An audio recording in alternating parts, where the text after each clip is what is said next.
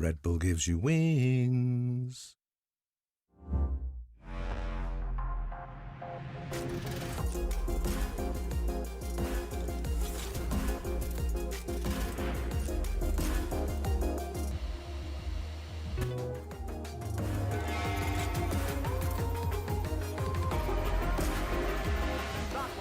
Push, push, push.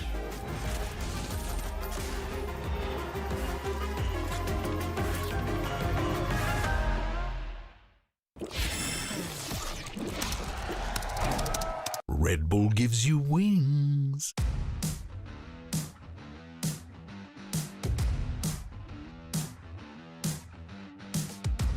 Not going down without a fight. This was a disastrous half, but they are pulling it back one step at a time. Kinte gets a little bit overzealous this time around. Fast lane's up. Zeus going to try to isolate the fight. Just deletes Ash. There's nothing he can do against Zeus. Someone has to bring him down. Jesse Bash falls to the Bladestorm as well. It's 1v2 Karen. And even if he does that, then he has to get past Berserks as well. It's yeah, just not going to happen. Oh my god. Hey!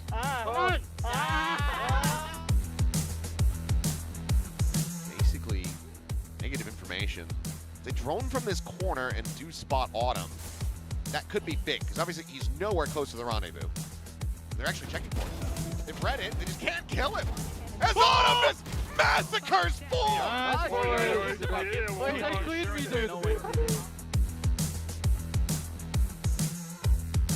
Play close in the smoke, but May tucked in the corner. A read, though. Yeah, looking to try to get the punish off that, but oh, May does end up going on red, and he tears him apart! Knives now online. 2 assists away. Alright, give it to him. He's trying to play him in. He really wants to play it in! Oh, but don't be too much here. There you go. Just the one kill given him.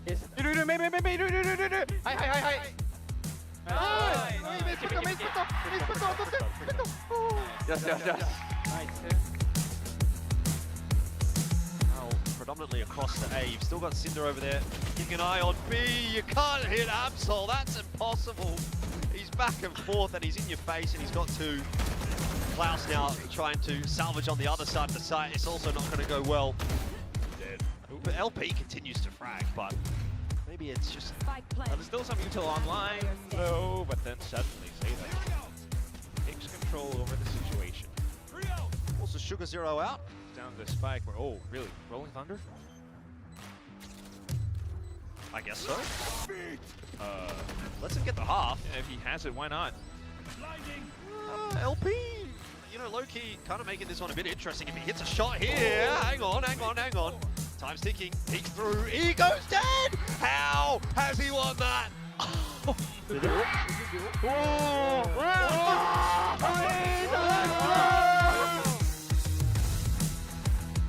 of this, so it ends up being a slight misread as now, here comes the exec. Don't make it too far away. Yeah. Slide into the back of sight. Shitboy's dead. Crew's gone as well as Isu finds one with a headhunter, but Brimmy arriving and massacring finds himself a fourth. Well, Isu finds one with a headhunter, but Brimmy arriving and massacring Finds himself a fourth and is on for an ace. Line is out. Meteor, the rewrap through lamps, finds the headshot. And it's either an ace or a 4K thrifty for Meteor. And Primmy's got 17 health. Scale in, and Meteor gives him the chance.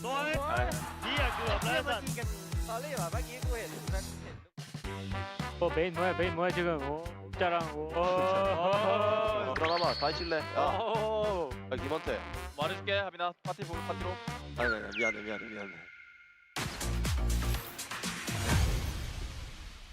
기태야 네 말 많이 하고 확인했습니다 형 하고 싶은 말 있으면 하고 확인했습니다 Like crazy that they're not out already. Bro, why am I the first one? I don't know what to do. bro I thought this is trolling bro I think he's looking for coach. I don't see the coach. Yeah, I don't see Coach JC. เอาไปกินเหล้าต่อนะให้ชนะเจมไปนะเดี๋ยวเราไปฉลองกันเองก่อนไม่ถ้าคิวเลี้ยงเดี๋ยวไปคิวเลยสุดอ่ะคิวต้องเลี้ยงแล้วเก่งตันเนี่ย형 레피드 트랙 갔어? 나? 야 임마 그 상범형이야 임마. 뭔가 안 쓰게 생겼어. 생긴 거 가지고 뭐라는 거야 이제. 아무래도 이제 98년생이니까. 뭔가 그 느낌이 있나? 안 쓸 것 같은 느낌. 아니 기초してなかったのになんでこうなったんだろう。난 어머 아 でもイニシ久々すぎた大会ちょっと理解して一番さこれが学び 야. 赤目頼むでーこの試合はちょっと待ってマジで10打てなかったヘブンもこの試合マジでもうファントムでもマジでもオッケーあんま大声で言っちゃいけないかP 入るから大丈夫ตัดไปก่อนก็ตัดด้วย ค่อยๆทำแล้ว ตัดได้ไปฟันไป ป้อมมันนะกลับมาโจมตีแล้วทั้งนั้น let's go ย้อนไปบอลเลยนะไอ้มัน nice dead ไม่ปิ๊กป๊อก 3v3 นั่นมันไม่เอาหรอ โปรควันเวในบอมไป ก็แบบไปออกหน้าเอเมนอะเดี๋ยวซาร์ดลอยซัดมาสิบออฟลอยซัด โอเคเวียฟันตัวเวนเบิล เอาไฟกัน ยูปิ๊กก็แสสโปรกระโดดให้นาย ฟันวะ โปรควันในเมนนะ อ๋อจะมาปิกนอกกอง just go here I got you ก็ได้ care flash can I have one flash guys แค่โคเดิมแค่โคเดิม trim loaded almost เอารอข้างบนให้จะทัน อายุจะยกกอง let's go boys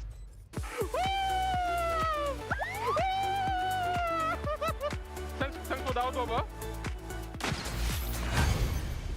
Jason can you smoke him in yeah they start A guys they start man hey they push mid they have mid they want 3-1 flashing now I watch it 3 nice two more boys left side nice Genki boys chill 4v3 boys D picking. nice 2D I watch in double door I start missing okay They was about to go back though. carry main first let's go from backside go they start they smoke it's hey boys how many go please let's go that's right plant close take secret happy up ulti happy I'm gonna OT CT shot I ulti last one out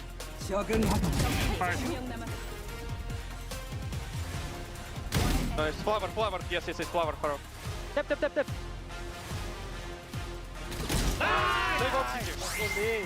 go boy boys 오케이 나오라 체인 버튼이고 더블 내 앞에 짝거닐 거야 홀드해 아 오빠 다이 그냥 A로 옮겨. 나 C 밀게 내가. 이거 핀 많은 거 느껴도 A 올 때도 야 이거 A 오버 매겨주고 C 오버 매기고 그냥 공격 털고 하는 거 어때?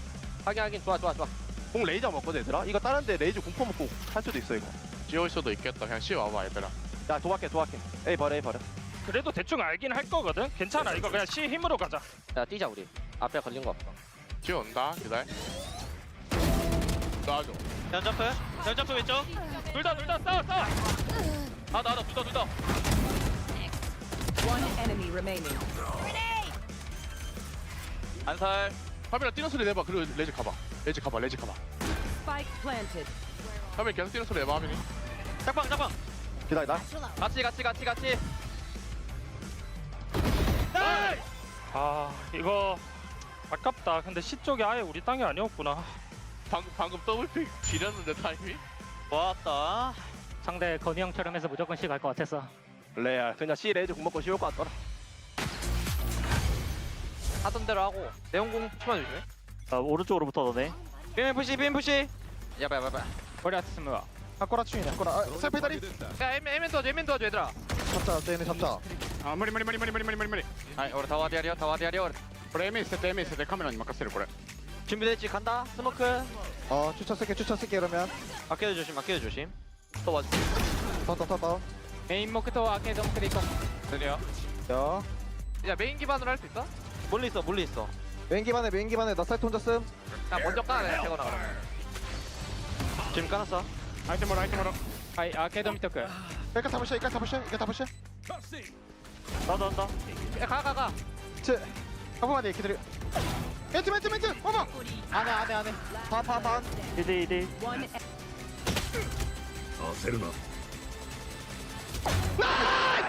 우리 이렇게 니게 못하게 하라 임마 나이스 됐다 I should recon yung from far. One plus. Go. 스모크 Nice. 꼬박 빌링 3명 B3명 이거 할 거야? 네 전 줄게 와이차가 미금 아트 도와주러 갈게요 아테테 앞에 거기서 버텨 뺑 갈게 뺑 빠질게 람람람람 킬. Care. Wait. Let's go flower. CT 설이야 얘들아 CT 설 끄당 있어 얘들아 Ajap. Wait. We get molly. By default. Come. Ajaping. 이거 시크릿 패션 Okay, here. He's from right, right? 둘 회장부터 적군이 Amen.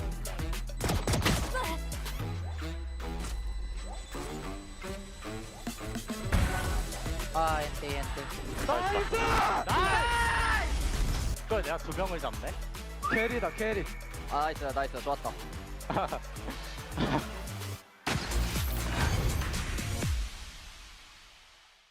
Ready flash up. I'm ready stun. They take below. I'm ready. Only Fiddler spike down. Give up side heaven. Yeah, I play main. I watch link up. Okay. Bilang guys Bilang It's 1 HP. Come I jump for you Go. I watch left. How many dice to the ult? I don't know, bro. Oh my god ちょっと A 頑張ってんのサイファー ベレコンタクト死んだ相手まだゆっくり。俺これリポートするオペだと思って俺のことえエノン触って入れろ今ナイスすいません。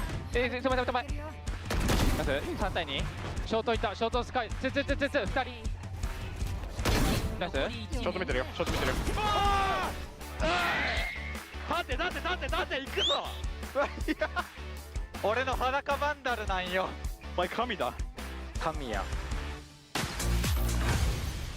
들어갈게 자 여러분 연막 쳤다 안티야 왼쪽 선다 앞에 우리 많은 거 들켰어 B 많은 거 들켰어 돌리자 얘들아 돌리자 다 뛰어 아트로 프라 나 먼저 시글 해줄게 땡겨 쌤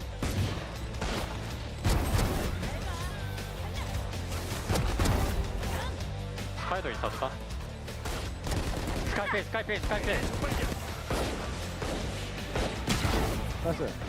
나이스 가라 무무 우리랑 가줄게 기다려봐 야 뒤에 아니냐 이거?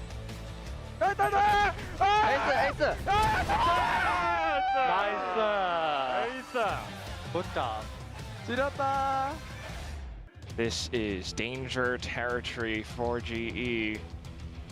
Thinking to jump off the wall, but suddenly Jin comes in with a curveball. Oh, Defy! What have you done?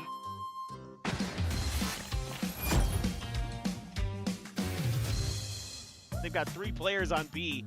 Slow, steady creep up towards C, but quick pivots coming in. DFM.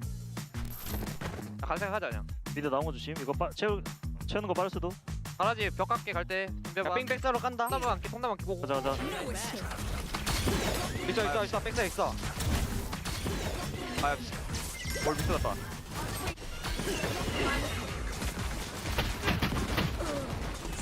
마크 하나. 하이트 주변 다음에 가보시래. 아 캐틀 스톱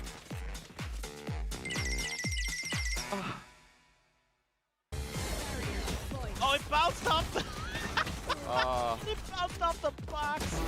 Don't think that LB meant to pull an artist and just lock the whole team out. Now you're allowing PRX to possibly tie up the score. This is danger territory for GE. Thinking to jump off the wall, but suddenly Jin comes in with a curveball. Oh, Defy! What have you done? I can bait for you, Jay. I can jump. Molly. Ready, pull, Jason. Pull. I time him. No, I broke the thing. Wait, it's okay guys. Wait, nothing. Take time. Phoenix. I hold it. Wait, 1 second. Don't pit. Can you flash? Yes, wait. Huh? Just flash.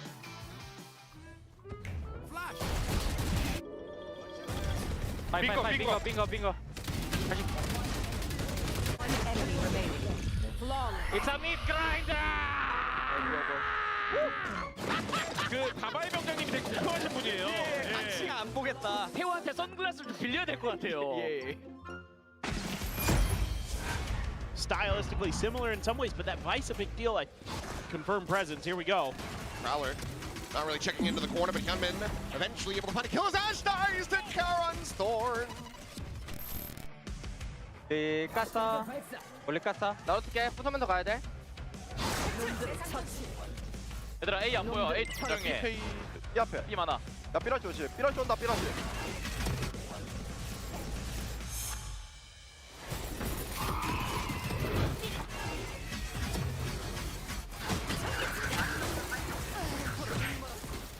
얘들아 네온 죽었어. 네온 죽었어. Poor Ash just got lit the heck up on the way into those. 나이스. 너무 잘 봤어요. 네온 나한테 90 맞고 팀킬 당했는데 까시 얘들아. 까비. 아 더블이었네. So well thought out there by Nongshim in so many different respects. Line up now, and it's going to be a change-up. Aggressive push forward from Francis, but his position now going to be known. I think he's on himself. 삐 많아. 삐럭 조심이야. 삐럭 조심. 에이클이야. 네온 스카이 둘. 한탑. 플러스. 얘네.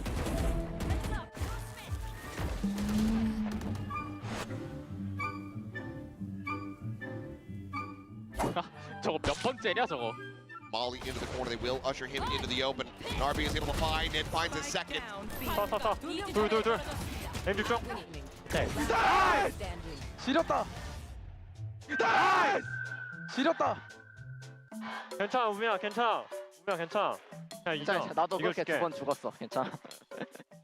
이게 그냥 한 명 준다고 그냥 신경 쓰지 말고 그냥 자신 있게 아 형, 괜찮아. 이제 그만 얘기해도 돼. 너무 그거면은 됐어. 빨리야. 그만.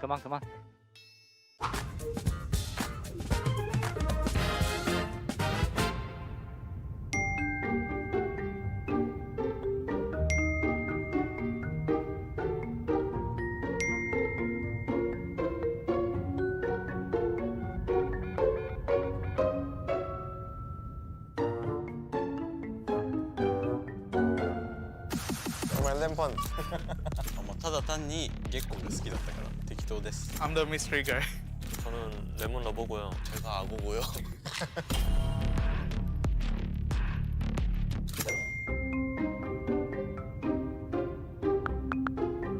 I don't know. I just cannot win against Fnatic twice already last year, so I think that was my worst experience.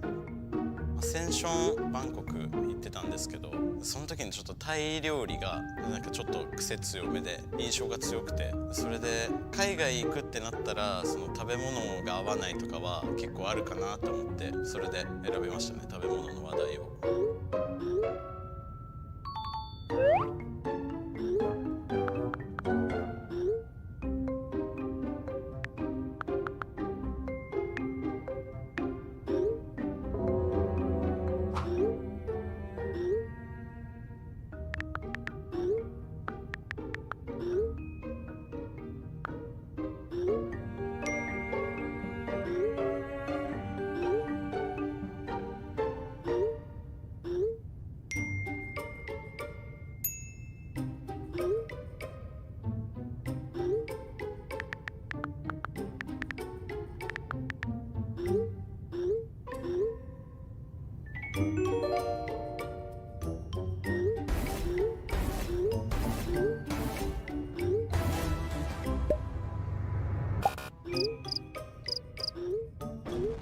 정답을 쉽게 말해줄 것 같아서 이렇게 쉽게 말해버리면 왠지 게임이 금방 끝나버릴 것 같으니까 그래서 제가 대신 임포스터 역할이라는 걸 좀 해왔던 것 같습니다.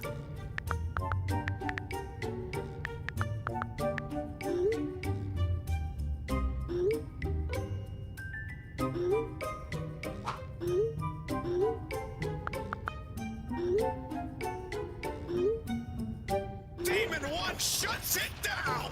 The man is dangerous no matter what!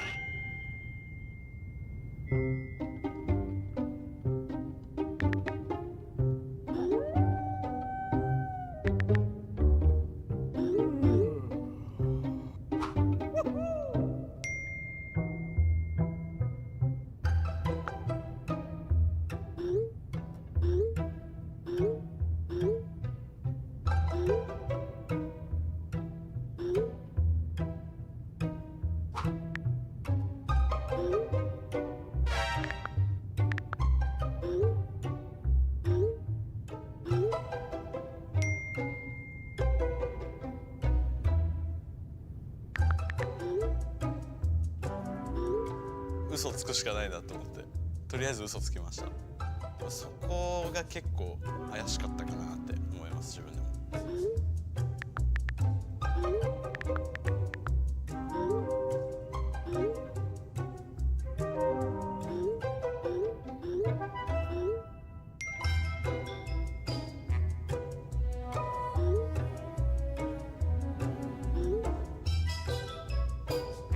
I just put like European country, so they have to guess. Paris is like city of love, right? So I just put love, love. 소세지를 못 찾았기 때문에 네, 스테이크를 넣었습니다.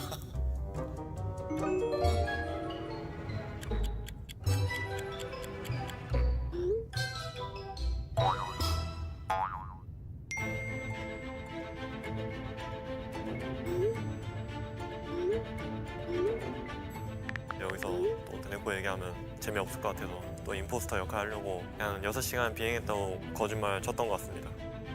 I just put it 10 hour plus because all the journey that I've had going into like event is always so long, and I hope this year I'm able to travel like just like a short time. You know, if you go to Shanghai, it's like only 2 hours. 多分アジアから中国行くのはそんなに時間かかんないからとりあえず6、7、8時間くらいって言っておきました。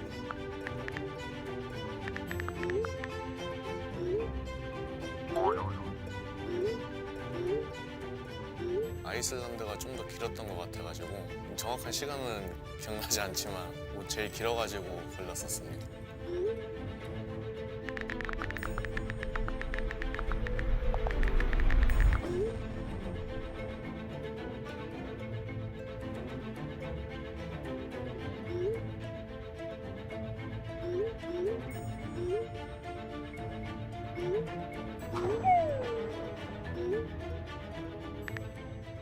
거기 갔던 라면집이 있어요. 거기를 갔었는데 되게 맛있어가지고 기억나서 이제 말했던 거고.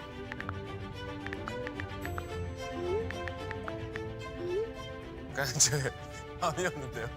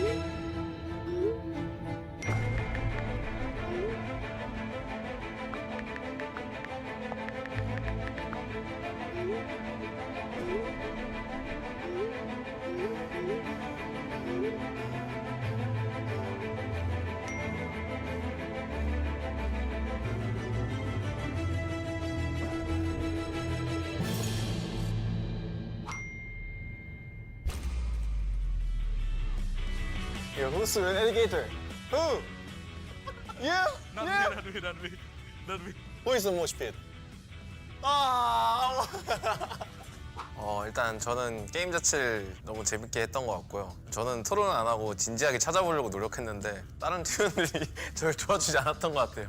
まさか自分がそのインポスター側だと思ってなくてちょっと緊張しつつも、結構いい感じに騙せたんじゃないかなって思います。楽しかったです。 At first, I thought he's lemon lover because he's so quiet. Second, I thought he's alligator because why would you eat ramen in Iceland? Like, where can you find ramen in Iceland? And then the last one is just MOSFET because the answer is too basic. 채팅을 했을 때 모시핏이 너무 임포스터인 것 같은 거예요. 그래서 어떻게 하면 도와줄 수 있을까를 좀 많이 고민했던 것 같습니다. 저는 시작할 때는 살짝 몰랐는데 이제 말하고 나서 알리가토르랑 미스테리가 되게 익숙한 말투가 들리는 거예요. 한국 선수인 건 대충 감이 찾았고 나머지 두 선수는 이 둘 중에 임포스터겠는데? 라고 생각했던 것 같아요. 저는 요즘 세계대회 나갔을 때 여러 음식 즐기는 걸 좋아해서 베트남 가면 또 맛있는 거 먹을 수 있겠구나 생각하고 있습니다. 현지에 쌀국수 집도 한번 방문해보고 싶고 만약에 거기서 이제 현지인분이 저를 알아보신다면 만약에 제가 한번 쏘겠습니다. Vietnam has been one of the countries that I want to visit lately. It's crazy guys' home ground as well. So I really want to make it to Vietnam and feel the crowd finally cheering for us. ベトナム人生で一回も行ったことないんで、本当に行きたいし、みんなで行けるように頑張ります。これからも応援お願いします。 호치민 베트남 이제 결승전에 가게 되면 정말 좋을 것 같은데 만약에 가게 되면 친차오 이제 베트남어로 안녕하세요 하면서 제가 외치러 다니겠습니다.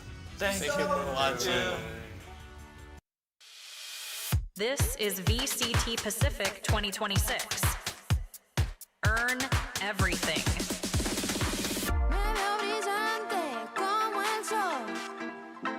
La gente lo dice, siempre suplicándolo, luego nunca decir.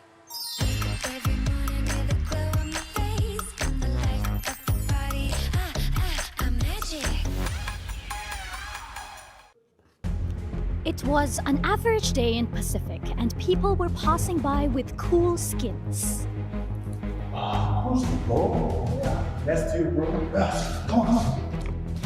But in the corner, there was a girl who did not have skins to make her look cool and shoot better.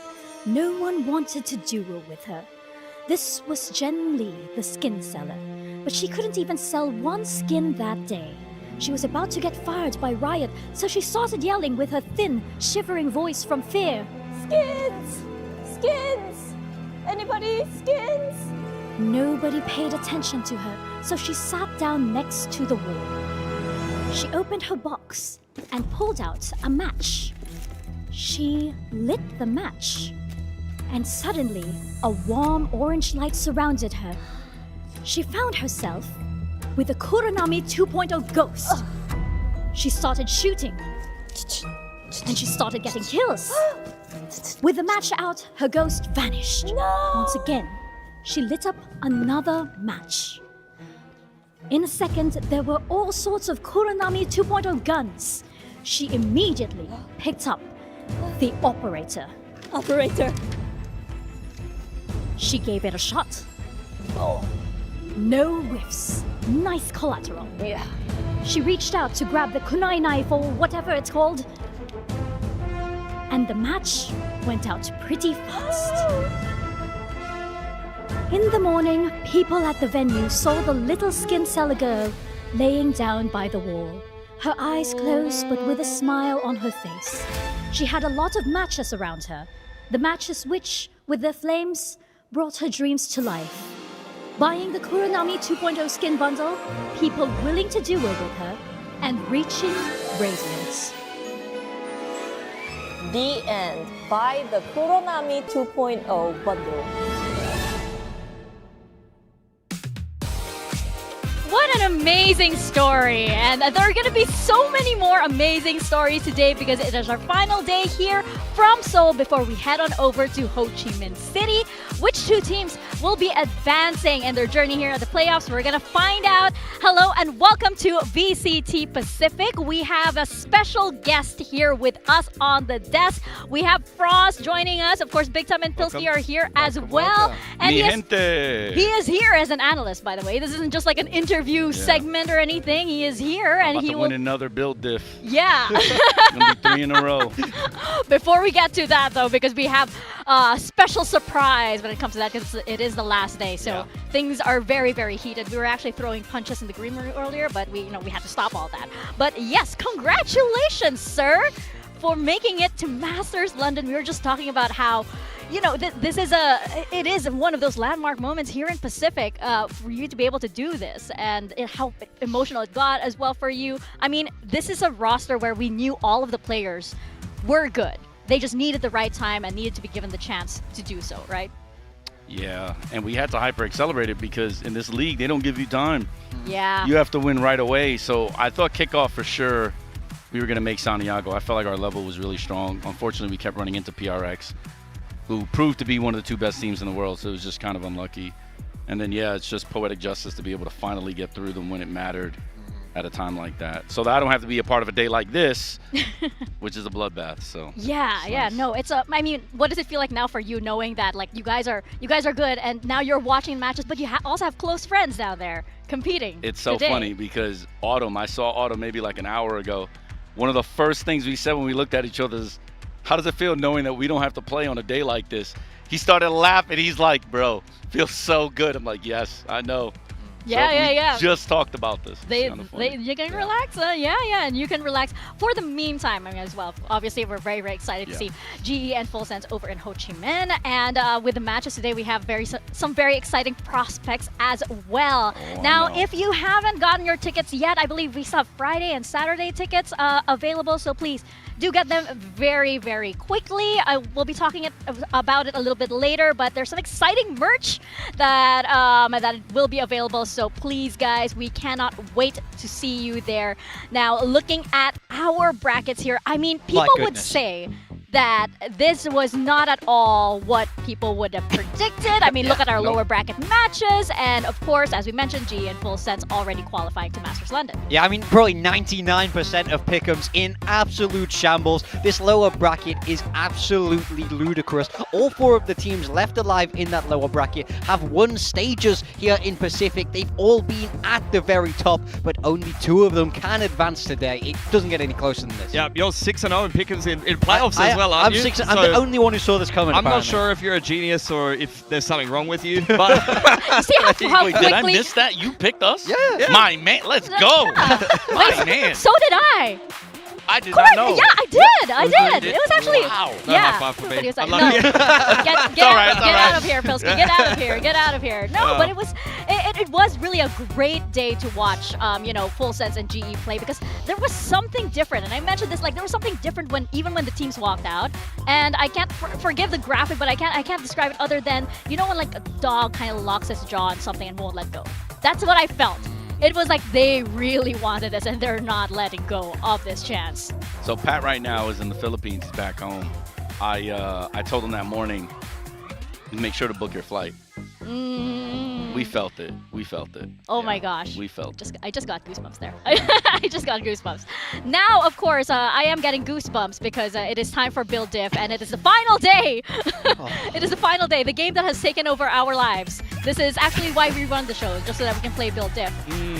Again, if you guys don't know the rules yet, we are building a sort of well-rounded roster using 1 player from each of the teams that will be stepping out on that stage and 1 bonus. And of course, as it is the last day today, the overall winner will be taking home a Predator Helios Neo 16 AI. So, Big Time is leading. You are. I am in first, but you are still it's beatable. Close. It's incredibly losable today. If I throw at the very last hurdle, I don't think you're going to see me in stage 2. I will not be returning. So I need this to go well. But with Frost here, it's an extra little wrinkle, right? Yes, that is correct.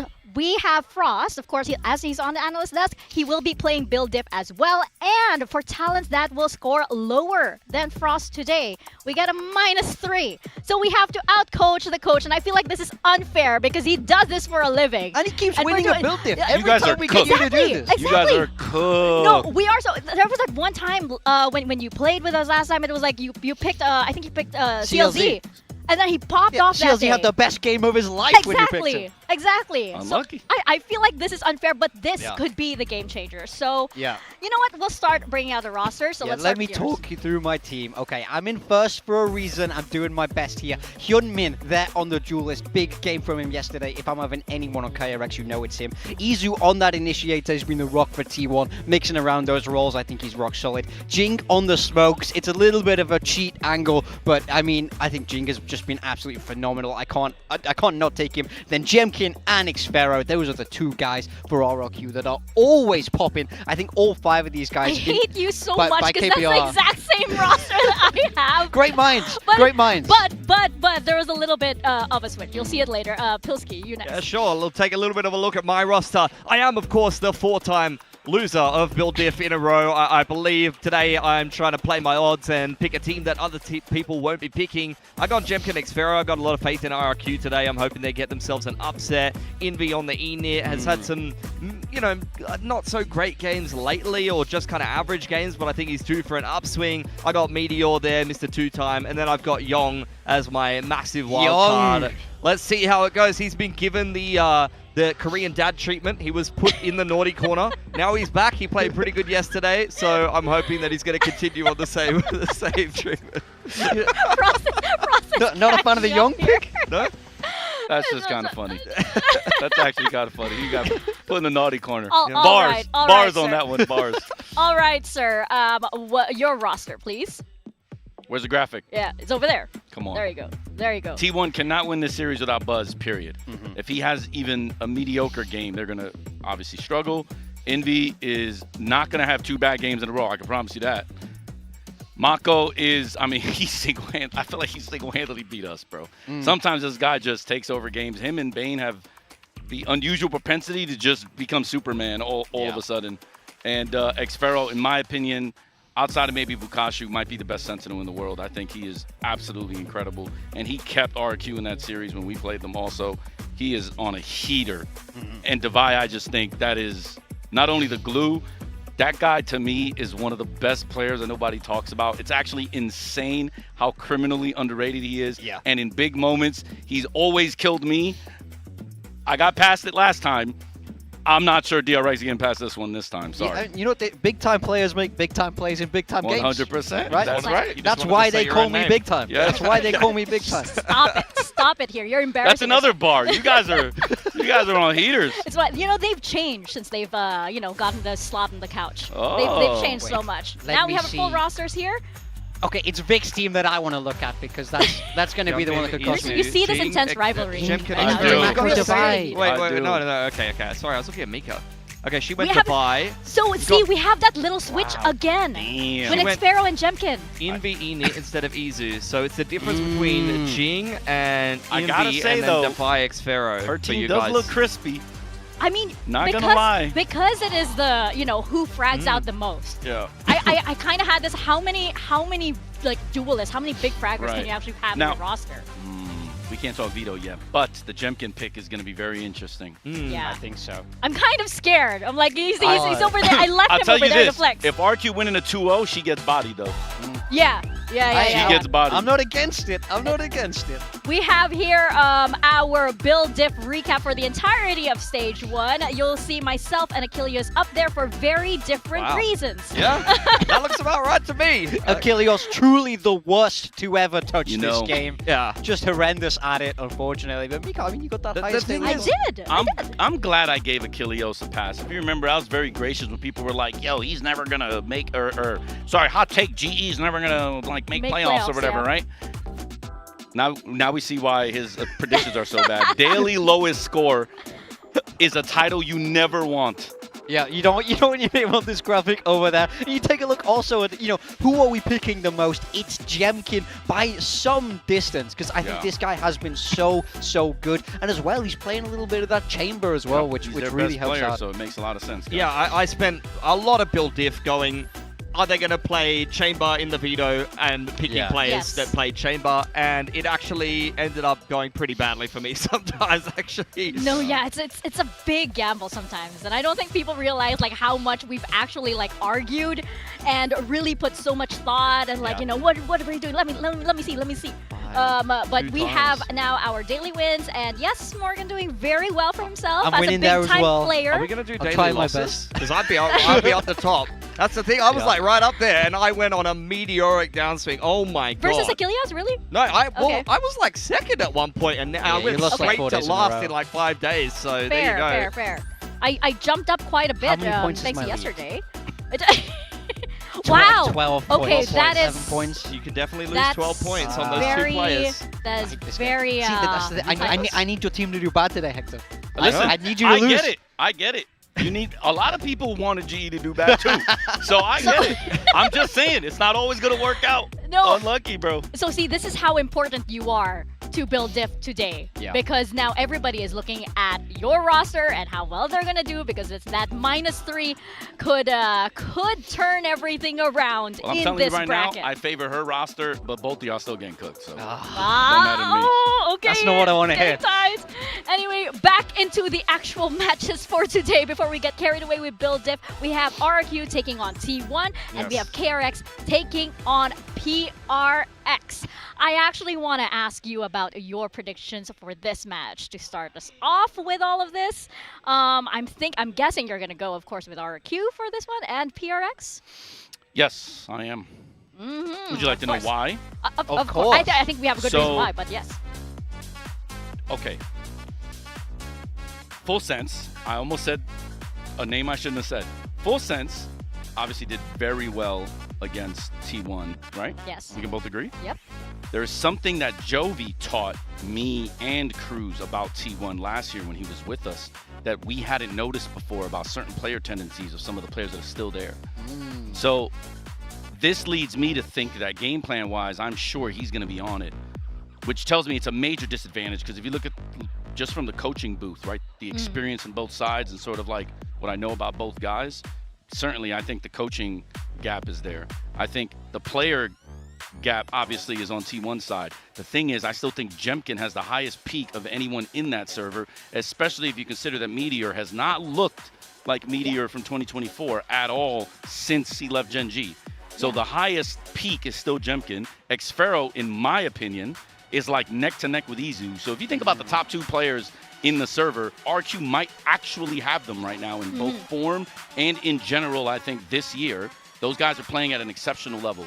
So, and then on the other side, I think PRX is still, in my opinion, the best team in the world. I know we just beat them, but I also think that when they're playing at their best, it's very, very hard to beat them consistently. So, in my opinion, that's why I'm going for both of them. I don't think anybody can beat PRX. Yeah, I'm of the same opinion that it's going to be RRQ and PRX. There's a little bit of that SEA bias coming in. But before we continue this discussion, we actually have a little clip from Jovi. He's a little bit of a fortune teller in this one. Let's see what he had to say. Ultimate ball knower. 3 teams you think are likely to head to match this one? What I really want to say it should be Full Sense, GE, and RRQ. Frost, Freeze, Jovi, let's go. The trio still working it? Yeah, I mean, like when we saw that, I'm pretty sure a lot of fans were like, I mean, it is heartwarming that the camaraderie is still there between the three of you. But based on like what you said earlier, also RRQ may have something up their sleeve. And the big question for me, of course, is that, of course, another high-pressure matchup. RRQ, they tend to be 50-50 when it comes to the mental, when it comes to keeping their heads in the game. They tend to be their own worst enemy. Yeah, I think that's very much the case. It's hard to know what RRQ you're going to get because they can be so good, but you've also seen them lose those crucial matchups. For me, now they're having to play 2 days in a row. Does this flashback a little bit to kickoff? Where, Seems you know, familiar. that first game against Nongshim, it was 3-2. It's as close as you could get. They played well, and then they had to play T1 the next day. So, you know, maybe there's a little bit of a flashback there, but I do think this roster is incredibly talented. We've seen them go the distance, lift trophies in Pacific, and represent us internationally. So I think there's no doubt that if these guys are on their game, they can be phenomenal. Yeah, I mean, they've been very resilient, and I was a little bit concerned that they weren't going to be able to make it to the stage finals, let alone London, and I think you've seen them kind of fall into the lower bracket and even have some woes in the group stage, but they're still grinding their way through the lower bracket here, and all they need is just, as they've slowly upticked in form, I feel like through this lower bracket, played their way through that last TFM game as well, they just need to hit like just 1 bar up from that and they can really challenge T1 today, and I honestly think that they can get to the Ho Chi Minh finals. That's what Crazy Guy wants. You can see how passionate he is down on the stage. As mentioned before, they've got some great informed players, but they've also got some players that can go missing a little bit, and those guys need to make sure they're solid enough to give them a win here. Yeah, for sure. Sometimes it's like you have some players that can just pop off at like the most exceptional moments. Then you have some players that, you know, tend to go a little bit missing. But Crazy Guy, I feel like, is one of those players that you can always rely on. And when it's such a high pressure match, obviously he wants to bring Pacific to his home in Vietnam, right? When it's these kind of matches, he is the kind of guy who would definitely want to, you know, win this match for the team.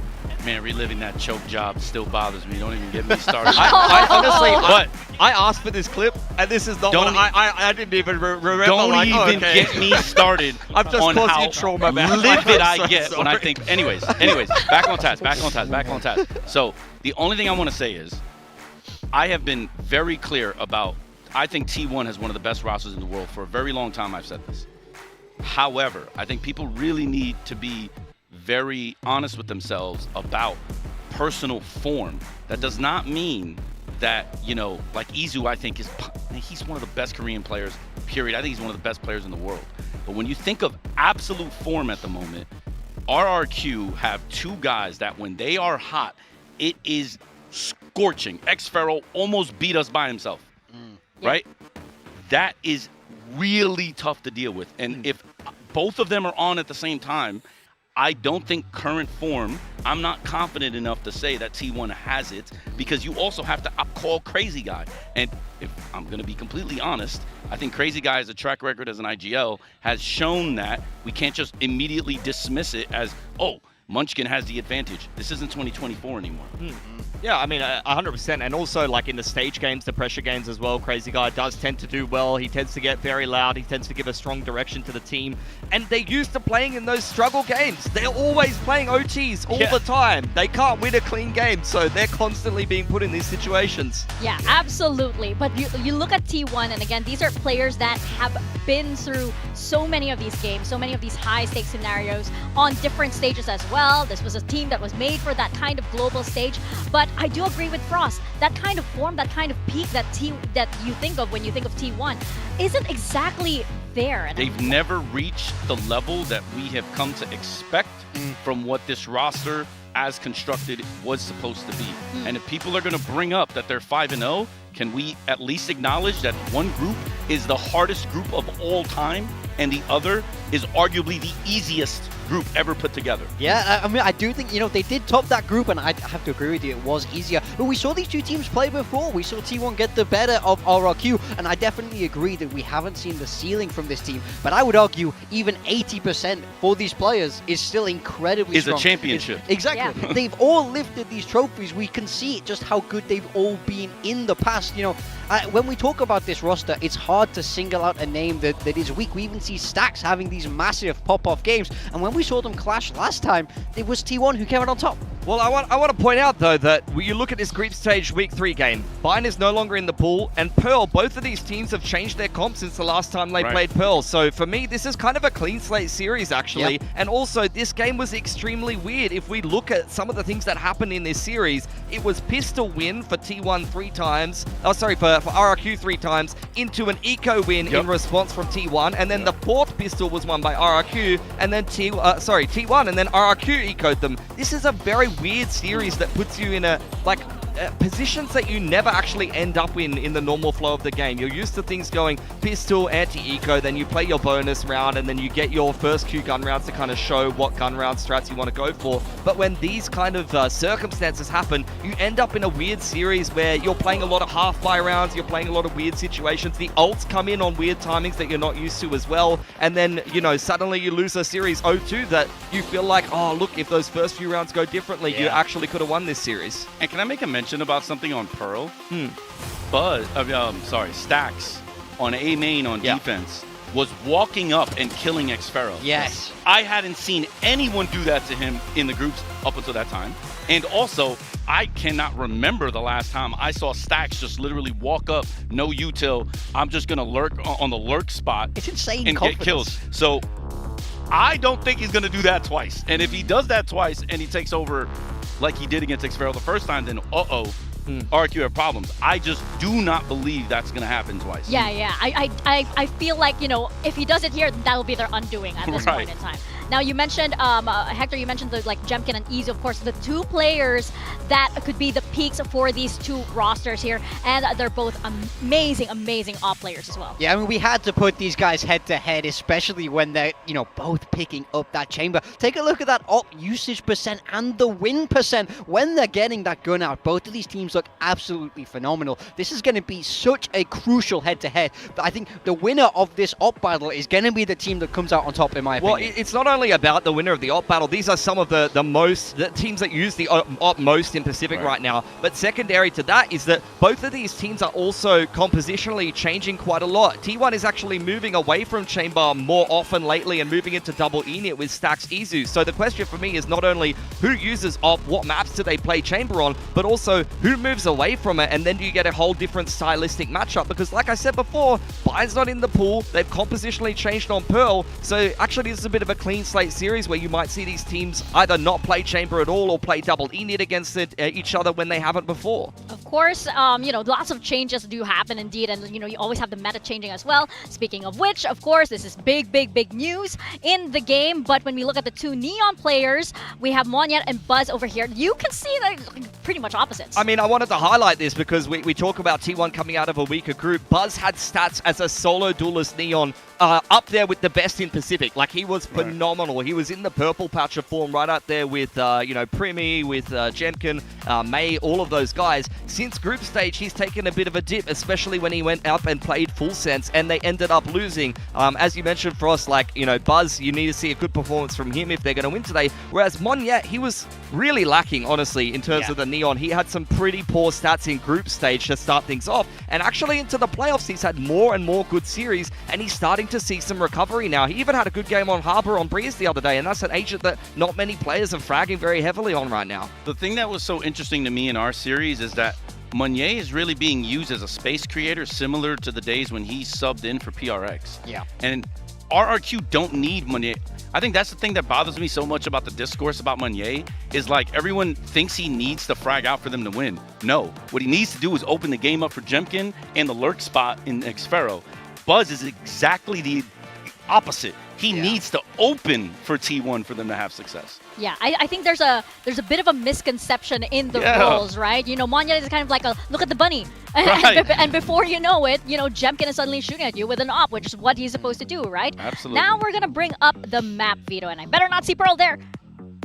Split fracture out, still in. In All fact, right. again, we're seeing Vito Chicken being played with Ascent. RRQ will select Haven there. T1 have played that a little bit. They've also comp swapped a little bit with the E-Net and the controller role. No way. And then T1 pick up Lotus, even though just the What other happened? game they had it. Wait, I thought T1 was going to be the best Ascent team.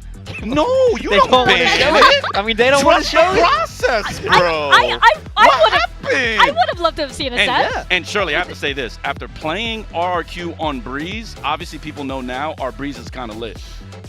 They're really good. Macro-wise, they gave us the hardest time of any opponent we've had this year on Breeze. I got to tell you, I'm shocked by it for two reasons. The content clip that you guys put of all the coaches and what was said about Ascent, and then also the fact that there's no way you come out of our series thinking that RRQ's not good on Breeze. Yeah. So you're feeling even more confident about the RRQ pick? This veto to me favors RRQ by a lot. Oh, I'm so glad. I'm so glad Frost is here. By the way, I feel like people are actually watching the analyst desk for a change. But I have so Haven and Lotus here. We're going into Haven first, and this is also very interesting. Both of these teams do have very interesting Havens. Yeah, so we want to talk about this. I mean, RRQ, we haven't actually seen them pull out Chamber on this map. They have been trusting lately 2 games in a row the Jet Neon double duelist with a pretty safe rest of the comp. For T1 though, they have been mixing in the Chamber here. They're playing a lot of Phoenix. We've been seeing Meteor lurk on Phoenix a lot, top B and things like that. That's been a little bit weird to watch rather than seeing the Phoenix in the pack. So we want to see what T1 are bringing out here, and especially focusing on both the init and the controller role, because you could see in one of the games they were playing Astra Sky. That's when they played Barrel very close, I believe, and almost lost that game. And then they swapped over to Silver Omen. So they can kind of be a little bit tricky and change around a couple of roles to give a different feel, or maybe try to play a little bit better into RRQ's comp. I will say overall, I like how T1 have been approaching Haven. I think Phoenix is such a good and natural fit on the map, and if it opens up for Izu's Chamber, then I'm never going to complain about it, to be honest. On the flip side, I also like that they were putting Jemkin back on that Jet. I feel like he's so good on that agent and so comfortable there. So I think this is going to be a very exciting map one. We have our predictions up on the screen. You can see that Achilles is just bad at everything. Yeah, except casting. He's pretty good caster, predicting, and then build diff. Apparently, pretty bad. I mean, Big Time, you're right there though. Actually, you should be in green. Mine's been shooting up since. I feel like since 75% should be the green cutoff, guys. What are you guys doing? Yeah, now Players has got that. I'm locking in. I'm going for T1 today. I feel like for me, I think they have been more consistent. For RRQ, I've seen big highs and big lows, and I worry that if their top 2 guys of Jemkin and Xfero have those weaker games, then it might all fall apart in my mind. Yeah, I mean, I'm going for RRQ as are you, Mika, here. I honestly think 3 and 40% is a little bit generous for RRQ. I think we have a bit of an RRQ biased desk. Obviously, we want Joby to succeed. Oh, no, I'm and all not that biased. kind of Everybody stuff. knows. Even if I love you, I'll cook you. Okay. I would just say this. Who do you think has the best... Which IGL has the best macro understanding? I think Crazy Guy can call a better game. But there are 2-3 bomb site maps here. I mean, potentially, yeah, but I also think T1 don't ever rely on the calling like that. That's not who they are. They're relying on those individuals in the moment to pop off. They have that tenacity. Munchkin on Haven does scare me, though. As somebody who's waiting for RRQ, Munchkin has been experienced on Haven for sure. Yeah. Except when he runs into double Sentinel, but that's a conversation another day. Look, yeah, sometimes those little adjustments can trip you up a little bit. But I do think T1 is the favored team here. They were the favored team in the upper bracket to go straight through into London. Yeah. I think that a lot of people are trusting them to have an upswing in form. They had a very disappointing series against Full Sense. There's big expectations, big names on this team. So they should be the team that in this lower bracket is able to recover and move on to Ho Chi Minh and then give someone a big fight in one of those stage matches. And that's coming from someone that did predict RRQ. So like, I want RRQ to win here. Yeah. I love this team on paper. I think it would be a shame not to see them in Ho Chi Minh personally, but T1 is definitely the favorite here. No, this is for me on my side. It's definitely a heart vote and a kind of like a gut vote, I think, as well. RRQ has to get to Breeze. That's where they have the advantage. That's where they start to turn the series. Well, I hope it does get into those 3 maps because we want a banger series nonetheless. So let's send it to the stage for RRQ taking on T1.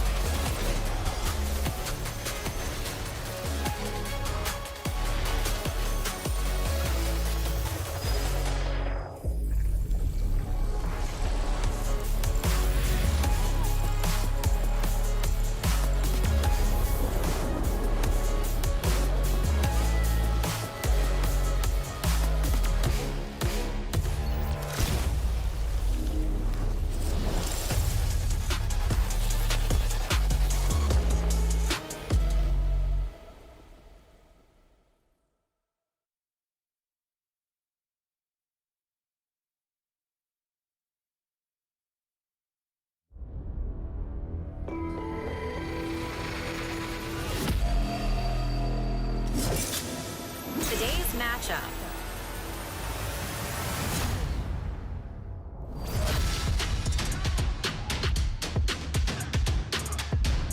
RRQ. All right, Pacific, it's our first matchup of the day. And first up, we have RRQ, Pacific's Comeback Kings. How many times have they been down this road before, backs against the wall? Nowhere to go, nothing to lose, everything on the line. It's where RRQ are the most dangerous. Yeah, RRQ 1 game away from Ho Chi Minh. We saw them already put on a show in the Tokyo finals before in Pacific. You'd love to see this team at another road show. There's so many big game players on this team. They've won Pacific before. Maybe they're not in the best form right now, but as a struggle team with an incredible amount of resilience, you'd love to see them play their way through the lower bracket. An easier game against TFM just yesterday, but no one could argue with RRQ's form if they get a clean win over T1 today. Yeah, absolutely. When the going gets tough, RRQ stay exactly where they are. That's where they want to be. They thrive under the pressure, and the pressure is at an all-time high today. Mika. Absolutely, because they are up against T1, and it's been nothing but excellence from T1 so far in Stage 1. Everyone called them shoo-ins for Masters London and for Ho Chi Minh, but here in the playoffs, there have been some big surprises. After a loss versus Full Sense and a qualifying match at that to Masters London, how do T1 recover today and get themselves on that final stage? A dominant group stage for the so-called super team, but things have gone awry in playoffs. They find themselves here in the lower bracket. 1 life left, trying to fight their way through to Ho Chi Minh here. We know how incredible these players can be. We've seen them all lift trophies, but will they be able to find that consistent form today against the kings of pressure themselves, RRQ? Yeah, I mean, it's a very different year compared to last year. They were kind of counted out of Bangkok before they won that trophy. This time, they had some decent form going into Santiago, and they underwhelmed. But if they lose this game here today, they won't even get to show a better face at another Masters, unfortunately, let alone make it to Ho Chi Minh. Yeah, there's a lot on the line here for both of these teams. Obviously, it is basically, you have the Stage 1 trophy, you have qualifying to Masters London, and you have making it to Ho Chi Minh City. I think both of these teams can indeed handle the pressure. The question is who comes out as diamonds at the end of it. Yeah, I mean, very, very much so. Frost, you're still here with us. I would want to ask you, does this being a lower bracket game change anything? Do you think that this makes it even more RRQ bias in your mind? Changes everything, actually, because if you are hiding anything or you're going to use a map for this or that, you can't anymore. You have to go balls to the wall here. I think that the veto, I think they got really fortunate in the veto because, man, I think 3 bomb site maps against a good IGL are just really, really, really hard. And Breeze is one of the biggest maps in the game, though it's not a 3 bomb site map. When you look at the surface area of the map, it's also really big.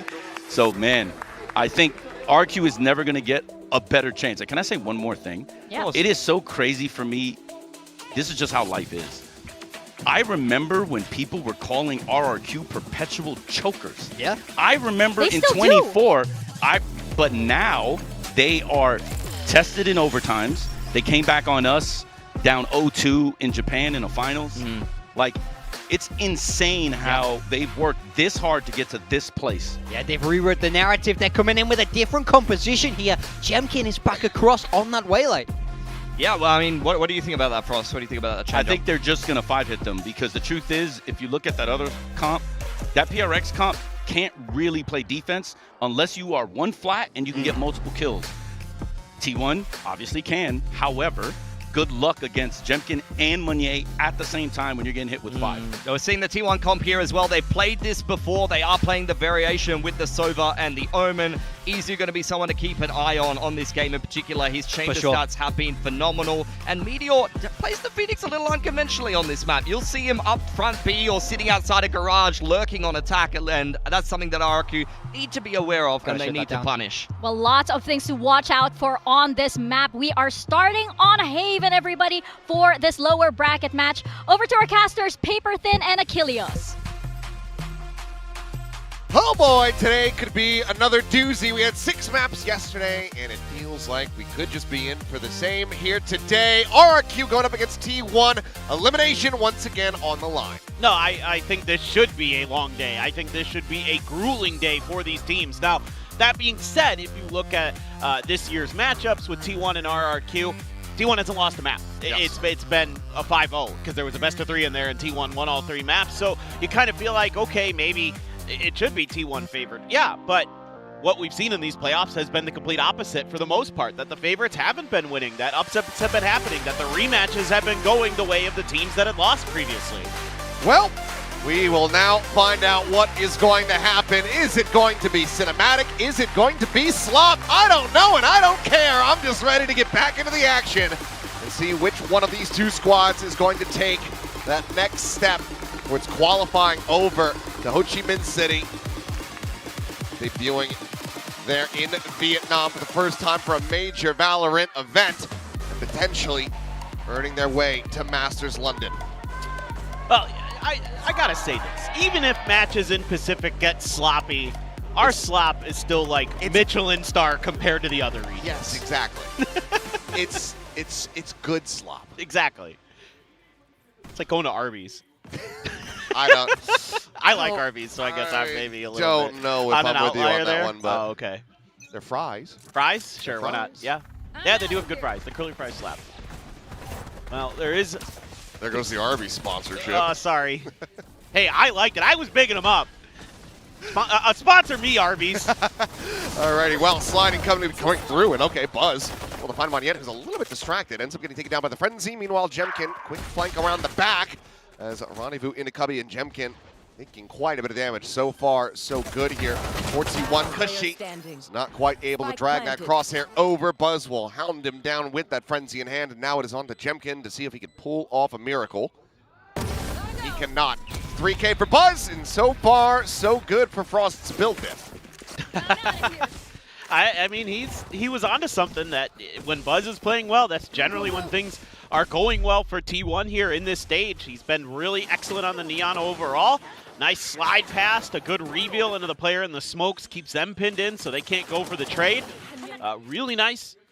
Just coordination here for T1 and a little bit shaky for RRQ. Took a couple of fights that became isolated that they didn't mean to be isolated because of the way T1 was able to use some of their util. And Buzz as well, just going in there fearlessly. get some of that opening damage done. Izu, a little bit of damage. Nothing to write home about there, really. No buy-ups to speak of for RRQ. Couple pistols, couple rifles. Let's see. T1, though, gonna try to maybe make a move without much info. That smoke, though, that has to have alarm bells ringing in your head a little bit as T1. You're kind of thinking, well, maybe there's a trap play set up behind that one, or maybe even a little deeper, but they're gonna commit here. They're only gonna see forward. I don't think it's gonna be able to see much of anything there, but Buzz still gonna be clean on the side. Got the spot onto the enemy Cypher.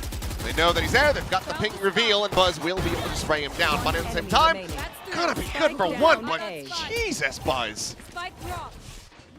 What a start! He's on it. And it's that initial movement that he has there as well. He does a check on one side, gets the kill, immediately uses that kind of horizontal, perpendicular to the other player's position to go to the other side, throws a relay bolt over there. That is like textbook Neon play. Really well done by Buzz. Let's see what Crazy Guy wants to do. He's trying to hide. He's trying to protect himself from giving the orb over to Meteor. Meteor would love to be one away from that run it back. Looks like he's not quite going to be finding him here, but might...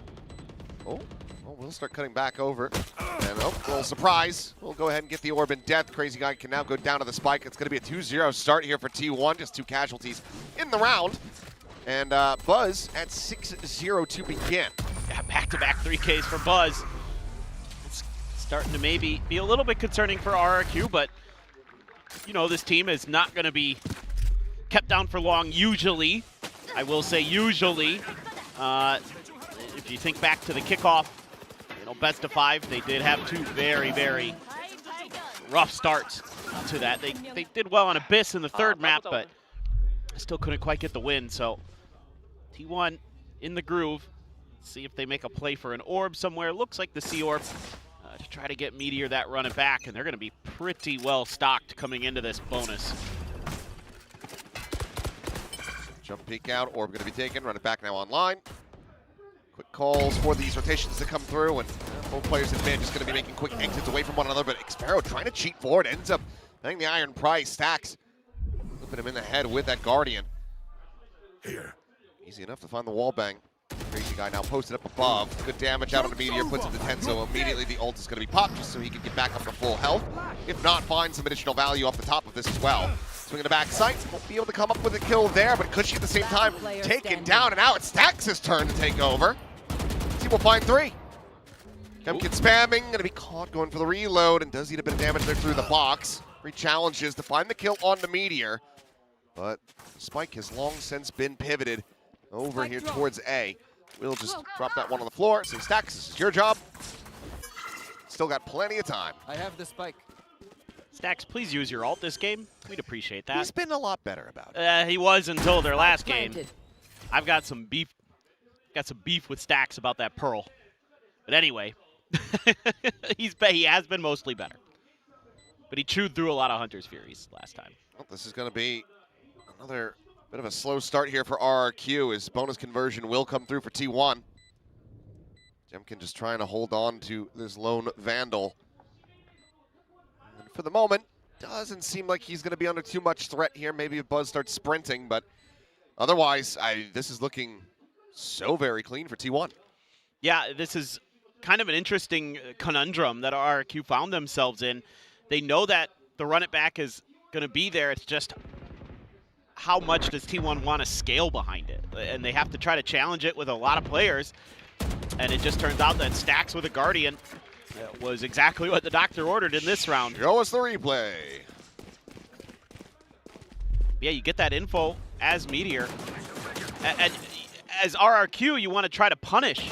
Oh, a big win here for Izu on the backside, too. Oh, nasty. Let's go. But they're trying to punish Meteor there because they know that he had to use the run it back from that cubby. And they're trying to say, we're at least going to get one on the exit. But they don't because Stacks just defeats them with the Guardian.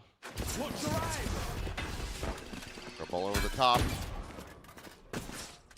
Slow and steady little recon lobbed in there. Does get cleared out, and Izu unable to find the shot to get an early punish. Everyone, of course, going to be vulnerable to this Outlaw, so RRQ, if they want to pull off a Thrifty, they have to tread very lightly. I mean, again, they're heavily stacking the A site here, but this time around T1 after the last eco, not really wanting to mess around too much with this. You do have Buzz and Izu. Well, now, okay, yep. Buzz and Izu watching the flank off of that drone. Buzz is going to go in there just to recheck, make sure Izu's safe. Pings come down on top of him, though, so RRQ aware of his likely position. Just are they going to be able to catch him off guard? But T1 again, peeling back. Not seeing anything, I don't believe, other than maybe the trip in garage. They feel like maybe that's a kill trip, so let's try something a little different. And maybe xFaro heard or saw something outside of B, because that's pulled every one of RRQ over in that direction. 30 seconds left. Just going to be on Crazy Guy. It's got reinforcements nearby enough, but can they get a flood retake? Well, for now, that's going to be a solid start. Izu just a little bit off, being able to clear him out of that corner. At the same time, though, players storming out of the smoke will be to their demise. xFaro will be able to find a 1. And Buzz looking to maybe make this an 8-0 start, as well as take that Vandal out of his hands. Has recovered it from Jemkin's corpse. Looks like it's going to be Stacks to be able to find it in the end, though. 4-0 start here for T1. Curious if this is when RRQ, ahead of the next buy, decide to call their first time out. Yeah, could be. We'll see how they're feeling about their game plan here so far, but I mean, T1 hasn't done anything too crazy. They just had some really nice entries, some just moments where they outshoot RRQ. I think, frankly, RRQ's macro, they've often had the strong side in the right place at the right time, other than this round. So I don't feel too bothered by a couple of the rounds that we've seen from RRQ when they've had guns involved. Just have to wait and see if they can kind of get their mechanics going again. Kind of think, you know, had to play a couple days in a row. Is that benefit of a little bit of damage to Crazy Guy? Has been spotted. Buzz immediately just trying to get a bit of a cancel here on the entry, but now is going to be going for it. Looks up, finds Crazy Guy, pops the overdrive, and he's looking for a little bit more. Will be able to find Monyet. Ducks back 7 HP, manages to survive and escape the B site. Needs to be careful, and okay, we'll clear out the trip. I was going to say, if you die to a trip now as your first death, it's going to be looking a little bit silly. Ooh. Ooh. Oh dear God. Okay, well, xFaro able to find Stacks. Higher value target for them to clean up, but Izu peeking out of garage. It's back into a 2v2, but Buzz will finally fall. That was on Izu trying to get the clutch. Dart getting the reveal. He's wary about this potential flank. Tap of the plant now going to be committed to. Still a full hit here for Jemkin. Sets up the refract. Dive up over the top, and Izu doesn't know what hit him. RRQ, timeout not going to be necessary to get this round win. They'll get themselves on the board in round 5. Yeah, again, they're being very quick to respond in this case to T1, trying to create some early pressure. They've got a couple players able to pivot into B really, really swiftly. And even though there's still a little bit of punch back here, you know, Buzz catches Crazy Guy trying to set up that extra angle. Gets another, but 2 players died on the way through. xFaro has been so good recently. Had a really nice round here. Nice knuckleball on the recon dart there to make it a really difficult situation for poor Izu. But a good decision there, knowing that he's going to have to wait for that to land. You can get on top of him. No damage from the operator. It's going to be Jemkin with 1 as well. He's immediately backed off that line and pivoting, and T1 wants to claim this space. Stacks with the drone. We'll just send this through. Smoke going to be layered in. As Crazy Guy facing down. Can't find anything but Izu. The lurk forward here at B. Completely unread. Meanwhile, Buzz is at backside, and he's found Cushy. Neural Theft invested just to get that reveal out, but it's just seeing 4 players versus the 2. And from here, this is going to be a very difficult retake. Because, yep, with the operator, you have to peel back, and even if you did manage to swap the gun over, could have gone to Monyet's corpse, got that. Stacks is in a disconnected position. He has a Hunter's Fury. Yep. It's borderline undoable. Unless T1 makes a huge mistake, so absolutely the right call, but yeah, again, just winning some of those battles. Izu tucks into that corner for free. You know, being given that space at the front of B might be something that RRQ has to start considering with the Cypher util or something like that, throwing a cam up there or a deeper trip or something to keep track of Izu's lurks. Now, xVero did have a nice counter move, and that's where he got the, you know, his ult to go, but in the end, that didn't really matter too much. Damage was already done, and Buzz is continuing on the warpath here, 10-1. Yeah, I think he remembered that he has a mouse on sale, and he needs to put up good figures if he wants to get people to buy it. No. He's got to impress 10s. That's the whole reason. There's also that. Doesn't feel good. Doesn't feel good. there's the timeout call. So RRQ have to have a very severe chat here. This is their map pick, and granted, I mean, we've seen that RQ can have these soft starts and then ramp up and be able to, you know, still take series by the end of it. But right now, given the way that they're just kind of getting run over, it's not looking fantastic. And yeah, there is, of course, that looming over their heads. Crazy Guy wanting to be able to play on stage in his home country. Yeah, I mean, certainly there's that part of you that, no matter who you are, if you're watching, is kind of rooting a little bit for RRQ, unless you're just an absolute hater. But you want to see that guy play in front of the home crowd. You want to see that home crowd there to back him and support him, but he's got to get the job done here. T1 wants to be there as well. You know, they want to go to London. They want to prove that, you know, their first trip to Santiago wasn't A, fluke, and B, that they can do more damage. But let's take a listen in with RRQ, hear how they've adjusted after the timeout. Oh yeah, Kong, if nothing, I put my cam deep. Okay. I ping for you that arm. Side window, first window. Nothing. Okay, I put cam Kong. I go back. Hold the window. I'm going to Stay B, stay 2B, stay 2B. Ayaw para the garage. Don't have the line in eh. Kong, I cannot. Ayaw para. Come closer. I just para. I'll hold the left one. Can be close. Hold on the window. Go. Hold on the window. KB. I will hit the wall. Guys, I'm not taking I go side. See clear, guys. Hey, I will take deeper maybe, guys. Yeah, can. Chuck, you jump spot A. Garage, okay? Can jump spot B one time? I want to clear A, but let's go. Starting to suss it out here. Hear the call. Rotate around to A. So Crazy Guy getting his bearings. Getting the team in the right position to try to counteract this. Granted, still a little bit weaker weaponry here. You don't have a lot to slow this down, though. You don't have the relay bolt. You don't have the paranoia. Those are already baited out. Got Monyet in a smoke with a Bucky, but he's going to be forced back as the molly does go out. It's getting blinded up there. It's going to be Munchkin sprayed down. Fine. That first kill here in RQ's favor. Sparrow's still going to be walking his way over, but the operator has joined the fight, but very quickly will be dispatched as Meteor's able to find himself a second kill. Cushy now going to be taken down. Curveball forward into the smoke, gets the catch. Cannot find the follow-up off that shorty. Monyet decides to pull the trigger on the overdrive and manages to catch a straight headshot there to Meteor. Izu now trying to hold his own. It's all on Stacks, and there's the backstab. xVero to the rescue. Closes things out as it is chaotic, but RQ do manage to come out on top. I think this paranoia by Munchkin might have actually beefed the round for T1. It slows down Buzz, and he can't keep creating space. Then he gets pinged out by the recon that doesn't get cleared. Maybe a little bit of an oopsies there. Meteor does his damnedest to cover. Great job there to protect Monyet as he goes for the ult. Izu in a tough situation with an op, and Monyet sliding right into him. But good reads. Glad we got to listen into that round, because you could hear RRQ just understanding the tendencies of T1 based off of the negative information that T1 was giving them in front of the sites. Oh, but Izu, patient and steady on that line, anticipates that over-aggression. And able to find the punish. Judge is there around the corner. There. And Buzz, especially given that he has a spike in hand, should not be the one to try to challenge the angle, so we'll just back away.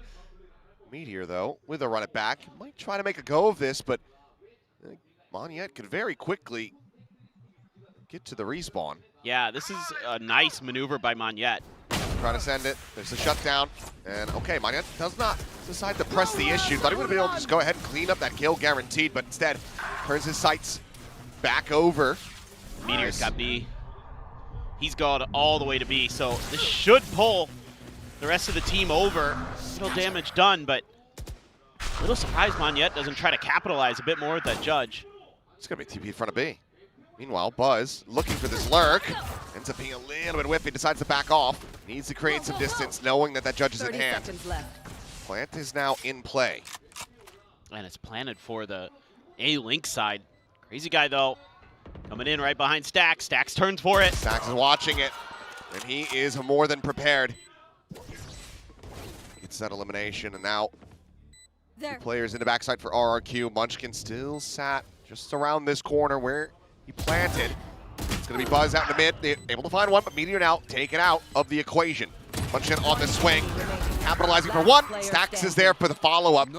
Narrow margins, things starting to get a little bit more difficult here for T1, but still are able to capitalize and win the round. Yeah, I feel a bit for RRQ because I think they make a tactical decision that's really wise, and that's putting that judge behind that double doors, because that was an area that we've seen in previous rounds that Buzz was able to bait out the paranoia by just doing a quick in and out from that position, and then he's able to catch Meteor right as he's using to run it back, but doesn't punish it. He could have gotten Meteor just dead to rights as he comes out of the ult, but he's probably worried that somebody's going to be out there, you know, by the boxes where a lot of Killjoys will place their turret or something like that. Ooh, quick refract from Jebkin. Jumping out of there, Izu with a spot of a 1 and does get the tap. Putting Crazy Guy down to 45. Critically, Jemkin with that refract able to avoid taking damage. He's the one that does have that Guardian in play. And he's one away from a convergent pass, so a kill to him could end up being very impactful. The overall scope of the round. You've seen Cushy there now. Oh, never mind. Jemkin's just dealt with. Quick to recover the weapon, though, is Cushy. Ping out from Buzz, confirming that the gun is gone, so knows that there's going to be someone just around that corner.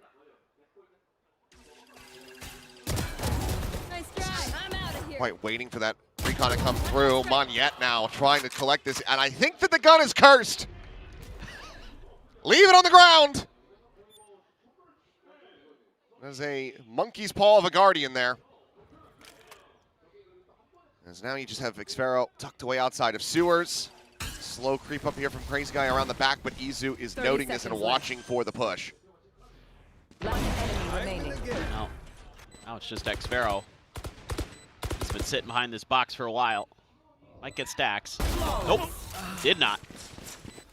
8-3 and 5 for Stax, having quite a good game, and a flawless round for T1 is a nice recovery compared to the scrappiness of the previous round. Yeah, no, this is pretty clean stuff. You know, Buzz in particular, wow. Gets the headshot through the wall there. And then he's just like, you know what? Actually, I don't care if I get pinged by this or not. I've got the better gun. I'm just going to hold my own. And everybody... Nice shot. A little bit of a jump scare there for Stax. Love to see Stax play a horror game. Oh, that would be good. I tell what Texture did it was so funny. Oh, God. Oh, okay. Big win for Jemkin. Izu not quite happy with the position that he was in. Still had a little bit of movement going on. Does end up getting caught there. Massive opening found for RRQ. Need to really start stringing together some of these rounds, and Buzz nearly overstepping. Sets up a fast line, curveball into the back, and to be turned away by Monyet. But Buzz still comes out with 2 kills there. Finds Crazy Guy, finds Monyet. Xpharaoh strafing forward into the cage. Does manage to capitalize and take down Meteor. So player advantage. One enemy remaining. Stax isolated and picked apart here on the site. Leaves just Munchkin. And even though it is just Munchkin, does command enough respect to invest in hero theft. They have the reveal and they have the backstab ready to come through. And at the moment, looks like he's going to have no read on this whatsoever. Does he knife him? No. Will just be the shots. As RRQ find themselves a 3rd round win. Still an opportunity to rescue this half. If they can get to 5 and even 4, it starts feeling a hell of a lot better for them. Yeah, you took the words right out of my mouth. That's exactly what I was thinking. This is very still doable. It must have been while you were kissing me. Yeah, definitely. So many people watching this are way too young to know that song, and they're going to be like, huh? Yeah, no. I was going to say, there's another oldie that you busted out. You know what to do already, man. That people are going to have no idea. That's a song? Indeed it is. Ooh, Monyet just going. Right, he is robbing for it. As that second kill is going to be Cushy to take it away. Jemkin finding Izu at the same time, and this is The kind of round we want to be seeing from RRQ. Aggressive, they find the trap play, and they spring it here on the T1 at A lobby. This is huge. Now you start feeling like RRQ's got a real shot in this map. Last player standing. Yeah, high-low. Meteor not going to be able to do much of that.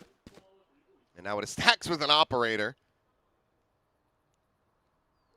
And if he clutches this, well, I'm buying a lottery ticket. Yeah.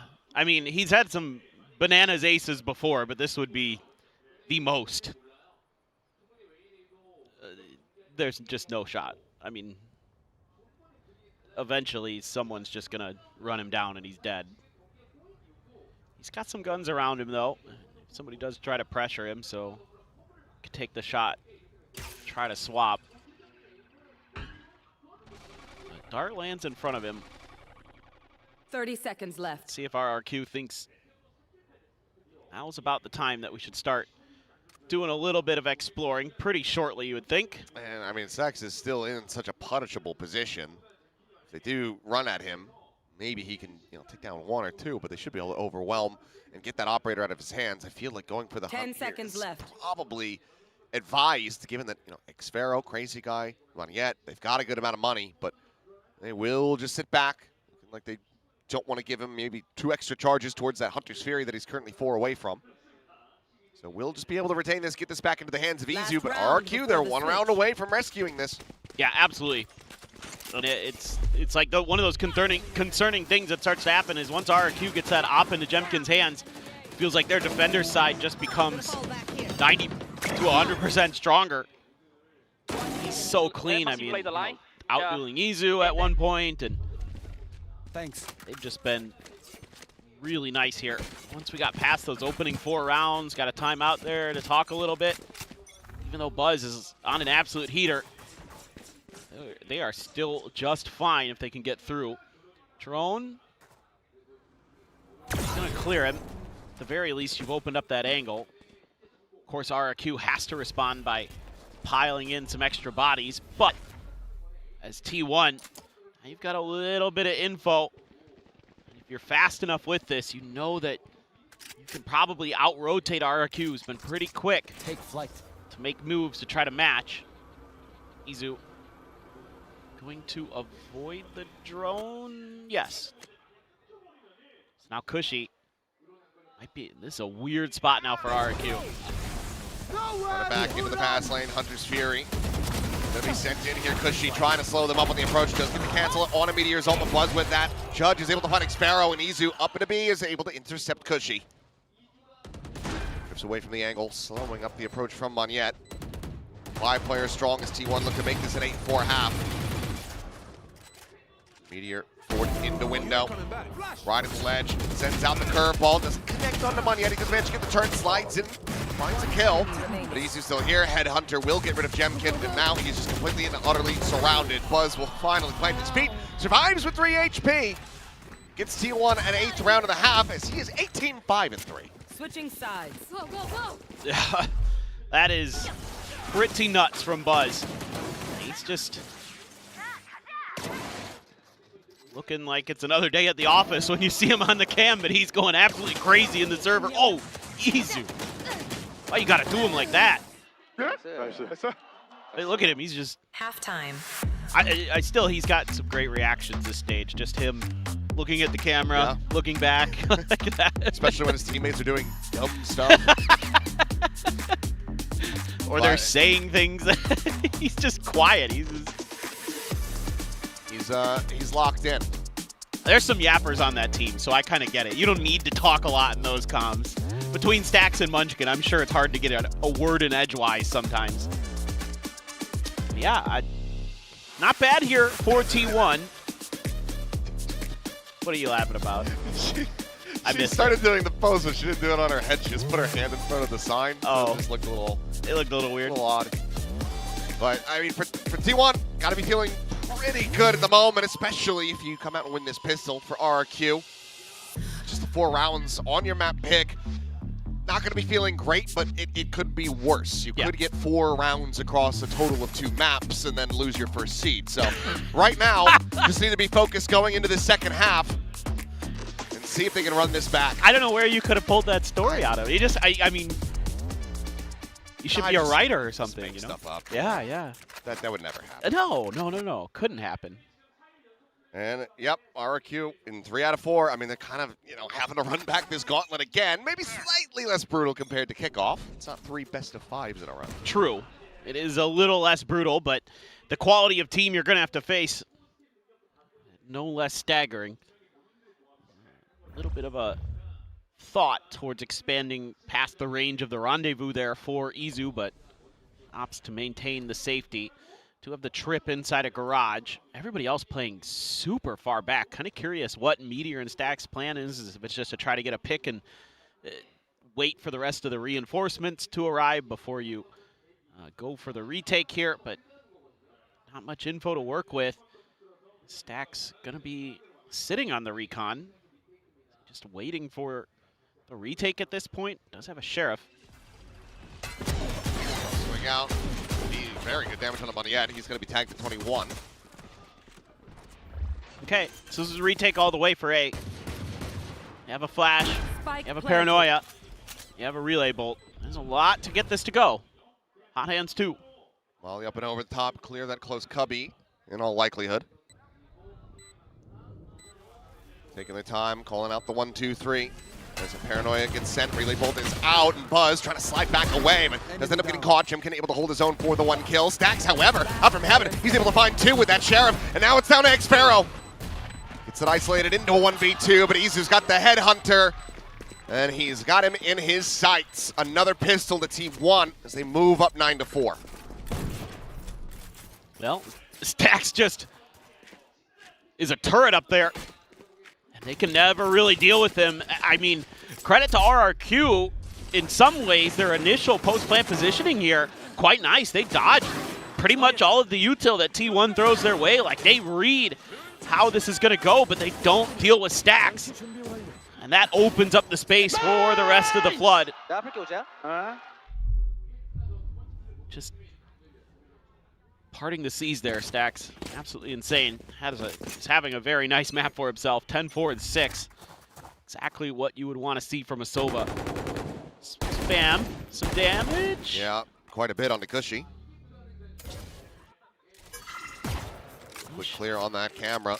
Knows that they've made it across, and they do suspect that there's going to be a hell of a lot more than just the Cypher here. As dashing forward, looking to try to set up with that shotgun. Meteor will end up getting stunned. Tucks back, and Moniette able to collect the one with that classic. Stacks now hindered. I think piling into hell, and that's going to be a Guardian recovered. RRQ pulling off a Thrifty here would be absolutely monstrous. Easy push to the corner, though. He's able to find X-Pharaoh. Munchkin gets himself 2 kills as well. And the cleanup is swift and just from T1. This looks so good from RRQ. They caught T1 as they were trying to reposition on the A site and nailed their util. The relay bolt, perfect. The follow-up with the saturate into hell, perfect. But then the retake from T1, just too clean again here onto this A site. Looking really well drilled. Gonna get 2 of those Bulldogs and the Guardian, so T1, even though they lose a couple players and it looks hella scary, they come through with just about everything they would have wanted. Probably would have wanted to keep 1 more Spectre over or something, but all's well that ends well here. Ooh. I'm Buzz again.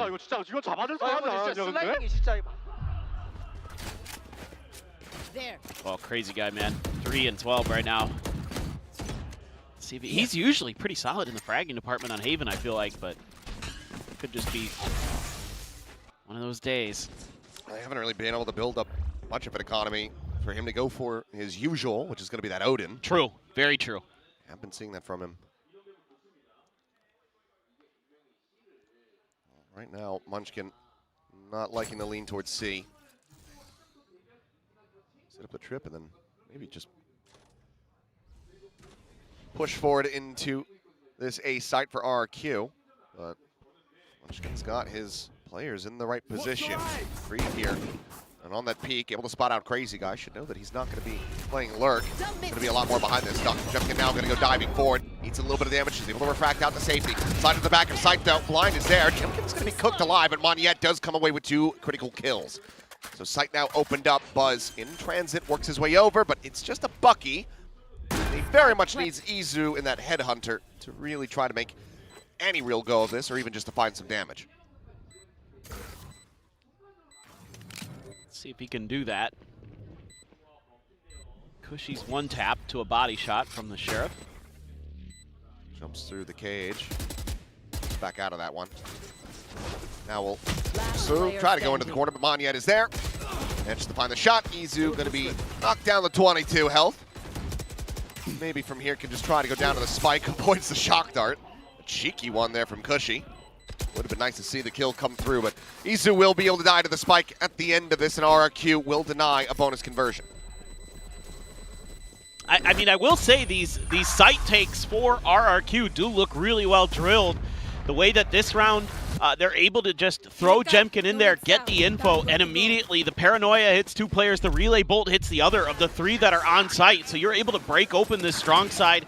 Yes, weaker weaponry, but still it's rather clean. Other than Jemkin dying to the hot hands. Everything else here, really, really well coordinated. And I want to listen into T1 a little bit. Let's do that.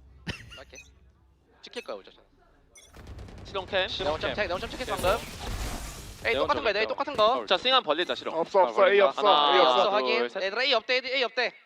C 올라했던 거 같긴 해. 나 B 버릴게 그때. 가라지 보는 중 일단. B 리테이크 보면 이거. 가라지 이제 들어오는 거 조심. 나 뺑대기 할게. 가라지 보고 있어. 나랑 컨택 되면 뺑 가도 돼요. 됐어. 맨 TP 미드. B 스모크 하나 해도. 오면 미드 TP 탔어. 나 일부러 발소리 새끼 그냥 B 사이드 들어가지. 가라지 앞에 안 보이고. 실용캠. 소마 모습 안 보여주면 좋아. 케이지. 소마 모습 안 보여주면 되지 모를 듯. 케이지 하나만 깠어 얘들아. 나 B 오면은 궁 쏘고 채워줄게 얘들아. 나 가라지 그대로 뺑대기. 가라지 앞에 하나. 야 가라지 형 지나가는 거 몰라. 조심 조심. 나 이거 숨어 있을게. 나이스. B 들어오고. Unbelievable, just peeks out. Drones in his face, but he gets the gun barrel past it, finds Monyet. Ult now in play. He rushes his way forward here onto this B side. Looking for a little bit more. Will get snapped back. Meanwhile, Stacks unable to hold his own. Crazy Guy gets that kill, and Jemkin comes up with another. Munchkin now gone, and that's a player advantage here for RRQ, expounded upon. As the Sparrow gets a backstab on the Meteor, and this round ends up being brilliant from RRQ. They timed this so nicely. T1 never able to find that confidence to flood in off of the run it back. They wait for it to get the info. That ends up costing them because Jemkin's able to get in there, get those angles to hold. He just locks down the site, gets 2 kills. The rest of the players getting in there and helping him out. But if Jemkin's online, you don't want to be taking 1v1 duels against him. He's going to beat you more often than not now. Going into this next round, RRQ is going to be one away from a couple big ultimates. Hunter's Fury and Convergent Paths and the Overdrive. All going to be on the table for the orb grabs for the spike plant. That's got to make you a little bit scared as T1. They read this round pretty well. Nice shot by Izu to at least take down Crazy Guy. Has to hold on to this though for a couple more seconds, and with the kill on the Cushy, as long as he doesn't swing out of the Jemkin sightlines, we'll be fine. This man should get the clean up. It's one away from a tour de force, so now could potentially afford to lose the op. But from how this started, looked like he was just going to be, RQ maybe losing the plot here, not understanding where they need to go, where they are safe to get a plant. But they very quickly reassess and get into very solid positions. As Munchkin not looking too happy, and that's going to be the first timeout call for T1. Well, I think that one's got to frustrate you a little because you knew pretty well what they were doing. You're able to get that opening kill in Garage. You're able to get the run it back. You're getting the info.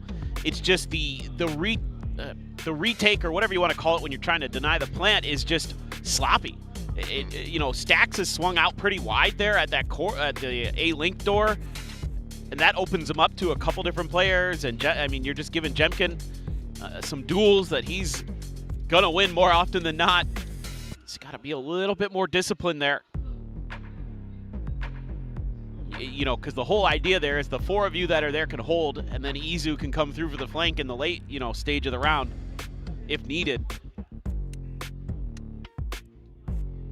But, RRQ, again, we always talk about this after their slow starts. It's like it's just a matter of time. Yep. Hell, saw a bit of it yesterday. We've seen a lot of it this stage. Oh, Buzz. Looking like Sliggy's chat out here, 1984.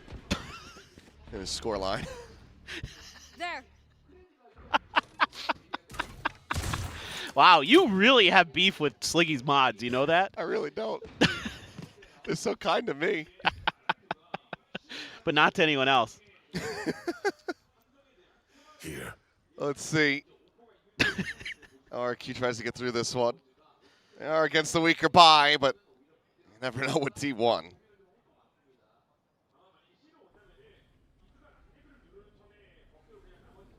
Who's got the Brave New World chat? Like, who's just got the Soma poppin', you know, chat? Sideshow. Sideshow? Yeah, that sounds about right.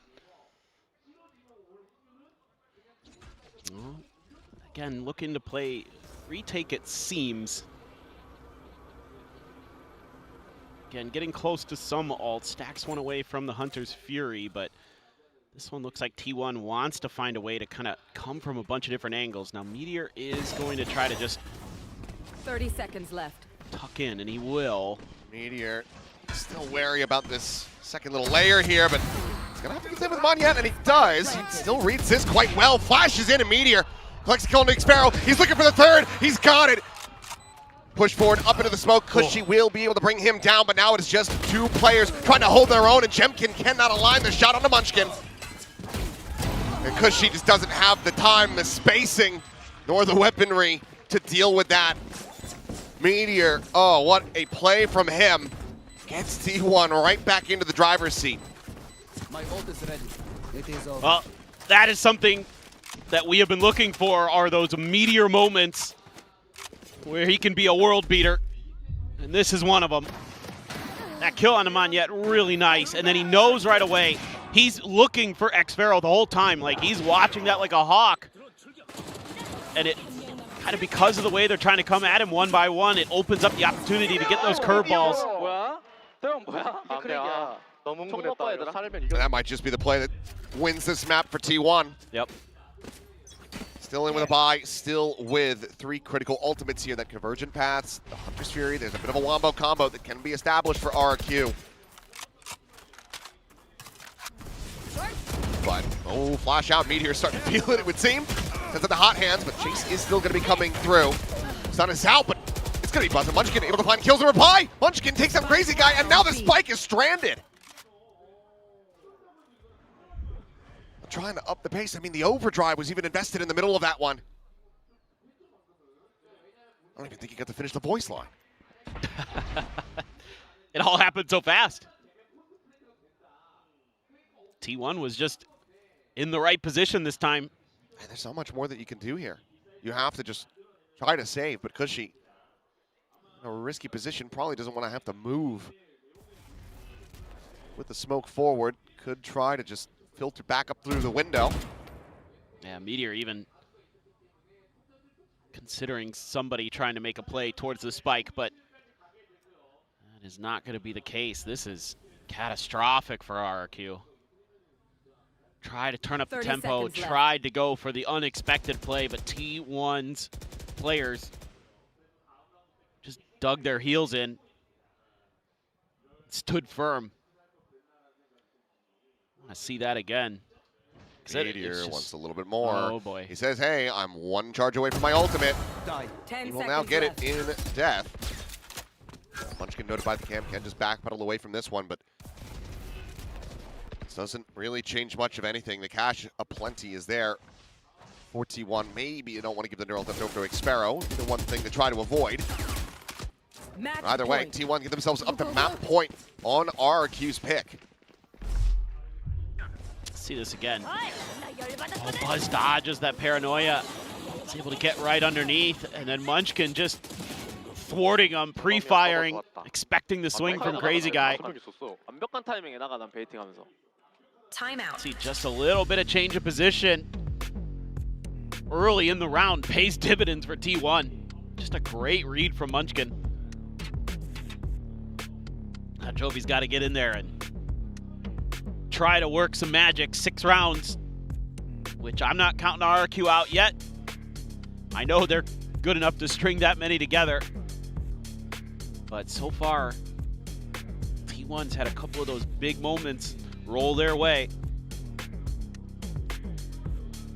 Just have to wait and see what they want to change. I mean, maybe you've got a couple set executes you can just throw into your players' minds. Maybe a little bit of map kind of maneuvering you'd like to see. Maybe some C hits could be in store. Like sometimes it is just that simple. Just go C. Definitely the hardest site to defend sometimes on this map. Welcome, Tens. I assume surely he's streaming now. He better be. I don't see why they didn't fly him out here. That's a good point. Caution. They're going to fly him to Ho Chi Minh? If you're going to announce if that, they win? You know, he's co-streaming. Why not announce him at the venue? Yeah. In Korea. Yeah, why not? He was just here. Missed opportunity. He's here for home ground. Was he? I think so, wasn't he? Am I crazy? I mean, I don't know. I know X-Gear it was. I might be wrong. Sometimes I think was, things happen I think and last they don't. year's home ground. Yes, he was. Yeah, maybe I'm thinking of that. Well, they are looking to get aggressive here as Buzz leading the charge, drawing the attention and managing to mow down 2. What a play call from T1. They just crunch right out of A into mid and absolutely massacre the ranks of RRQ. Sparrow now clearing out that dart, gets some damage into stacks. Where is everyone? Does have the neural depth, and yes, has to invest it. And we'll know that he is completely surrounded. Breaking down these hills to try to get to the spike. Nigh impossible. Izu will go ahead, find the final shot as T1 confidently and comfortably take down RRQ on RRQ's pick of Haven. Yeah, this is kind of the T1 that we expected in the playoffs based on what we saw in the group stage. Nearly unbeatable, barely dropping maps, and then they falter early in the playoffs, but looking to rebound, looking to get themselves to Ho Chi Minh, get themselves to London. That's a hell of a way to start today. No, it really is, and then they're going to have their map pick of Lotus coming up next. And, I mean, similar scenes. Didn't look very comfortable in it, going up against Full Sense. Right. But right now, given the way that the players are fired up, it needs to be a massive step up from RRQ if they want to stick around. But for now, let's go ahead and send it down to Jen, who's going to be standing by with T1's coach. Jen here with T1's KDG. Now, KDG, what was the reason for let me ask you this. What were the talks after yesterday's match? 어제 경기 끝나고 좀 어떤 피드백이 있었는지부터 들어보고 싶어요. 일단은 상대가 잘 쏴서 저희가 좀 힘들기 시작한 라운드들은 사실 어쩔 수 없다. 좀 긍정적으로 생각하자라는 얘기를 했고, 그 다음에 저희가 이길 만한 라운드에서 좀 선수들끼리 피드백에서는 좀 이고 피킹이 나간 거에 대해서 기본기가 좀 안 지켜진 거에 대해서 좀 피드백을 했었습니다. So when it comes to the rounds where Full Sense were really shooting their shots, we just talked about let's not duel on it too much. There was nothing we can do. When it comes to the rounds that we could have won but dropped because of our mistakes, we talked about how we were ego picking a little bit, and we talked about how the fundamentals will be very important coming into today's match. Now, thank you, and just wanted to quickly ask you about the map vetoes too. Why ban Ascent? 어센트 밴에 대해서도 좀 놀라신 분들이 많거든요. 어떤 이유가 있었을까요? 그냥 오늘은 할 날이 아니라고 생각했어요. I just thought today wasn't meant for Ascent. Okay, thank you KDG and good luck on the next map. 감사합니다.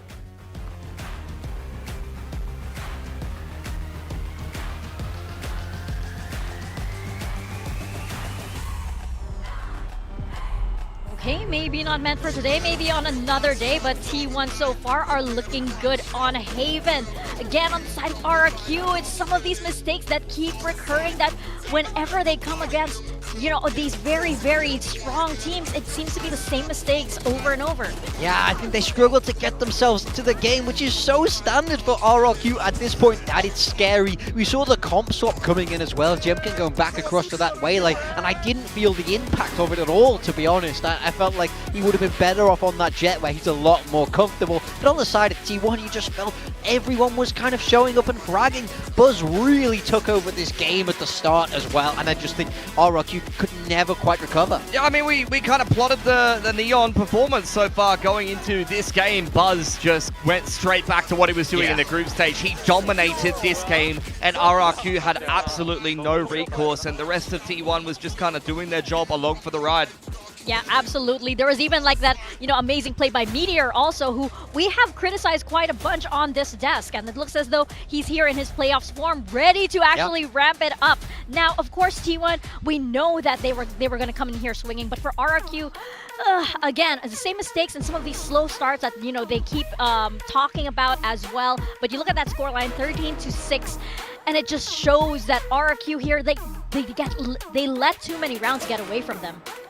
Yeah, I'd agree with that. I mean, they let the start of the half get away from them. There was a couple of, you know, thrifty rounds in there or half buys that didn't go so well for RRQ. They've just been slow starters in a lot of those games, and we've got like a little highlight package to talk about that. But even outside of that, T1 was just by far the more convincing team here. They got slapped a little bit by Full Sense. They had a bit of a rest, and I really think that that gave them a bit of a kick up the arse, whereas RRQ has played multiple back-to-back series at this point through that lower bracket. And I think that once you kind of get to this point in the bracket, this is where the fatigue really does start to set in, unfortunately. Absolutely. That is the thing. Like, you talk about being seated ahead in the upper bracket and how that can be a disadvantage potentially due to being a little bit slow to start. I mean, maybe that did happen to T1 PRX. You talk about being seated into the lower bracket where it sucks to only have one chance, but maybe you get a little bit more of a rest. But at the same time, RRQ and all of the other teams that started just in the middle at the start of this, unfortunately have had to play games back-to-back with this particular trajectory on this tournament, and that can be brutal. I mean, look what happened to RRQ in kickoff when they had to start playing multiple games in a row. That's when it fell apart for them. I worry that this team is not well recovered, that they're not well rested, that they're not ready to bring their A game to today. And if you're not ready to bring their A game, you're going to lose to a team like T1. Yeah, exactly what you guys pointed out. You could kind of feel the fatigue from yesterday settling in. And we go back to the slow starts because Crazy Guy was talking about this as well in the press conference. It's just something that they can't seem to get over. We have some highlights over here that we like to point out because RRQ, it's just the same story again, and I hope they get to remedy this. I just want to illustrate it and like really break it down. So we look at T1, they've won, you know, pistol, anti-eco, yes, they lost a couple of guns, then they win the bonus round and only Jemkin is able to save a rifle, and they win the follow-up anti-half-buy with the saved rifle. Look at how much money they have on the attacking side with the ults coming into the game soon. Operator on the attacking side as well. It makes such a difference. They win second half pistol, and they won themselves a thrifty in the second half where Meteor goes ballistic. Unfortunately for RRQ, I'd love to say that's a one-off. It's just Haven against T1. But if you actually go back and look at their run through the group stage, and even in some of the other stages of Pacific as well, this happens all the time to them. They put themselves in such a cooked position before they can even have a fighting chance into the game. And then that's why you see, oh yeah, we talk about RRQ being this resilient team. They have these massive comebacks. It's because they keep putting themselves in terrible positions, man. It's also such a stark contrast because I think T1 are one of the best teams at getting that momentum back in their favor, right? We see how many round twos they win, how many thrifties they win. These two teams sit on opposite sides of the spectrum where RRQ can never find momentum, and T1 are so good at it. So talking about this lower third, by the way, 5 out of 7 series, they've lost pistol bonus, and sometimes multiple times in a series on certain maps. And the one series that we're talking about where they didn't lose pistol bonus was the T1 series. And guess what happened to them in that one? So we're talking 6 out of 7. They won pistol and then got eco'd 3 times in a row. So so many of these series, so many of these maps, RRQ is starting in the worst possible way, and Haven is just another example of that. This might have been their map pick. They might have prepped great waylay stuff, but if you only get to play like 3 or 4 gun rounds in the entire map, you're not going to win, guys. Yeah, I still have to hold out hope for RRQ because a slow start, maybe they let go of the first map as well, but you're up against a T1 that's looking like they're in top form. Buzz especially is looking like he's in top form. Everybody is regretting not putting him on his build if or those that didn't. I mean, this guy just came to play play today. You can see how much he wants it. He started the game so hot and he never slowed down. This is what the best duelists in the world do, and we know that Buzz is up there with the very best. He controlled the momentum of the game start to finish, took the fight to RRQ consistently, and it felt like he was winning every aim duel. If you delete the Full Sense series from history books, like that just never happened. Like Buzz is maybe the best Neon in Pacific right now, probably one of the better duelists in Pacific in terms of impact as well. On the solo duelist, the amount of space and entries that this guy finds for T1 is absolutely ridiculous. Like, he is so critical to their success and their game plan. And Neon in this current meta, if you have a good Neon player, it opens up so many doors for you. Well, Buzz was playing exactly like that. Like, he deleted the previous loss from his memory, and he was like, you know what, I've never lost before. I'm going to play like the player that I am. And unfortunately for RRQ, they were the ones with the memory loss content, but you kind of feel like the losses, especially the loss from yesterday, is still weighing heavily upon them. I hope, though, going into the second map, RQ still are the comeback kings in my heart, so I'm hoping that they'll get that second win coming into map 2. Yeah, so Lotus will be T1's pick, but it's not a map RRQ have been particularly bad on at all. I think they've had solid performances there, but for T1, you know, they're playing this comp that feels very old school with that Killjoy, so I am curious if we're going to see a change there. It's not super common at all in this day and age. Well, RRQ hasn't been leaning towards it. It just ends up in the veto a lot of the time, and they've only played DFM, who play this double duelist style. Not everyone is playing with the Raze Neon in particular, so it'll be a very different style than playing against T1, and T1 had a bit of trouble with the double duelist of Full Sense the other day. I wonder if they're going to swap away from this comp, because there are some games where they're playing Chamber and things like that. So yeah, I hope that the Full Sense, maybe the Full Sense series has revealed something, perhaps. Maybe RRQ have learned something from that, but I don't know. Maybe let's send it to Jen and see what Jovi thinks of this upcoming map.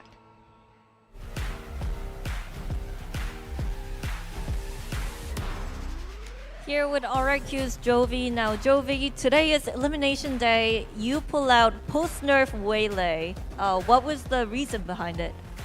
We just felt like it would give us a little bit more support on the defense, so didn't really help us much in the sense of also we weren't shooting, but overall I still think it was a good choice for us. Okay, so heading into Lotus, what do you think was lacking on Haven that you can fix right now very quickly to make confidence. They just need confidence right now. All right. They're T1 shooting and we're not, so.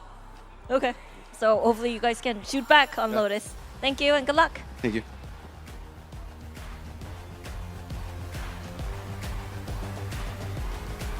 Hopefully that is the case. You see a lot of coaches bring up the confidence on the stage every single time. And it's such a big factor when you're facing off against a team like T1. They do have that aura. You suddenly second guess, you know, the way you're taking fights. You suddenly second guess the angles that you're holding, right? Yeah, I mean, look, at the end of the day, we have the agent select here. I'm not going to talk too much about it because this is very similar to what we've seen both of these teams play already. The main thing to focus on here is exactly that. T1 is lights out today. RRQ, win a pistol. Please. Get some momentum. Yes. Play with some confidence. It seems like they're exhausted after these multiple back-to-back series in a row. And look, Jovi's got a lot of work to do. Crazy Guy's got a lot of work to do in the emotional leader capacity. He needs to pick the boys up fast or they're going to be out one game away from Ho Chi Minh. Yeah, absolutely. And you see him start fast with confidence. Jemkin on that chamber. We know how good he can be there. Take the fight to T1. Absolutely, because this could be it. And Crazy Guy, he knows he wants to be the one to bring Pacific over to Ho Chi Minh.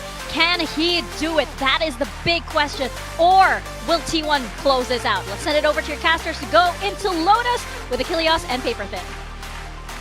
It could very well all come down to this. RRQ's fate hangs in the balance. Need to now get a win on T1's pick of Lotus. Send this over to Breeze if they want a shot at appearing in front of that Vietnamese crowd as players rather than as guests. See if they can pull it off.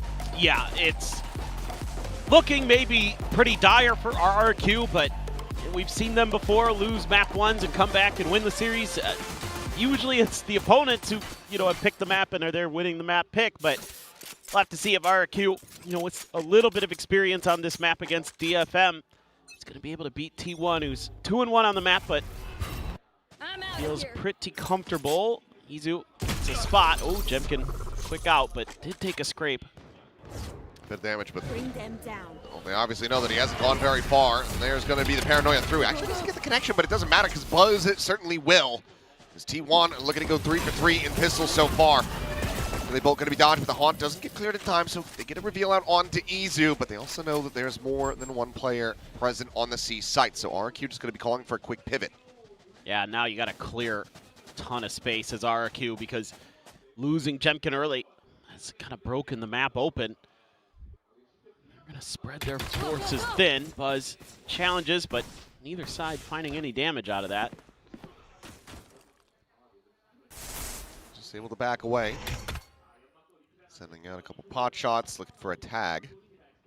Nice little off angle there by Xfero, but Izu doesn't want to stick around. Needs to get there to try to help this execute to go.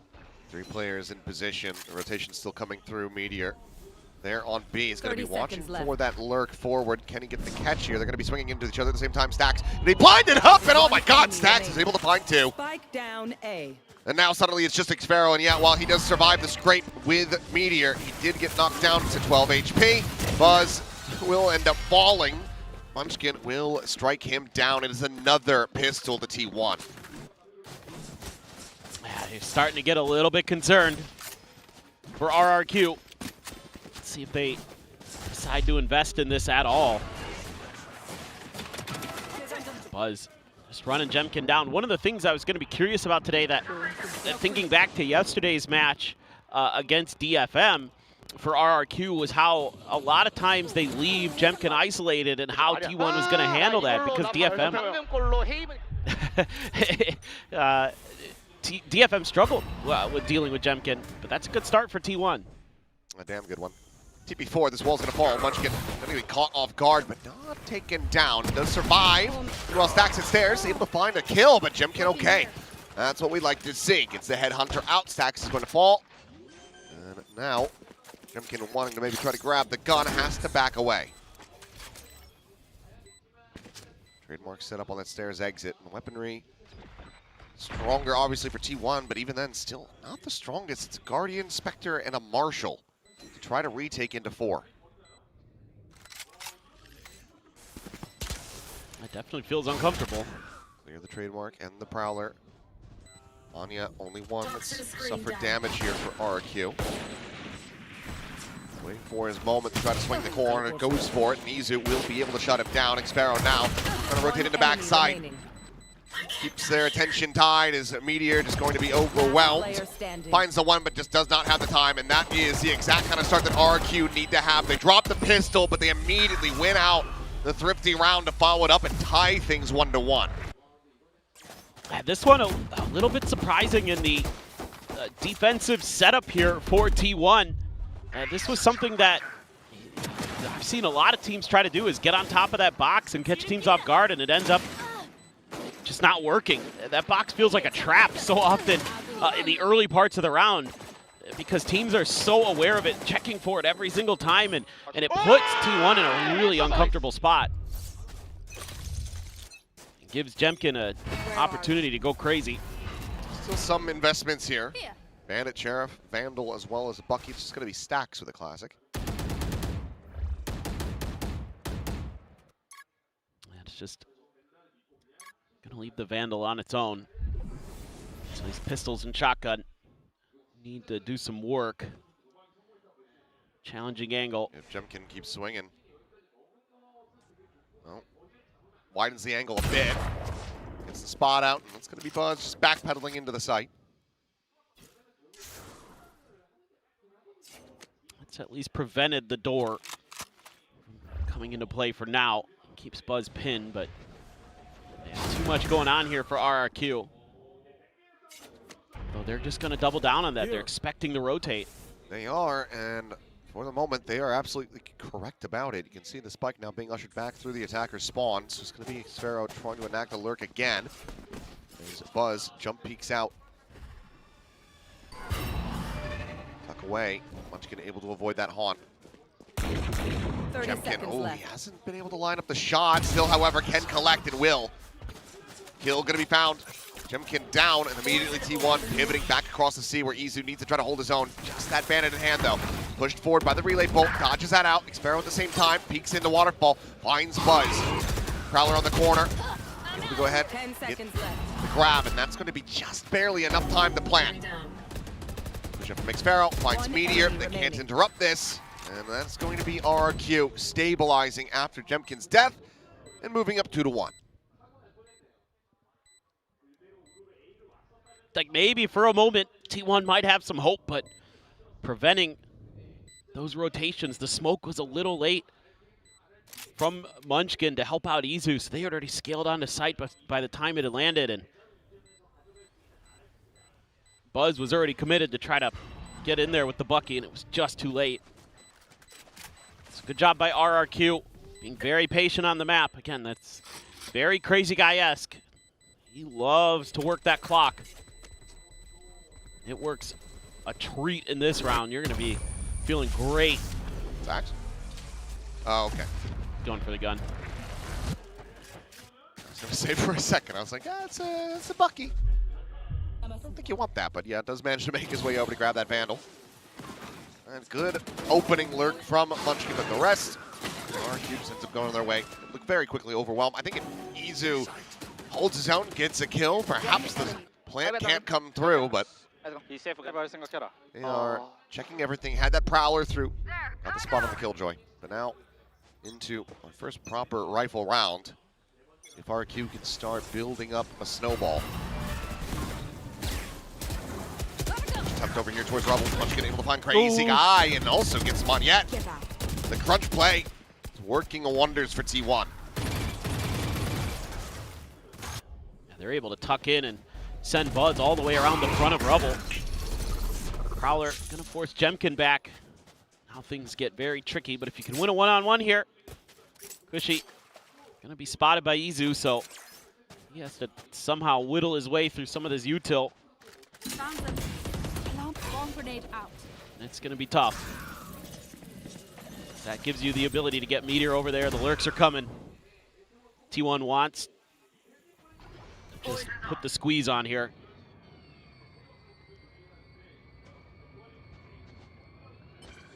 Buzz now slotting forward. Dumbbell spotted. That's a little rough. It feels bad, man. And obviously, he had 8 HP, but given that Jemkin had no clue that he was there, absolutely should have been able to come away with that elimination. 30 seconds left. Munchkin ensuring that they have not crossed back over into A. Allows them to continue to stack these two players, Izu and Meteor. Trying to shut things down. 17 seconds remaining, so if they're going to make a go of this, they have to start right now. Another smoke going to be layered in. Push out of the smoke, and Izu with the kill on the Cushy. We'll go ahead and confirm the round. Meteor over the top will be able to find Jemkin. So 2-2. T1 keeping things tight-knit. Yeah, this is just a really neat little execute. Again, getting Buzz wrapped around the front. Munchkin TPs behind the fast lane. Yeah, and then Stax is there to follow up after the space is cleared. Really nicely designed there. And a well-timed decide to contest Rubble. And Jovi already wants to talk a little bit about things. Doesn't feel like this is quite comfortable yet. It's a pretty early timeout. You know, after taking the eco and getting the next one, not winning what's effectively your bonus isn't, I think, the end of the world here, but something's going on that he doesn't like. Yeah. Feels like you could have given this maybe one more, but we'll call it. See, I mean, if it pays off and they get the round win, regain the lead, then it will have worked its magic. I mean, you've got Jemkin one charge away from a tour de force, so it looks like he's just going to be saving for now. Look to try to get an orb or get a kill with a headhunter and then have that ult ready to go.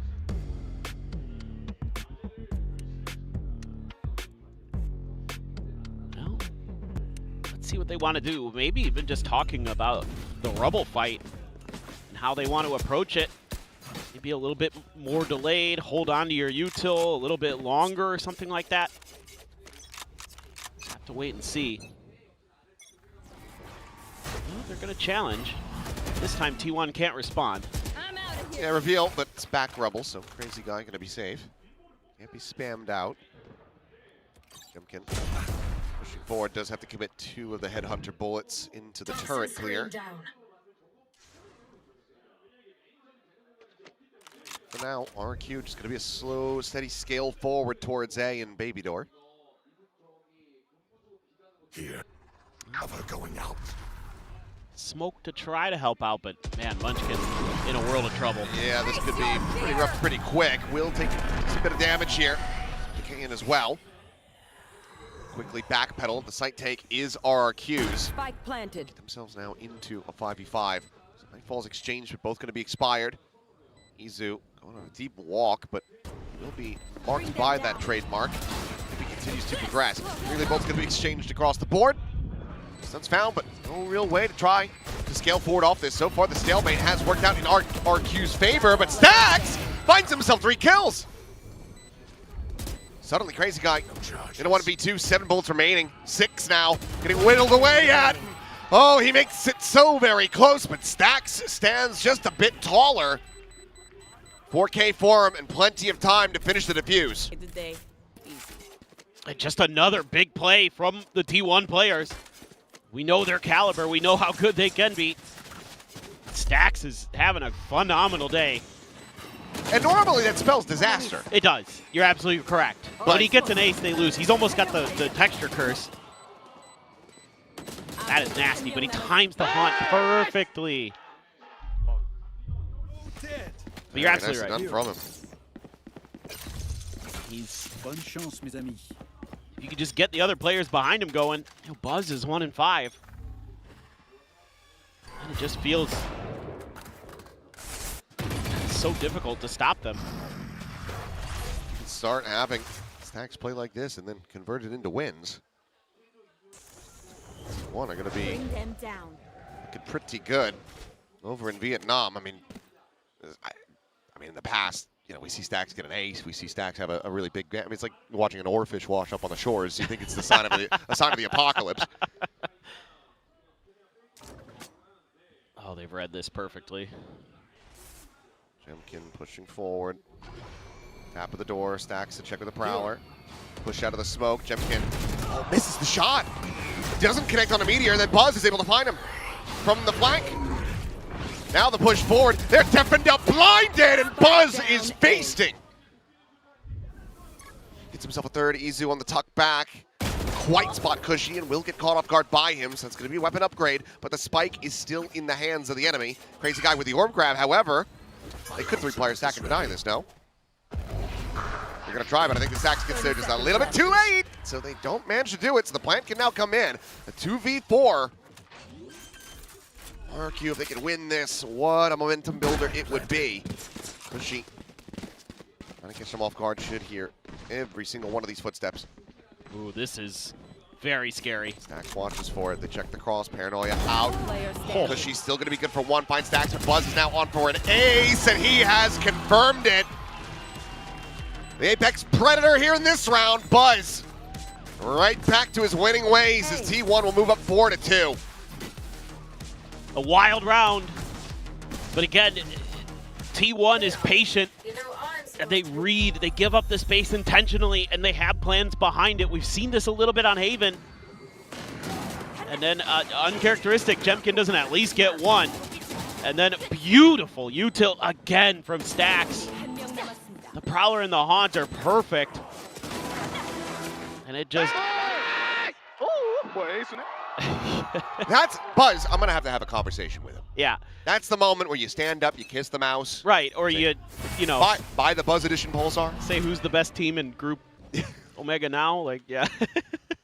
Jemkin, okay. Okay. Critical win for him. I hate that box. Still trying to play that same position, but Buzz is still cleaning house.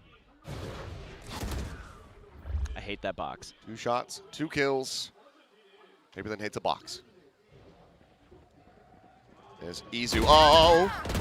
Okay. He gets his. That could have been worse. That could have been way worse. And in the end, the Buzz is still going to be there with the overdrive, cleaning up Xpharaoh. So now 5-2. Now you're very concerned. I mean, again, RRQ typically a little bit better on the defender side, but you got to get some more rounds here on this attacker side. We're kind of in the Haven conundrum again, where if they can turn it around, sure, but it's got to start now. You're already a little bit too behind the curve, even after winning the eco. Nice. And T1 has found the tempo, found the pulse. Let's see what RRQ has to say about it.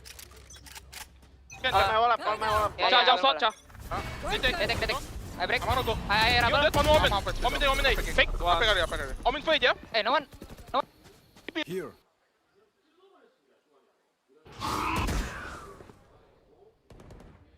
Okay. I think we lost it. Yeah, I think we lost him. That's all right. Going into this, I was trying not to audibly laugh, as it was just one of the dumbest ways for Buzz to die after pulling off an ace. Slide into the C site though, Monette able to find himself 2 quick kills. I mean, ain't quite a bit of damage on the way through, but still doing well to put his team in a massively advanced position. Stax is strafing forward, fully blinded up, and RRQ will get themselves a 3rd round win. Okay, well, just a great little round here from RRQ. Just a nice read here from Jemkin on what Buzz did off of that fast lane that they showed previously. Just knowing that Buzz is going to use the middle of it to just try to scale forward to get that kind of crunch set up, but Jemkin denies it, and then it's a quick pivot over to C, where Izu's been having a little bit of trouble holding down the site, and Monette, a big reason of it this time, just barrels on in there, gets the kills, and secures the round. Sometimes keep it simple. Okay. I mean, this felt like a scene out of, was it Tucker and Dale versus Evil? Where they think that they're like these crazy like killers. Oh, but right. It's just the people just accidentally like Yeah. falling into things and dying. Right. That was basically T1 in this. Buzz just ran into the wood chipper. He did. Oops. And then Stax is just can't see a damn thing walking forward. I'd be good on the 8 Kong. I don't know. I don't know. I don't know. Well, I assume T1's going to tighten the screws a little bit coming into this round. They've got some ults. So does RRQ. Both teams sitting on Nightfalls. Pit there for Xpharaoh. They can get to it. Tee up Jemkin here. Buzz, though, wisely not going to challenge past the toxic screen. There's a position where he doesn't know what the heck's going on the other side of it. Munchkin cheating behind a box. Ton of ults available for both sides here. You're one away from the pit as well. Oh, the Prowler does get the check, and Munchkin will get flushed out. Great awareness here from RRQ. I was going to say, I'm pretty sure I remember Akame trying something similar yesterday and similar results. Buzz is able to find Jemkin outside of A main, so brings it back into a 4v4. Lockdown going to be placed, back sight, and Meteor, he just walks forward. He's able to find 2. Push in though, trying to clear out the lockdown, but Izu has it protected. Cushy will die, and Crazy Guy, he's got to backpedal. Manages to make it out to safety, to avoid being detained, but a fast lane set up in his face that Abuse can just be stuck. RQ just quickly overwhelmed as Meteor goes for a ballsy push, comes away with 2, and Buzz will deny the save in the end. Yeah, this is nice play with the ultimates from T1. I'm sure this will please Sliggy. They're patient with them, and they use them in response to what RRQ does. You can see Meteor knows he's kind of in a screwed position, so he's like, well, I got to go big. And he's had a couple good moments in that regard today, and then you've got the lockdown and your own Nightfall to counter after they've used it. Yeah, it's tough, man. Xpharaoh's been playing so well this stage. It really has been. It's also rare frustration. Jemkin's going to be trying his luck again, but this time, no Buzz to be found inside of that fast lane. Yeah, and you see they throw the haunt in the middle of it this time because they're expecting him to try to challenge that. That's that adjustment that I was looking for from T1. Clear the turret. It might just be another pivot into B quickly here, but it looks like they will pump the brakes. Buzz just going to get himself tucked into the corner front of sight. You're gotten a bit of util out of stacks at least, but not too much. So T1 still can hold pretty firm, and they've got a high-low setup. This is annoying. Because that alarm bot, I don't think can be cleared unless you try to swing the angle. It's just Slow creep in, and Izu just able to find that kill. It's another massive punish onto Jemkin. Poison orb emitting. Poison's off. Just not looking to be his day. No, and he looked good yesterday as that match wore on, but you know, we say it all the time that it doesn't feel like you can hold Jemkin down for long, but still hasn't gotten it going. Usually by now he's starting to pick it up. Now, Spike on the floor. Meteor peeks out from C, catches Xferal from behind. Push forward, Monyet able to find Munchkin. There's a rewrap, stacks forward into the smoke. Eventually is able to find the kill here on Ikushi. Backpedals away as Monyet at least just wants to try to find some value here. Take something out of T1's hands, get a kill, get something tangible, but cannot find it. Stacks, lights his feet, turns back, cleans it up, and that is a lead locked up for the half for T1. Yeah, and I mean, I feel like you need to win these next 2 rounds as RRQ.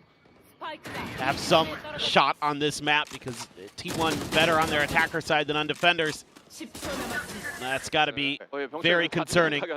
But they're starting to have these little interesting setups, these little moments that Munchkin is positioning his pieces on the chessboard that are just getting that extra pick, getting them those slight advantages that T1 can then just rely on their good in-the-moment decision-making to do some damage. Space has to be given up, though. It's an eco. Monyet does have his ult, though. It's Pharaoh with a Bulldog behind this pit. Potentially could invest it if they can find a pick. Izu's going to hold the line with it up at C, so this allows T1 to feel like they can lean in. Stacks, does he disrespect this wall? He's going to send the Prowler forward.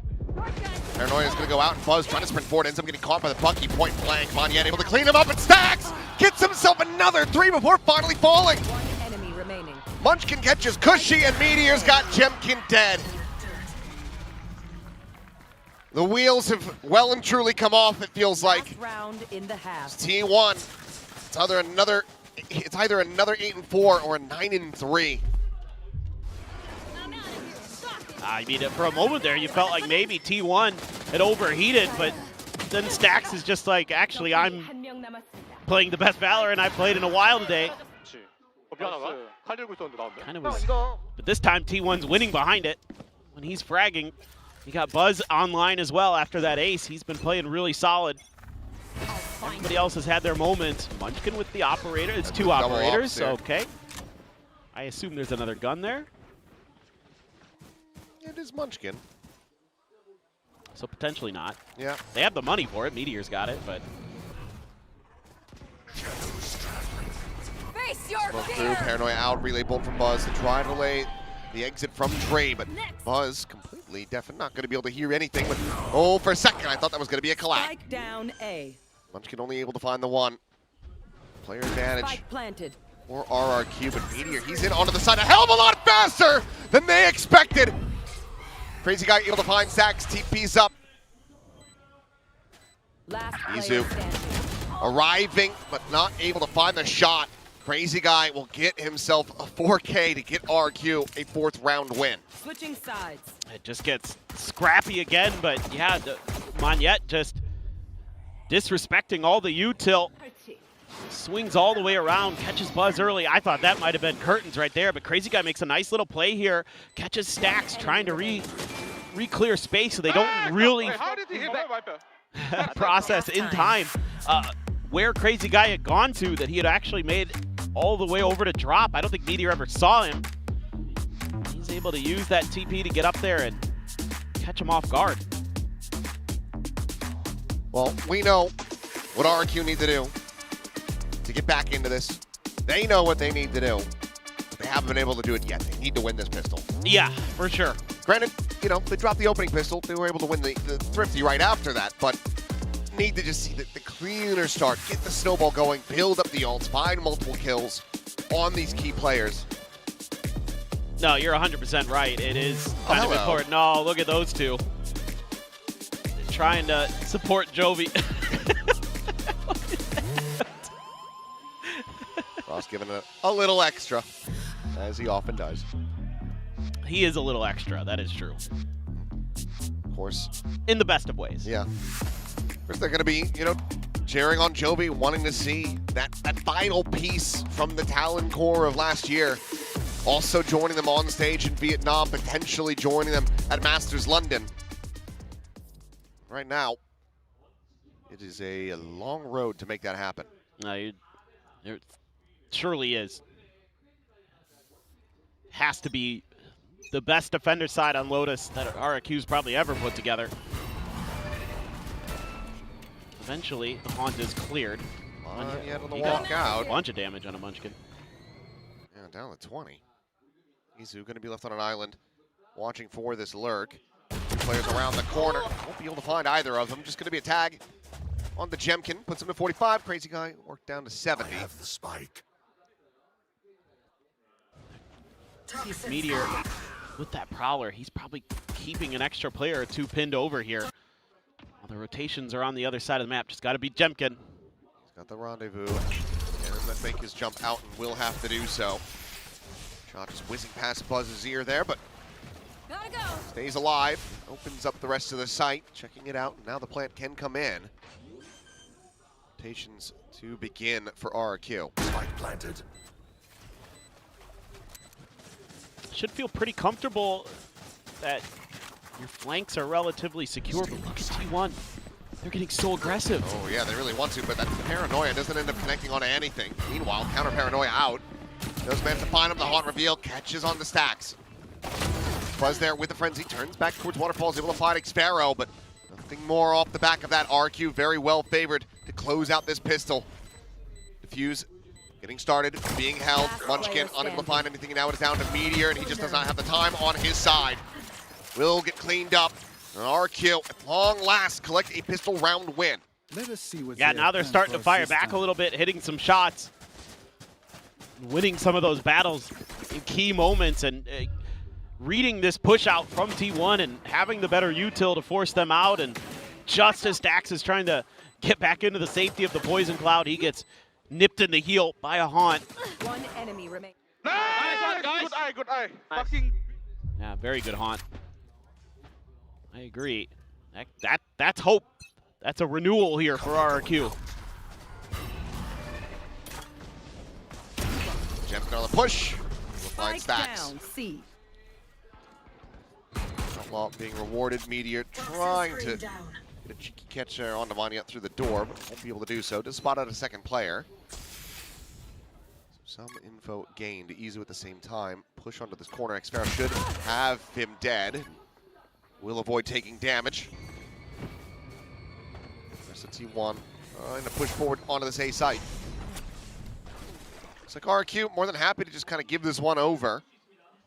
Get prepped for the retake. Granted, they are going to be pushing into this Bucky at top. Well, the one-way setup, Munchkin for the plant. Meteor walking stairs. Gets a headshot onto one, tries to go for the reload. I didn't think he needed to do that. As Izu now, an opportunity. Gun on the floor. Munchkin and Buzz just really need to try to hold the line, buy some time for him, and that relay bolt offsets, and Buzz does end up falling. Izu able to strike for one. Jemkin dead, Spectre now in hand. Gonna slide down to drop, and Xpharaoh, Johnny on the spot, gets the cleanup. Couple shots from Munchkin. Picks him low, but can't take him down. The defuse is there, and RRQ rallying back into this half. Yeah, some good little moments here from RRQ. Okay, damage done by T1, but nice swing out from Jemkin. That's exactly what you need. And then the extra layer there to make sure Meteor doesn't stay alive to fight another day. A good relay bolt that makes that Bucky worthless. Could have been a real impact moment there. You know, Munchkin's trying to bait a little bit for Buzz, but RRQ does not fall for it in the slightest. Let's see how much they want to fight for this. I mean, Munchkin, that's great. Damn good. This time it's going to be Munchkin saying good eye. Stack sets it up. Moniette gone. That's the top fragger for RRQ, eliminated from their bonus attempt.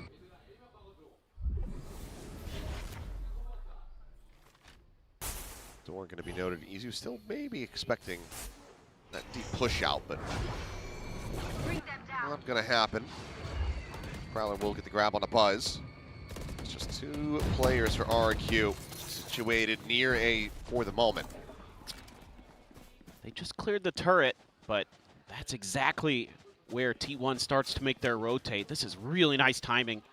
Jemkin had just cleared the turret by T-Spawn, and off to the C site they go, and that is, if they pull the trigger on this quick enough, will be absolutely free for the taking. Yep, and Buzz can just bound around. We'll spot this out, but Crazy Guy's calling for the pivot. It's just Xfero's going to be lagging behind a little bit.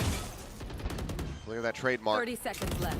Quick pivot back through the door. Buzz this time should be well situated with that judge. Trying to find some damage. I'm out of here. The Nano sees lobbed in. Does he want to try to go for this one? Jump over the side, and yeah, he is, and he is going to get shut down immediately. Great kill from Jemkin. Back into a 4v4, and suddenly RRQ might just be able to convert this bonus. Stack's able to hold his own for one. Izu, the spray ends up getting a bit whippy. Munchkin will be there to finish the job. Only 2 players surviving, so good damage from RRQ, but T1 do get up to 9. Yeah, I mean, I am starting to get a little bit excited for RRQ because I feel like their players are starting to get activated a little bit. I mean, Manyet just, the haunt doesn't get cleared until he dies, but Jemkin hitting some nice shots. They're able to get some good trades there, but the density of players for T1 just a little bit greater. Just have that extra oomph behind it. Crazy Guy, only a stinger here. Put a little bit extra into that previous round trying to get the bonus to go, and goodbye Munchkin. Yeah, what a spam. Said, well, this is where you played last time when you killed Manyet. Just pre-fires it, Jemkin at the same time. Take out the Prowler. Rendezvous out to safety. Sphero wary about this walk forward, but has the trademark to rely on.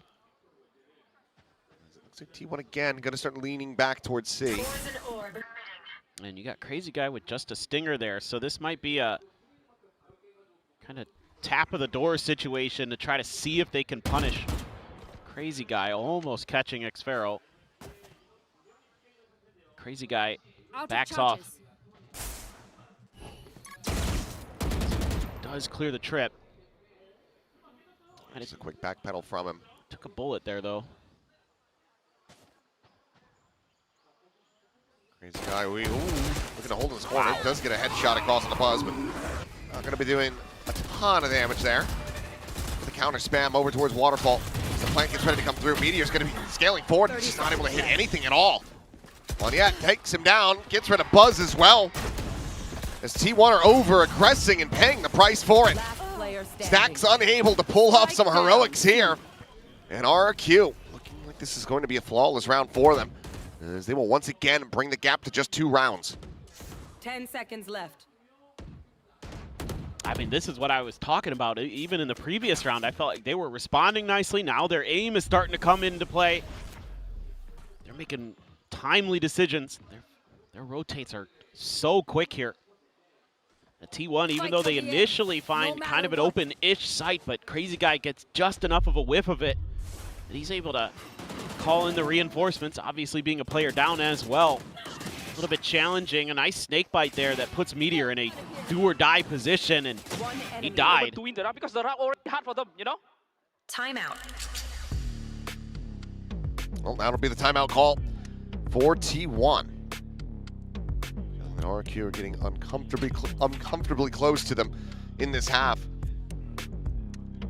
KDG wants to try to just get the team up and over that double-digit hurdle and right off into the Vietnamese sunset. For sure. Maybe, I think here, just trying to talk about maybe making decisions a little bit faster, like when you feel like you've got that open sight, you've got that read, you've you know, pulled the extra attention of RRQ to one side or the other, and then making your move, or maybe you want to be a little bit more aggressive at your rubble fight and not just putting Munchkin up on rocks every round where he's, you know, good for one because you have a good haunt, but then it's red the next round. So we'll have to see how they want to kind of try to take some map control in the early parts of the game. Generally speaking, both of these IGLs are willing to try to slow the pace down, look for some space on the map, for those opening maneuvers, try to use players like Izu, Meteor for T1 Next barrel for RRQ to get those lurks, get that extra little edge. But this time Meteor scaling all the way forward. Something he is very, very good at doing, but nobody's fighting at Mound. They So found the weaker side of the map, but RRQ are going to be finding exactly where T1 are very quickly. Jemkin's been staring into B main. They have a triple push out towards the spawn, so they're going to be very quick to get in behind these guys. And I don't think the turret's going to be set up for this at all. Yeah. Yeah, will be cleared out here by Jemkin now. So they're not going to be cognizant about this potential flank coming through. And T1 could be in for a world of hurt. Izu grabs the orb, will turn back, but I think he's going to be surprised by just how many numbers are there waiting for him, but he's still able to find one. Calm's the second player. Moniette now going to be spotted as well, so they know that it was a triple push, but Meteor's going to be slowed up, taken down, pinched in by Crazy Guy around the back of the stairs. Slide forward from Buzz, immediately dealt with. As Jemkin comes away with two. Top of the corner, Moniette will find Munchkin, and there is no Thrifty in sight here for T1. RRQ continuing to work their way right back into this map and this series.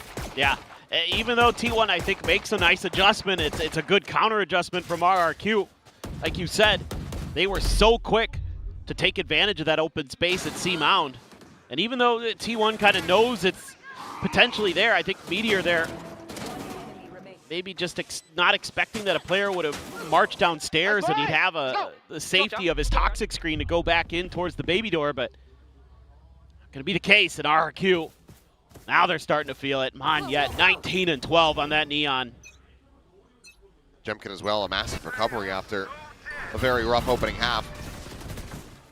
Granted, aren't particularly going to be favoring the Chambers from the defender's side, but just been hitting a hell of a lot more shots compared to what we were seeing from before. Tour de Force is in behind this Vandal as well. And that's no easy task for Izu. Nobody wants to be trying to fight this guy with that ultimate in hand. He just knows. Coming down, do they Prowler this or haunt it? They have to know. Tell that they are damn suspicious. Smoke behind him. Trying to go for the timing, but Buzz, what a punish. Jemkin overstaying. But Neon ends up peeking first. He is taken down. Meteor holding down M1 is able to find cushion before Moniette comes to the rescue. Plant now in play, and it's a player advantage to the side of T1. Nightfall lockdown available to them. This should be an absolute win for T1 to get up to 10-round wins. Lockdown in play. Drop down from Buzz. Turns back around the corner. Xpharaoh will be able to find him. Moniette cleaning up one as they try to fight forward. And Moniette, oh, he gets it just in time. Still, would have been able to shrug that off and get the defuse. That doesn't even matter in the end. But what a retake from RRQ! That is electric stuff from Moniette. That's got a huge smile on Crazy Guy's face. I didn't think there was a chance in heck. It felt guaranteed. Yeah. I mean, and it's also just a 4v5 conversion. Ridiculous. Oh, unbelievable.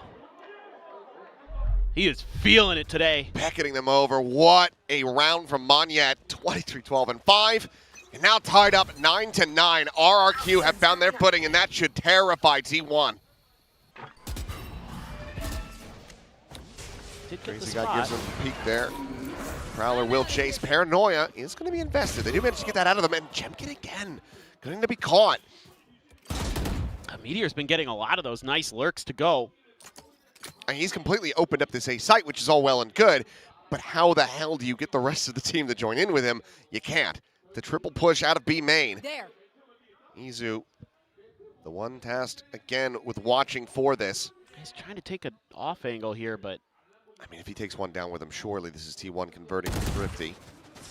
Quick backpedal the slide, going to be coming in, and no, he will not be able to find anything there. Two players still going to be in mountain, that's including the spike in hand. Munchkin, he's just leaving Stax alone. He's saying, hey, good luck, buddy. If Stax can't make it through the door, Munchkin's still going to be able to find Moniette. The overdrive is popped, and Buzz cleans up two. And what a response after a monstrous retake from RRQ. T1 come back with a Thrifty to reestablish the lead. Munchkin is just like, sorry, Stacks, we're going to win the round, but you got to die for the cause here. I mean, Meteor has been pretty good today. Maybe not his best, but definitely good. And look at this. There's the crunch here. It opens up the crossfire for Buzz's ultimate. There you go. Now you got a reaction out of Buzz. Now you got the energy flowing, but the op situated. Saw the TP. Saw the animation on that one. Haunt's going to be cleared, but Paranoia connects. Very fast rendezvous out. Looking to see if somebody would try to take a swing at the orb tap. Did not happen. Meanwhile, RRQ going to be able to establish some presence here for free. Kind of hit is this going to be for T1? They're going to try something again to keep Jemkin busy. Do have the Nightfall. Does have his rendezvous back up. Face your fear! Oh, he's got a great shot on the Buzz. Nightfall out, and immediately the call to backpedal is made. Xfero holding close. Catches Izu before the wall goes up, and he is ready for the second. Meteor is not ready for a damn thing. Caught in the temple. Now a 2v5. As Munchkin and Moniette will be able to spot each other out. 30 seconds remaining. It looks like T1 just want to sit back and try to hold on to these weapons. Their economy not in a great position at all.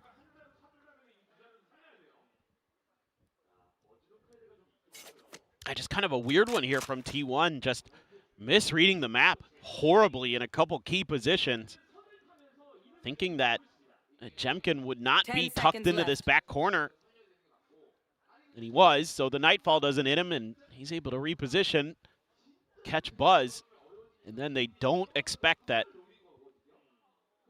Xfero would be all the way on the B site in that pit.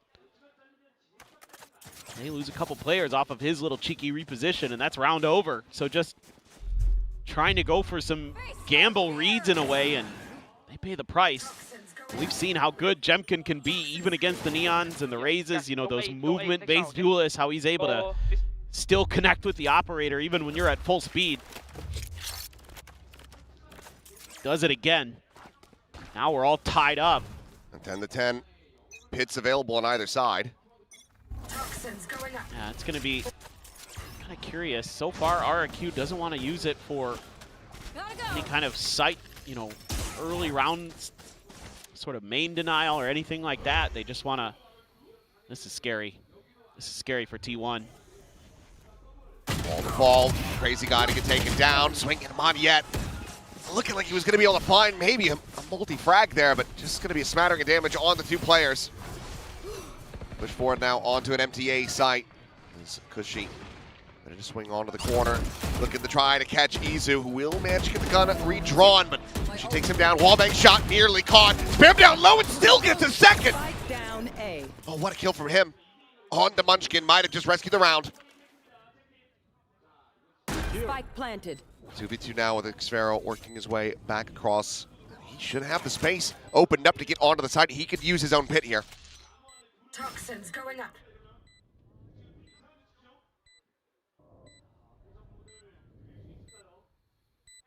See exactly how they decide to go for this one. But Jemkin going to be dialed in, staring towards tree. And yep, there is the pit.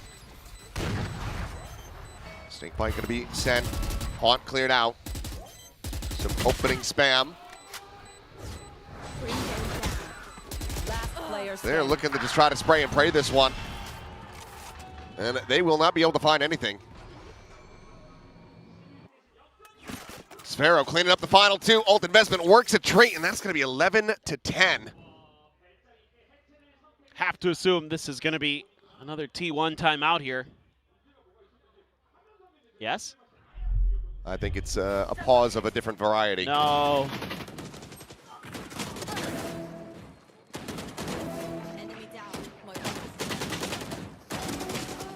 I mean, again. Oh. Unfortunate. But I will say, to RRQ's credit here, like, that's a couple times we've seen them be really aggressive quickly at stairs and T1 not recognize it in time and pay the price. You know, that put them in that position where they had that odd man situation where they were down a player regardless. Yeah, seems like maybe we're gonna have to figure out what happened here. Seems like maybe it was Buzz. Yeah, it's something Buzz related. I can see gear issue here on the screen, but if we get any further word, we'll push that forward to you guys, but hopefully something that can be quickly dealt with. Get back into the action here, because I mean, this is obviously not what anybody really wants in this circumstance, regardless of which side of the stage you're playing on. Breaking the momentum like this, brutal for both teams. Yep, definitely unfortunate. And the question in my mind right now, did Elfish Guy show up at the studio today and bring the curse with him? Certainly hope not. If he did, he's in trouble. He has been, yeah, our own personal little handpock. Yes, he has. He has brought something unfortunate with him. Of course, they had one last night. That they did. I heard they had to do some podcasting. Yeah, it was a bit of podcasting, bit of back and forth banter between them and the desk. Oh, nice, nice. Which is always the worst sign. That's when you know yeah. That's when you know you're going to be in for a long one. Yeah, that's when the day has gone very poorly. This guy is showing off his T1 jersey collection. Oh my God. It's what, 3? A mouse. He's got the mouse. Wow. A true fan. That is absolutely a true fan.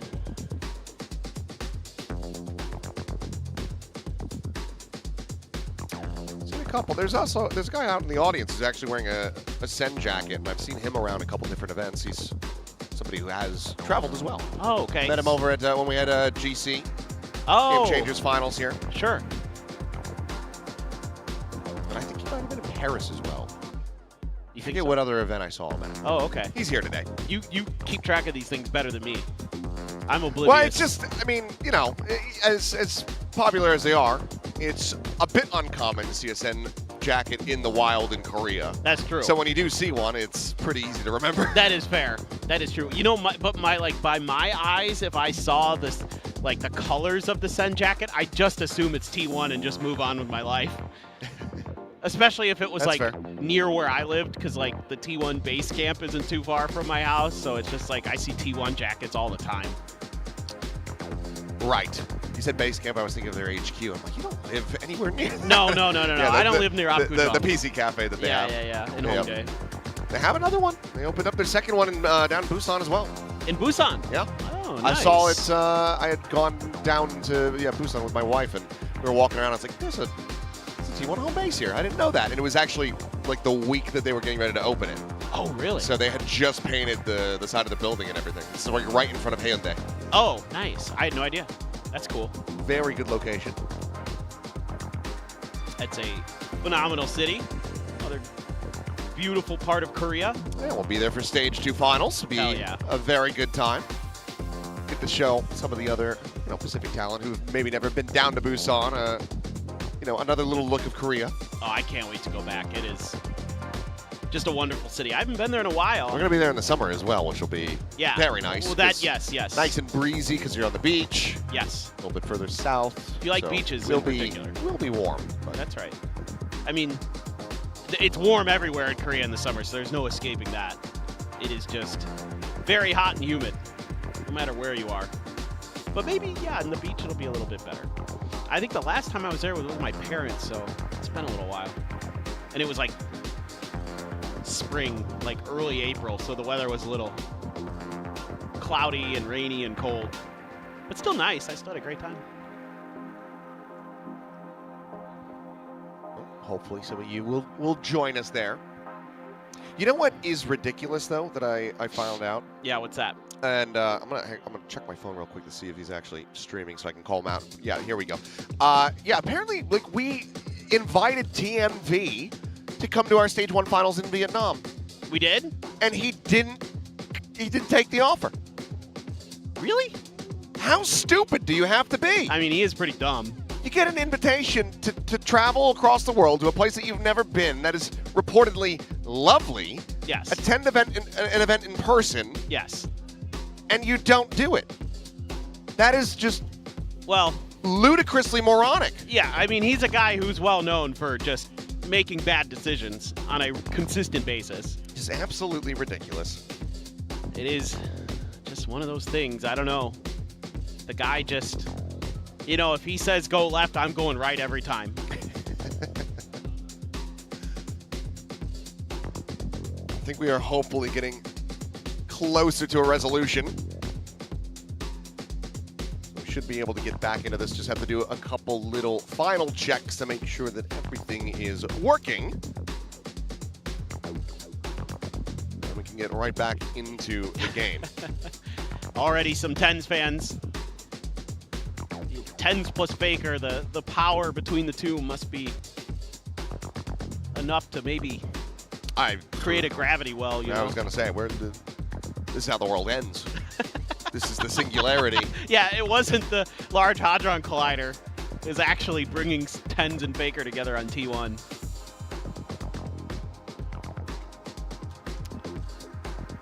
You know, they're actually going to shut down the LHC for a little while because they're going to upgrade it. Oh. I also did just remember that one of the reasons was TMP forgot to update his passport, so he literally couldn't travel if he wanted to. So he just couldn't. Well, I mean, but that still, just further lends to him being an idiot. Exactly. Don't update your passport. What a noob. I mean, granted, I've almost been there. I nearly came close. I nearly missed Bangkok because I had to renew mine, and if it had taken any longer, I probably wouldn't have been able to get there on time. That's fair. It is a little bit of a chaotic situation. I would suspect that the UK is probably a bit faster with it compared to our country. Well, maybe.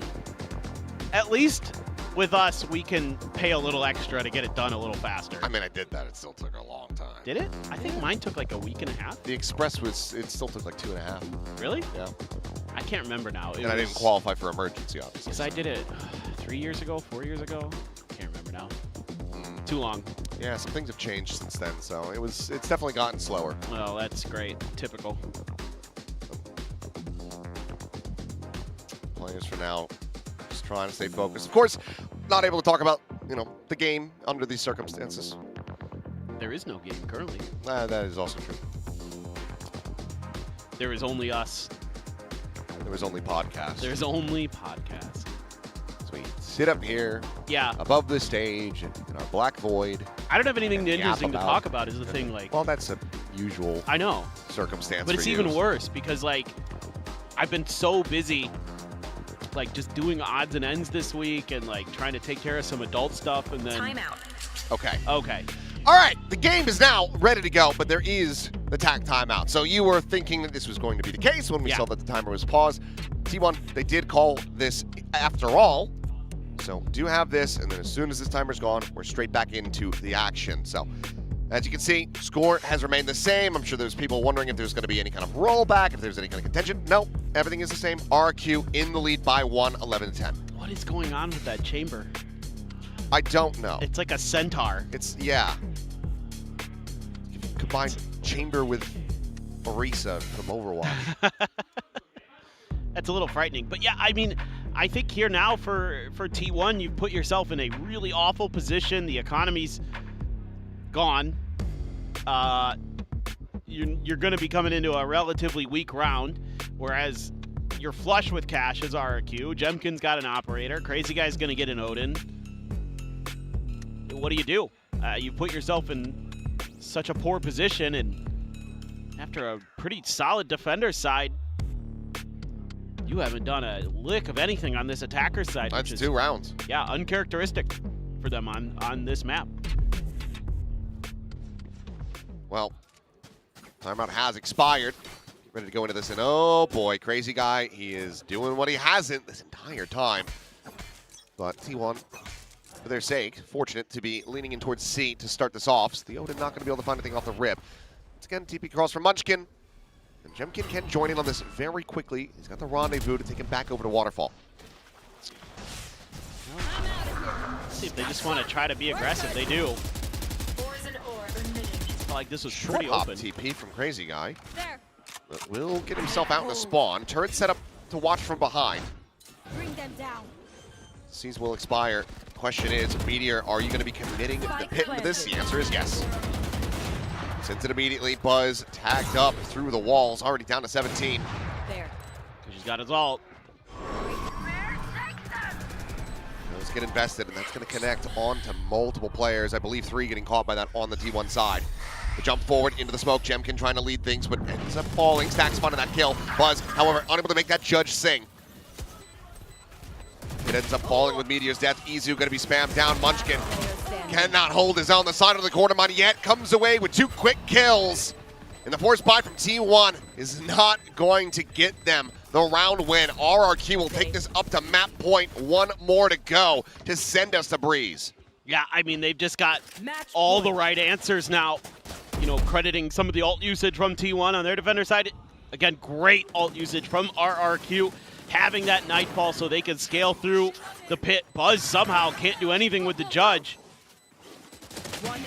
And then Moneyette continues his reign of terror. And now you are on do or die, 2 in a row for T1 just to get to OT, or we will be heading over to Breeze. RRQ are the OT team, so seems very possible, but given the form that they've been in this entire half, they want to avoid that. And oh boy, gun barrel's been spotted, and that is Meteor absolutely dead to rights. Great find for Jemkin, and a terrible start to T1. They're going to try to get C going, but look how quick RRQ is getting here. 3 players in position. Bring them down. And chuck in on that C's. Was able to avoid getting grabbed, but the spike is still not brought forward into the site, and Jemkin intercepts Izu, trying to enact this flank, caught. Now it's 2v5. As the spike is very far forward, it's on the floor, and this map is over. RRQ rally back after getting demolished on Haven. They close this one out convincingly in the end, 13-10 in their favor. They're not done yet. They still have their eyes on the prize. And now they just need a win on Breeze to eliminate T1. That's one of the best defender sides you're going to see from a team on Lotus. Just absolutely shutting things down, doing a great job. And it's all on the back of Moneyette. 29 kills for him is what he is going to find himself with at the end of the entire map. They looked shaky for sure, but they were reacting so well. I mean, their retakes were incredible, just straight up incredible, especially here on C site. They were able to generate so much pressure, keep T1 so off balance. You know, when it looked like T1 had that magic in them, you know, Stax is getting those big multi-kills, Meteor getting some big rounds. And there were a few moments for RRQ in there too. Moneyette was an absolute terror here on this defender side. One of the things that Frost was talking about when he was on the analyst desk earlier was that if RRQ can get this to Breeze, that's where they're going to be good. He has full confidence in their ability to close out that map, and given the rally back that we saw here going into the second half, I would pretty much agree with him. T1, the onus is now on them to step up, to level up as we get ready to go into that map. They want to be repping Korea at Masters London. They might not even make it to Vietnam. We'll find out if they can when we come back. But for now, let's send it to the analyst desk. RRQ tie up the score. It is now 1-1 as they take map to Lotus. It was really, really close though, and T1, although they got that early momentum once again from RRQ, Comeback Kings do indeed come back. I mean, a win on the second map here is huge, especially after the drubbing that they suffered over there on Haven. It's going to be big for their momentum. I'm surprised they keep picking themselves back up, to be honest. They've had to play multiple days in a row. T1 have had a day off to rest and recover, but not quite enough momentum for T1 to get that game across the line without as much of a big game from Buzz. Unfortunately, they weren't able to do it, and so far it's been whichever team has a big game playing Neon is getting the dub. I mean, Moneyette almost 30 there. He was absolutely phenomenal. I mean, I think this whole defender side for RRQ was just so good. I mean, you could tell they had such well-drilled retakes. It was a very clear game plan to give that space, then take it back after the spike has been planted.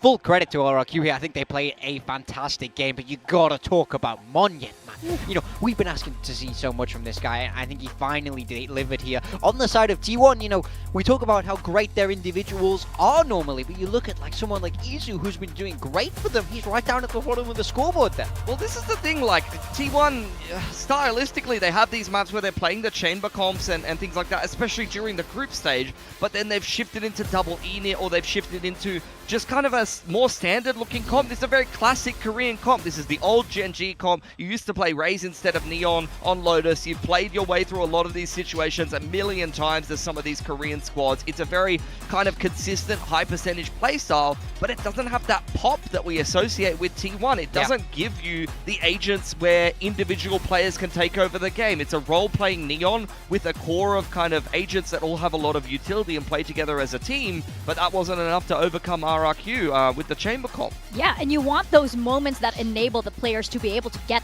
on that high, right? To be able to ride that momentum. And as we saw from RRQ, even early on in the pistol rounds, they managed to get a few. I mean, like, at first it didn't start well, and then they got a few and they were happy about it. This is what we wanted to highlight. They lost both of the pistols in that last map. They got rolled, and again, going into Lotus here, you see T1 take the first pistol, and you thought that it was going to be curtains for RRQ, but that's where they were able to pick themselves back up, and this next round was massive for them. I mean, it's so huge in Valorant. If you're able to win that eco, they came out shooting in this round 2, and we spoke so much about how this squad needs momentum. They can't fall far behind against T1 or they're gonna really struggle. I think winning this round 2, yes, you know, the first half still became a little bit of a struggle period for them, but honestly, just the mental boost of winning this round. Listen to those shouts, you know, I think it means so much. It keeps you in that game, at least from a mental perspective. Yeah, you got a multi-frag in from Jemkin as well, and then we go over to the second half, and despite the fact that, as you mentioned, they went down 4-8 at the half, they were able to win that defensive pistol, and when you're playing a chamber comp with that double controller as well, it can be a pretty annoying comp to attack into, actually, and I think RRQ showed why their defense was so strong. A lot of their retakes were stellar, and Jemkin was, you know, creating some problems, always creating some threats on the chamber that T1 has to potentially consider. And RRQ was just able to take those fights, able to shoot back more in map 2. They woke up. They woke up, and when we talk about players that did wake up, it's Monyet at the top of that leaderboard. Literally, like he was asleep during the tech pause. He did take a little bit of a nap there, and then he woke up, and then this happened. I mean, this kid is unbelievable. I mean, so high on this guy his whole career. He's clearly an incredibly talented player, but he's had a rough stage because he's just been the throwaway guy. He's been all about making that space, so his individual performance hasn't been able to shine. Now the back is against the ropes. Facing elimination, he drops almost 30. This is what we talk about for big game players. Monyet came to play today. Especially because Xfero actually had one of the slowest games we've seen from him. You know, usually he's their big game deliverer. So far this stage, he's been one of the best players in the entire league, especially considering impact. So Monyet was there to pick up the slack. And look, we have seen him have big games. I remember like when RRQ, for example, was having a tough time overcoming Gen G in that particular matchup. And we had Monyet Neon on Haven have a big game. Like, he is capable of taking over a map for you and putting you over the top. So this Lotus performance was much needed for RRQ, and I'm hoping that they're going to be feeling good coming into Breeze. I don't think we're going to be seeing Monyet running around on a super impactful role. As far as I know, he's relegated to Harbor duties, but man, he made the Harbor duties look pretty good last game against TFM. He dropped 20 or something on the Harbor. I didn't even know that was possible. That's true. Usually you just throw coves and walls and you go, okay guys, I'm throwing up the wall. Let's go in. Yeah, but if he wants to take those fights, why not? Especially when he's in this form right now. If he does feel like he's able to take those fights, I say why not? He's a very emotional player. He wears his heart on his sleeve quite a lot, but if he's feeling this good, I think that he should just run with this. Now, moving over to map number 3, this is Breeze, and this is it for RRQ and T1. It all comes down to this. There was a very interesting point that Frost made earlier about RRQ having a very good Breeze. Do we think that this could be it for RRQ? Well, it's super interesting that this is the third map decider. We could have had Ascent, and that would have been a massive question mark. Yeah. Instead, we've ended up on Breeze, which is interesting for a number of reasons. First and foremost, we're playing an execution-based kind of mid-round comp that both of these teams are playing at the moment. We're seeing both of them playing Harbor KO, and for me, with the double Enid, this is one of those comps where you can really read the mid-round rotation, set your teammates up for plays, you know, do these mid-crunches, do these re-aggress flashes into A main. So this could be a big game from the IGLs and some of the supportive cast as well. I'm looking at Stacks on the KO. I'm looking at Crazy Guy on the KO to be setting up the team and reading the game, directing the flow of traffic with the KO knives and util. Yeah, and I think Crazy Guy's actually been playing that KO quite well. I've been enjoying it a lot, but he's also someone I want to see step up a little bit more in this series, guys. You're one win away now from Ho Chi Minh. It's so important to him. I would love to see him start to take over this Breeze map. And over on the other side for T1, I mean, I talked about the KOs, but I was actually concerned that T1 weren't going to beat Full Sense on Breeze. If Izu hadn't dropped 20 plus on the Sova, I don't think that they would have. And I think that that's, you know, the Sova is not necessarily the agent you're looking at like this guy's going to carry the game. So I'm wondering, especially because Izu just had a quiet map in the last map, if that's going to be good enough for T1 this time around, if they just have a bit more of a middling performance from him. Because for me, he really carried them to that win. I just really have my eyes on that IGL matchup. When you talk about IGLs here in Pacific, it's usually Crazy Guy and Munchkin that are brought up. We saw it in like the coach content as well. All the coaches said Munchkin, Crazy Guy. So now that it all comes to a head with these two teams, it's going to be very, very exciting. Crazy Guy, of course, wanting to lead his squad into Ho Chi Minh, into Vietnam. I know he's probably like thinking like, I got to get my head in the game and not think about that, but we're going to think about it for him because this is very important. And Munchkin was kind of the gatekeeper of Crazy Guy becoming an elite, team, like, or RRQ becoming an elite team. Genji would deny RRQ the ability to go into playoffs or deny them progression in the tournament more often than not. So again, we have Crazy Guy v Munchkin to see who's actually even going to stay alive in this stage and progress onto the stage finals to have a chance to go to Masters. I also think in a map like Breeze, we talk so much about individuals, and for both these teams, we talk about that a lot. Breeze is a wide open map. It's well known to be a little bit of an aim map. You want to go there if you feel like you can shoot harder than your opponents. So I love that this is a map 3. I actually think both teams will be feeling confident heading into this, to be honest. I don't see it playing out that way with these two comps, though. You've got Harbor KO Mirror if neither one of these teams makes an adjustment.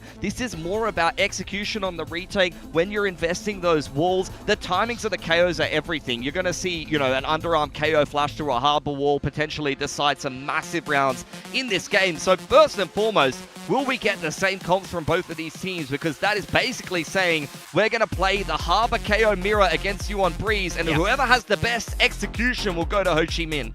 Yeah, absolutely. I think so much on the game plan as well has to go right. I already see a cove there. I mean, at least RRQ's playing it. Yeah, there we go. It is going to be that mirror matchup. You know, we've been speaking about it, but the IGLs really now is their time to shine because I think when you're always in this mirror matchup, I think you understand what your opponent wants to do as well because you're trying to do it in that other half. So it's all about execution, especially when it comes to these retakes on the defender side. In terms of the fragging impact, I mean, as I mentioned before, Izu went huge for T1 in the last game of Breeze, but on the side of RRQ, it was actually Jemkin, particularly defensive side with the op, that was causing a lot of problems for their opponent in their last game of Breeze. Yeah, but this is the last chance for both of these teams. Win and you make it to Ho Chi Minh, lose and you're staying home. It's all on the line in this map 3 of Breeze. That is absolutely right. This is for them to continue their journey here into playoffs for Stage 1, for Ho Chi Minh, and potentially for Masters London as well. We're gonna send it into Breeze, our final map for RRQ and T1. Over to your casters, Paper Thin and Achilles. It all comes down to this, a final map between these two squads. Vietnam, the chance to make it to Masters London. It is all on the line. It all depends on this Breeze. Floated by both squads. We reach it off the back. That fantastic defender side from RRQ on Lotus. Going now into a mirror matchup. Let's see which one of these teams wants it more. In recent history, both these teams have had some pretty solid performances on it. You think back to yesterday, Monyet really came alive on the Harbor. Let's see if he can continue what he was doing on Lotus. And then you think back to T1 with Izu going absolutely crazy on the Sova. So a couple of key players. Izu in particular needs to pick it up. He is struggling today. That Lotus was well below what we have come to expect from him in stage 1. The meta's changed a lot, but once upon a time, Munchkin was the best IGL on this map in the world with Gen G. True that. The map itself has also gone through several changes over the years, but let's see if he can find an inkling of that former calling prowess. You don't have that hallway where you can just stick Meteor with a sniper rifle and just lock it down anymore. Couple shots out. Recon bouncing in the backside. Does get the ping reveal here onto Izu, and as he just swings back in off of that, he ends up getting taken down. RRQ are fully expecting him to continue pushing forward. Meanwhile, Munchkin's going to be found by Crazy Guy.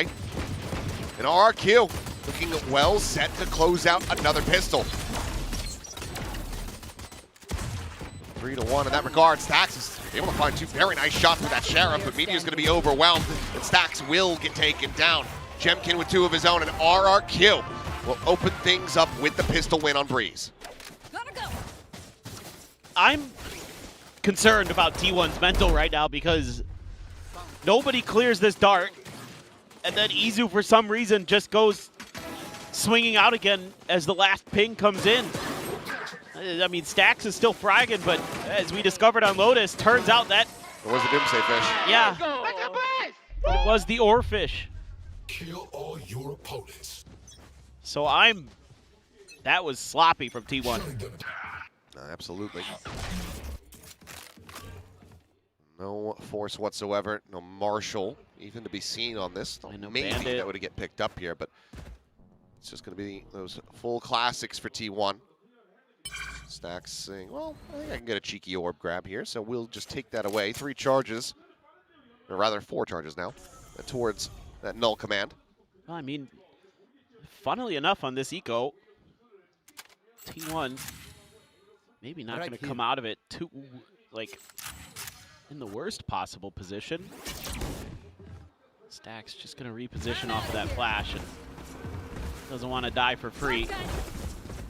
Drone, I think, sees him. Has to be cleared. Yeah. Back pedals over, back orange, keeps himself safe. Meteor just going to be scaling that left pillar. Jemkin slotted against the box and back sight. Spike now planted. 3-player approach through mid, but wall set up from Monyet. Cuts pretty much everyone off. It's only Meteor that's really in front of this one at the moment. And McSparrow, one with a weaker weaponry, still is going to be able to find that kill. Stax will get himself another one as Jemkin gets taken down, but Kushi finds Buzz.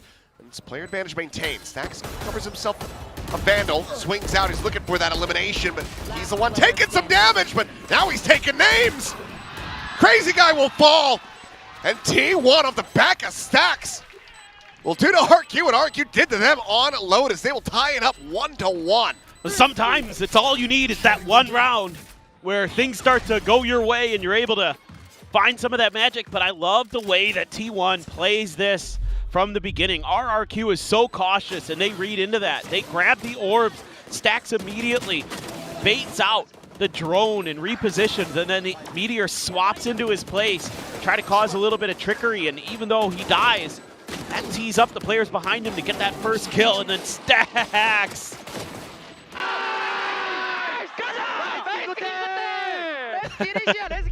Let's get it. Let's go. Now a hero Vandal for Jemkin. Go. Try to regain the lead here. He's going to get tagged up a little bit on the peak. He's down to 85 and 0 point. Spotting out 3. Underhand lobby in there. Has him lined up. Stax. Something about this guy on this map just hits a little bit different. He's 8-1-2. He's in the flow state. Just the way that he was maneuvering there, you could just tell it is all instinct. He's saying stuff, but I don't even know if he knows what words are coming out of his mouth there.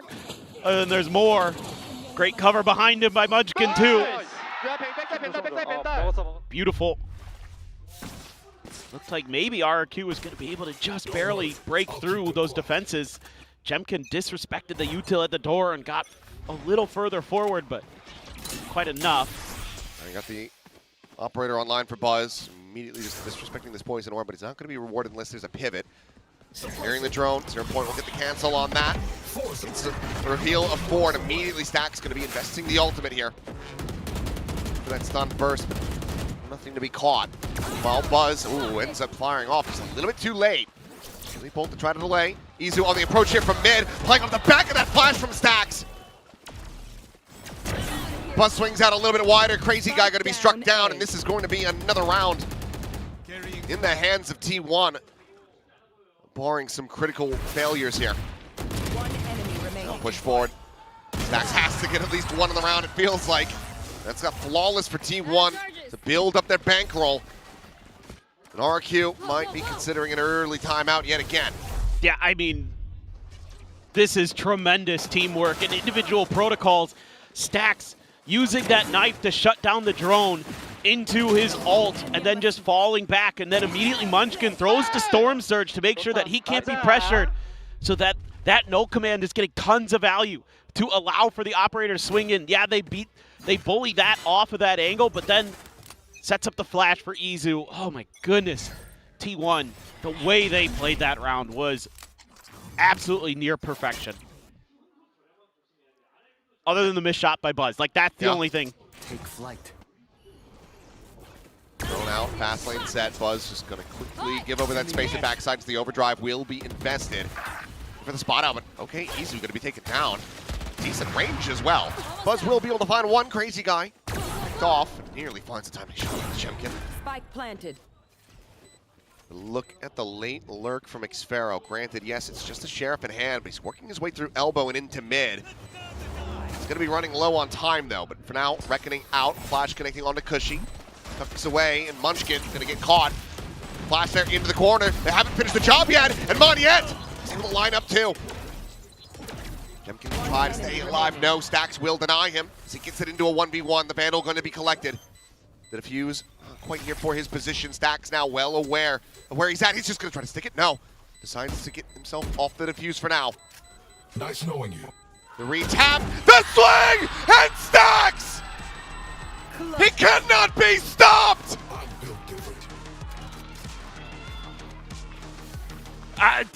What year is it? What is going on? This is the best I've seen from Stacks. I mean, he looked good at times in Santiago, but this is otherworldly. He is just hitting everything he looks at. And this looks like it should have been RRQ, but then Stacks is like, wait, hold on a second. Tasty is what he said. Timeout. Tasty indeed. There is the timeout call. Got to be taking Stacks out for Hanu after this, man. Oh, buy him a restaurant. At this point, yeah. Tens, please. Yeah, just here. You can eat here for free whenever you want. It's yours. You own it. You now have another source of income. Especially if he keeps it up. Good God. He's 12-1 and 6. He's been involved in almost every kill that T1 has had. There's just a couple in there that he wasn't a part of. That is madness. That is unbelievable value on the KO. Where's he at for the next ultimate? 3 away. Which Izu and Munchkin, 2 and 3 away respectively, and they haven't even gotten into one yet. So he's cycling right in. Now he's trying to tee up Buzz here. Drone, get the spot, Buzz. Just clear that and back away. Stacks does check it with a flash. Just curious if there's going to be any re-aggression towards that space, but any noise made is going to be heard by Munchkin here. I don't think he went through the door to tuck in, so RRQ being careful with the sound cues. Munchkin looking for the timing. Oh, and spotting him out.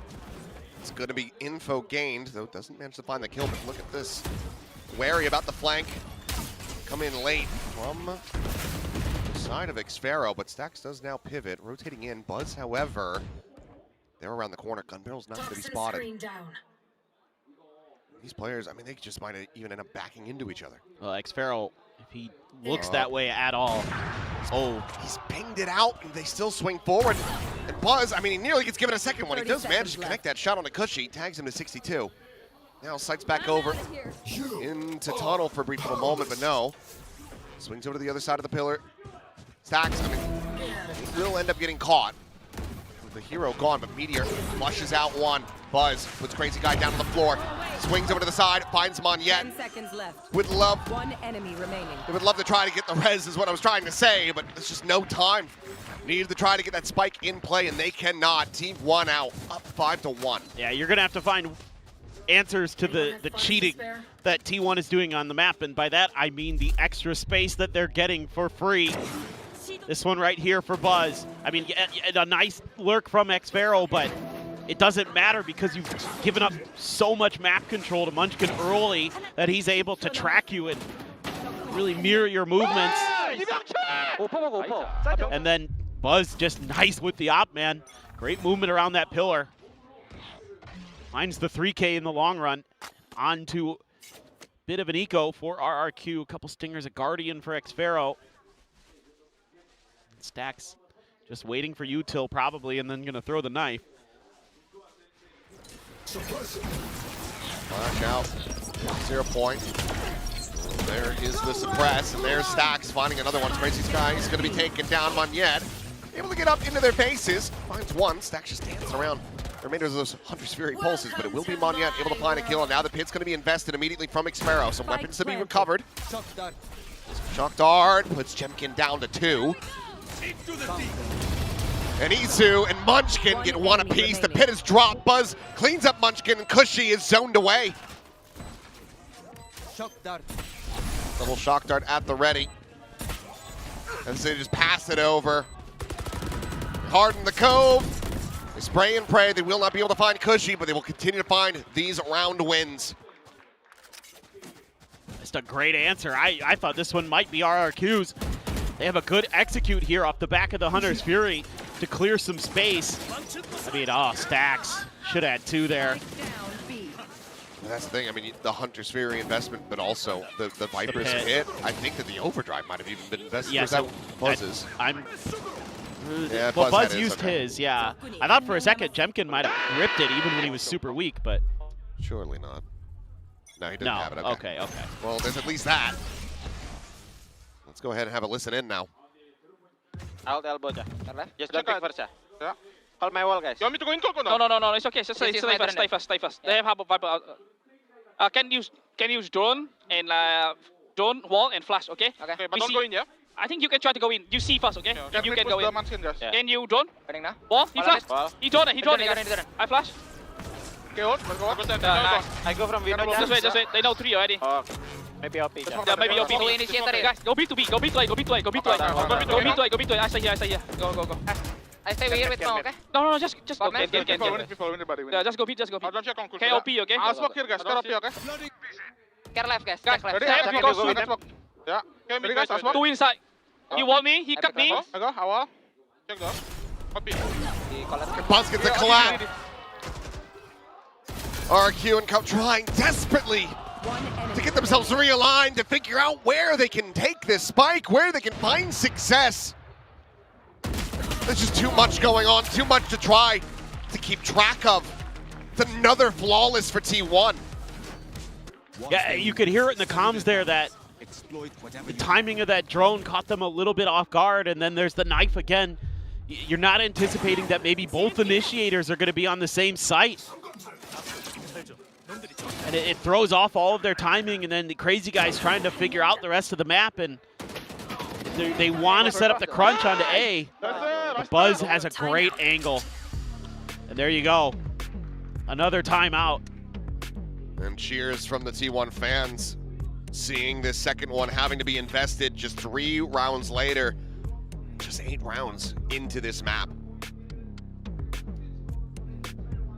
Well, they're maybe just, overthinking things a little bit in that round, but you've seen a lot of different looks being shown by RRQ that have been thwarted by T1. Yes, some of that is on Stacks, but just having unreal rounds, but some of these rounds they just kind of have good defenses in place already. Their protocols are really well rehearsed, and RRQ can't break through. I mean, they need to have some kind of answers. Hello to these gentlemen. Hey! Some of the other global esports boys making their way over to the studio to watch and see who some of their potential competition in Vietnam could be. But one of the things they have to find a solution for is just this setup. How are you meant to get a drone through when you have these walls that Stax can just set up a 0 point and completely deny you vision? You got to figure out where Stax is first. That's the hard part. There's that too. But Yeah. like you need somebody to swing out to break the knife, but then they're at risk, so you can't do it, and then you just end up getting absolutely nothing, and then you're scrambling to call, a mid to A. No, you're that just can't get off the ground. Buzz is maybe at risk here, and yes, crazy guy, he's seen enough to be able to collect the kill, and that's a big shutdown to be found off the rip. Yeah, just a little bit of patience. Again, this is kind of what I was wondering about with T1 making these aggressive moves early on the map where they're trying to take space and how you could punish it. And RRQ now finds an answer. Took a little while. They do get there. Izu, though, an extra layer to that, but it's taking so long. I think this not going to be well read. Oh boy, well he's got a backpedal, pulls his own for one. Spike down. Will quickly be overwhelmed, and that is a very good sign for RRQ. Numbers advantage. Poison's off. Still going to be slowed up on this approach. Meteor, however, will just swing the corner and finds Jemkin. That's the entry power, and that's the spike on the floor. Moniette still some fight, brings this back into a 2v2. Situated here within the cove. Fragment over to the side. Not quite going to be wide enough to get too much damage in. Meanwhile, a great intercept, and Stax again asked to come up with a clutch. Checking around that mid side, nothing going to be seen. Kushi playing back on a decently deep angle, wants to get himself into window. Meanwhile, Stax, quick shot, finds Moniette. You're playing against the Sova. Should have a decent idea. There's a 0 point. First shock dart going to be dodged. The suppress is in. The swing should be coming through, but Stax still able to hold it up to half. Taking one for the team. The retap. And Kushi, he's got this one done. Solidly played, but still a nail biter of a round as RRQ find their second. Yeah, they get the win, but it's going to cost them a lot to get there. I don't like Izu staying there that long because it allows the time in RRQ's mind to be like, somebody could have refilled that space. So, let's be kind of at least maybe a little bit prepared for it. Trade him out pretty quick. Yeah, now you're going to have to be a little bit more cautious. Still going to have the operator. Still plenty of cash available for T1 after running 7 in a row. There. Jemkin one away from his ult, Moniette one away from another Reckoning. You have a Reckoning already in Munchkin's hands, a Hunter's Fury as well, so this round a little bit scary to try to play for one of those orbs. Attempts the drone again, 0 point is going to be sent through, spots out 2 players. Oh, that's kind of intriguing. Seeing both initiators as T1, you're like, surely they're just going to try to go A main. That or a little bit of a later pivot, but Stax. Oh, spotted one. Does take the time to clear that recon, and still is able to readjust and get rid of Jemkin as well. Ball's now going up. Izu, quick check in, finds some damage. It's a little bit in response, but we'll just backpedal away. Some space going to be given up. It's just a 1-for-1 so far. But there's a Hunter's Fury ready to try to prevent the plant, and there it is. The investment does come through. Sparrow pushing it for the kill. Bit of buzz. Snakebite chase as a second layer of that push. With the Hunter's Fury out of the way. T1 now at a deficit. That's going to be expounded upon. RRQ finding another kill. The blind is there. Munchkin just trying to push past that wall. Ends up getting caught. And Izu will have to just back away. Don't think he's even going to be able to recover the operator. Granted, they have the money to afford another, but RRQ suddenly getting themselves a third round win. It's similar scenes to the previous 2 maps. They're in a position where they can still rescue this half. I think T1 here a little bit greedy to try to use some of their util.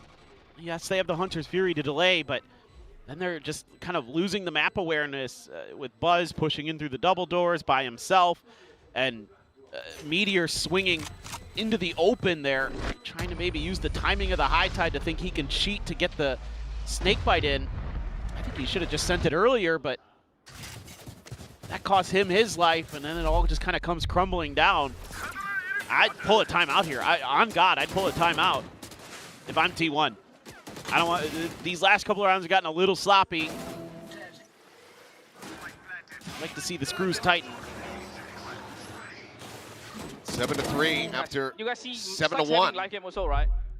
So this is still very doable for RRQ. So, I mean, they've got money for the next round, so there's no breaking in this bank. Meanwhile, swing in though, and Buzz is just so damn fast. Jemkin trying to pre-fire it, but ends up paying the iron price. Spotted on the one. You know that there's a second there. Doesn't necessarily know that there's a third, and this does allow for them to start leaning in towards the weaker side of the map. Munchkin playing forward into A main. Stacks watching in mid.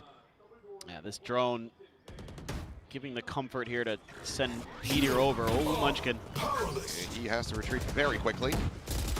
Now you don't have smokes. Here's the recon. Stacks still playing close. And looking for the concuss. It does not connect. Swinging to the corner. It's going to be Munchkin. Stacks getting one a pop. Crazy guy looking for a little bit more. This is now all alone. Fragments exchange. He's boxed in. Revealed. Trapped in a corner with a spike in hand. Pop flash going to be sent, turns back, is able to find Stacks, and suddenly gets himself into a 1v1, but Izu will be able to win it out. T1 now up to 8. Before the switch. Well, that one just shows you how important that first operator kill was. That's the difference between RRQ winning that round. Good mid-control established, but on site, Stacks and Munchkin combining to do some real damage. 얘들 오퍼 나오긴 했네 또. And yep, want to make sure they scoop up the op. And Stacks has just been steadily getting one kill around into a death. It's 13-3 now, 16-6.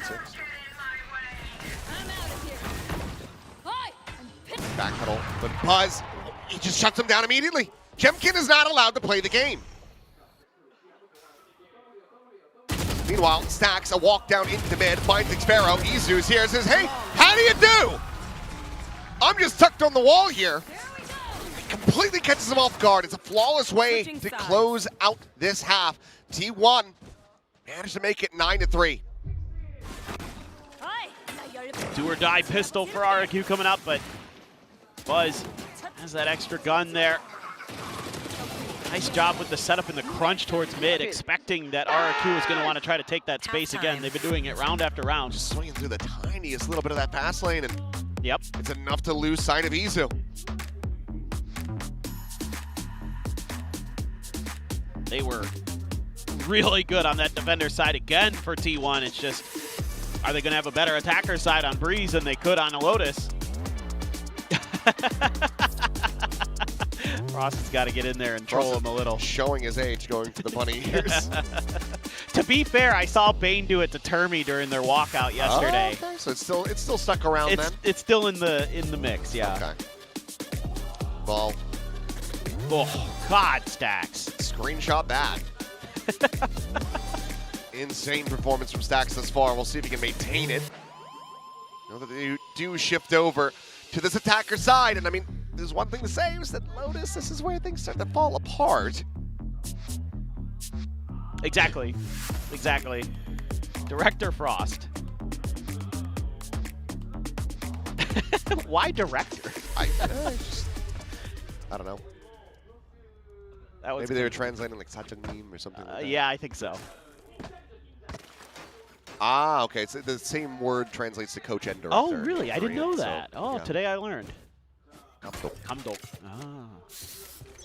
Today I learned. I mean, he is kind of the director, too. Slow push-up elbow. There is nobody home. I'm curious if this is T1 just going to be kind of sticking to a hard read at the beginning of the round where they try to go for this A crunch, where they swing in through the doors in mid.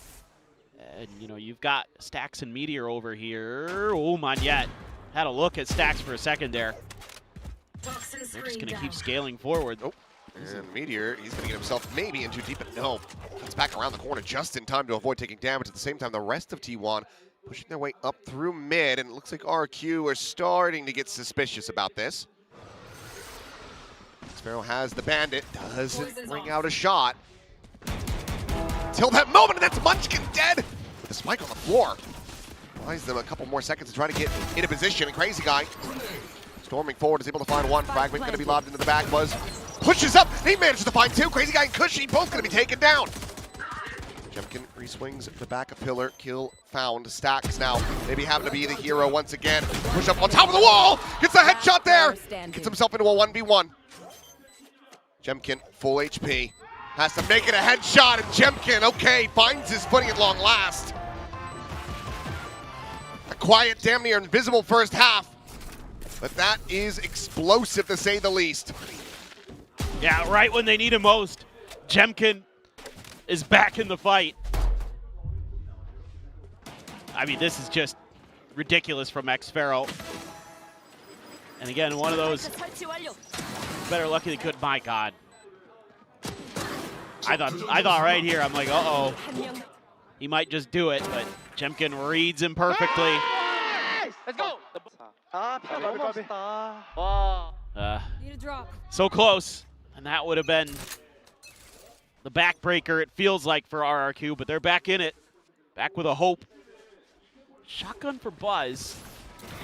To avoid the disaster from the start of this map. Winning the pistol, dropping the follow-up. One cutting noise as much as they can off the back of this. The plan to come through. Xfero just keeping it quiet, and this is going to be a full commitment. T1 give themselves a decent shout. Recon getting the ping on a couple players here at backside. Xfero, however, will be able to find one. Slot at the corner. Jemkin dead. Buzz with that Bucky. Able to find him. He's looking for a little bit more, but will get cut down to size. Crazy Guy finds his second. The Guardian doing wonders. Zizu to kill into Xfero, so if nothing else, this ends up being quite costly. But it should be the round win, and it is. 3 players going to be staying alive, and RRQ this time not going to be dropping the anti-eco. That's pretty nice. Looked like there was a moment, maybe if Buzz finds another. They're patient enough to just start clearing out the angles one by one. You know, Buzz thinking maybe he had an isolated fight around that corner, but 2 players were actually there. And Crazy Guy was cheating ahead of it.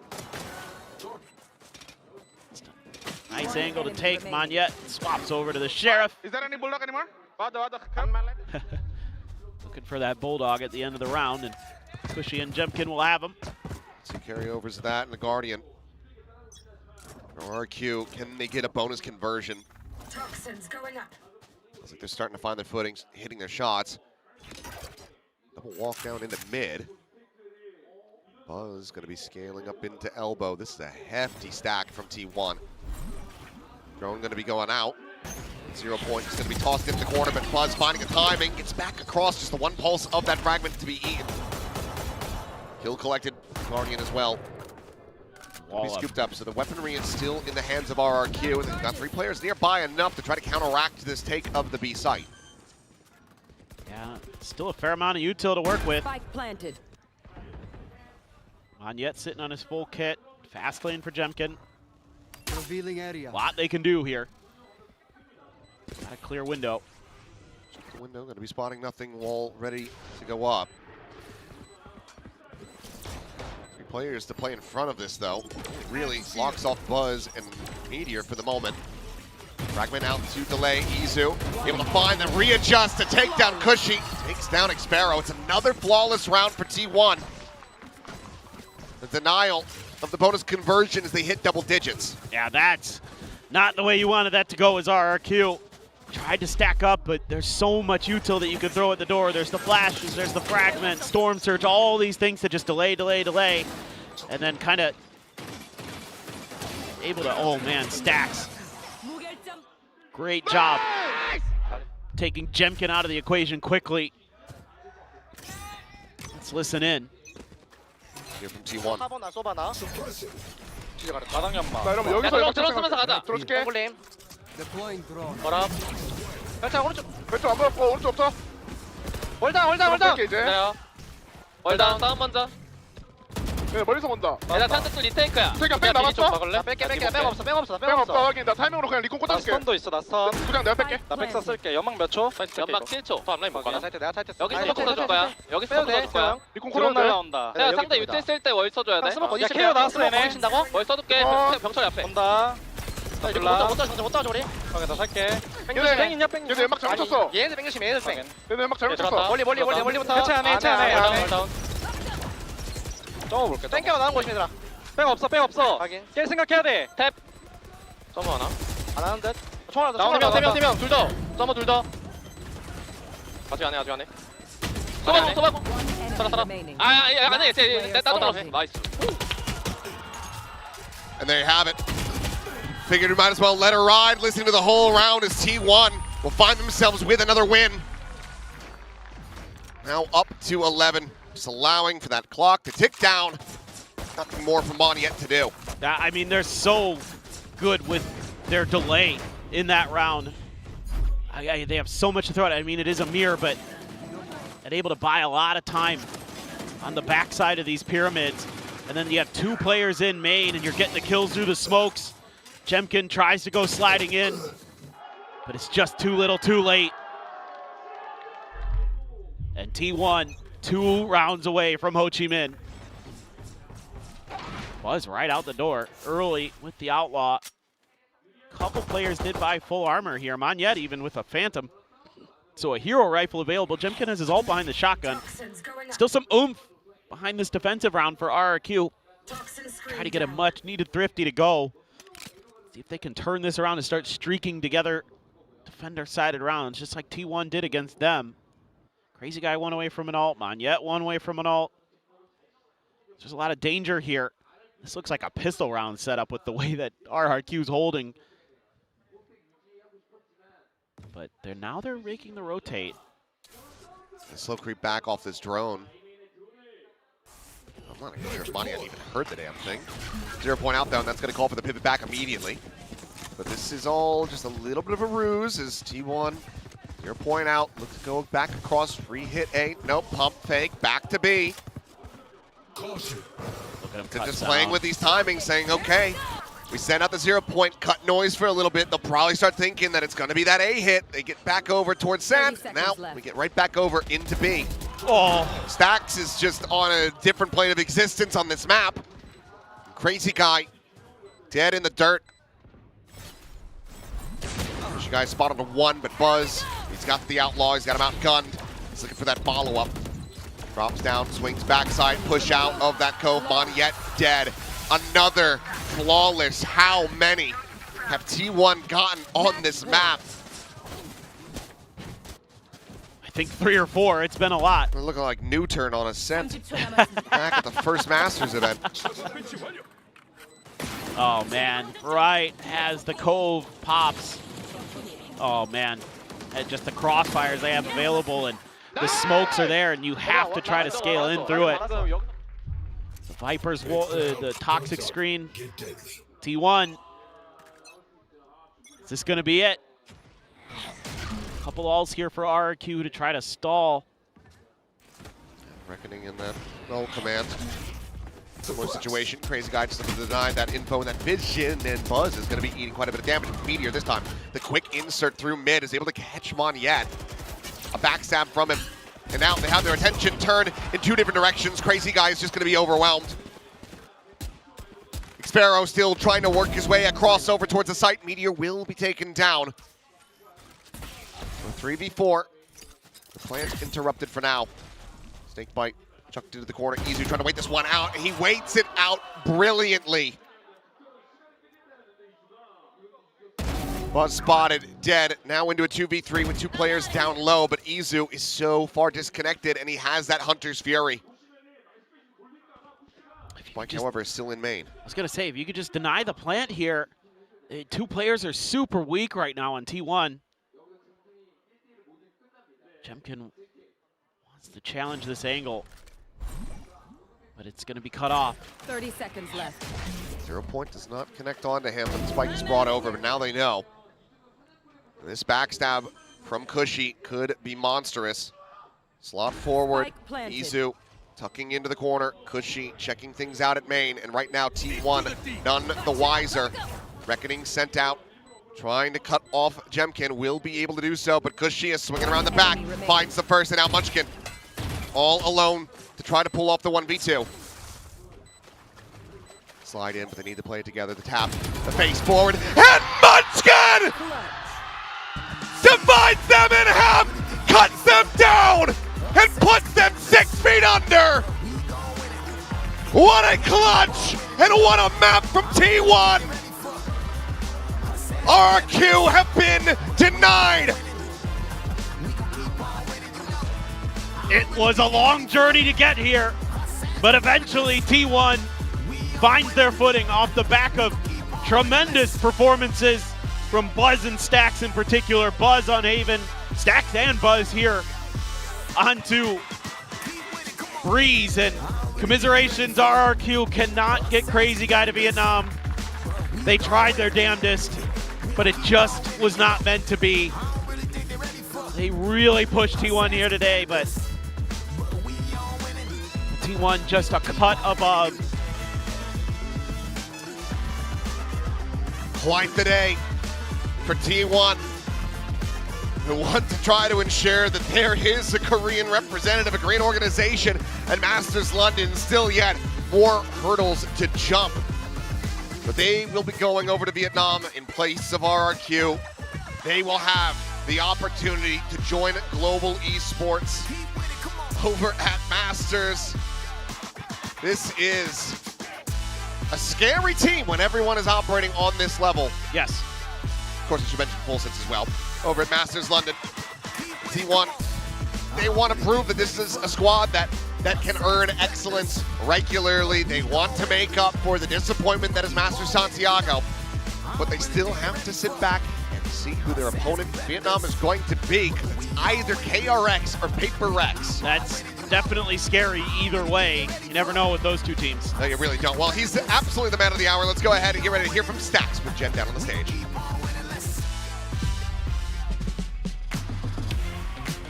T1의 스택스 선수 만나보도록 하겠습니다. 승리 축하드립니다. 감사합니다. Jen here with T1 Stax. Now, massive congrats, Stax. You guys will be heading to Vietnam. Now, during the group stage, Coach KDG actually said, we would like to play some games with our backs against the wall because you guys were winning a lot of games. And today you did. You won. So, how did it feel? 일단은 승리 정말 축하드리고요. 이렇게 베트남행 비행기 티켓을 가져가게 됐는데 그룹 스테이지 때 이제 연승을 하다 보니까 감독님께서 약간 좀 그 벼랑 끝에서 몰려 있는 경기를 해보고 싶다라고 얘기를 하셨거든요.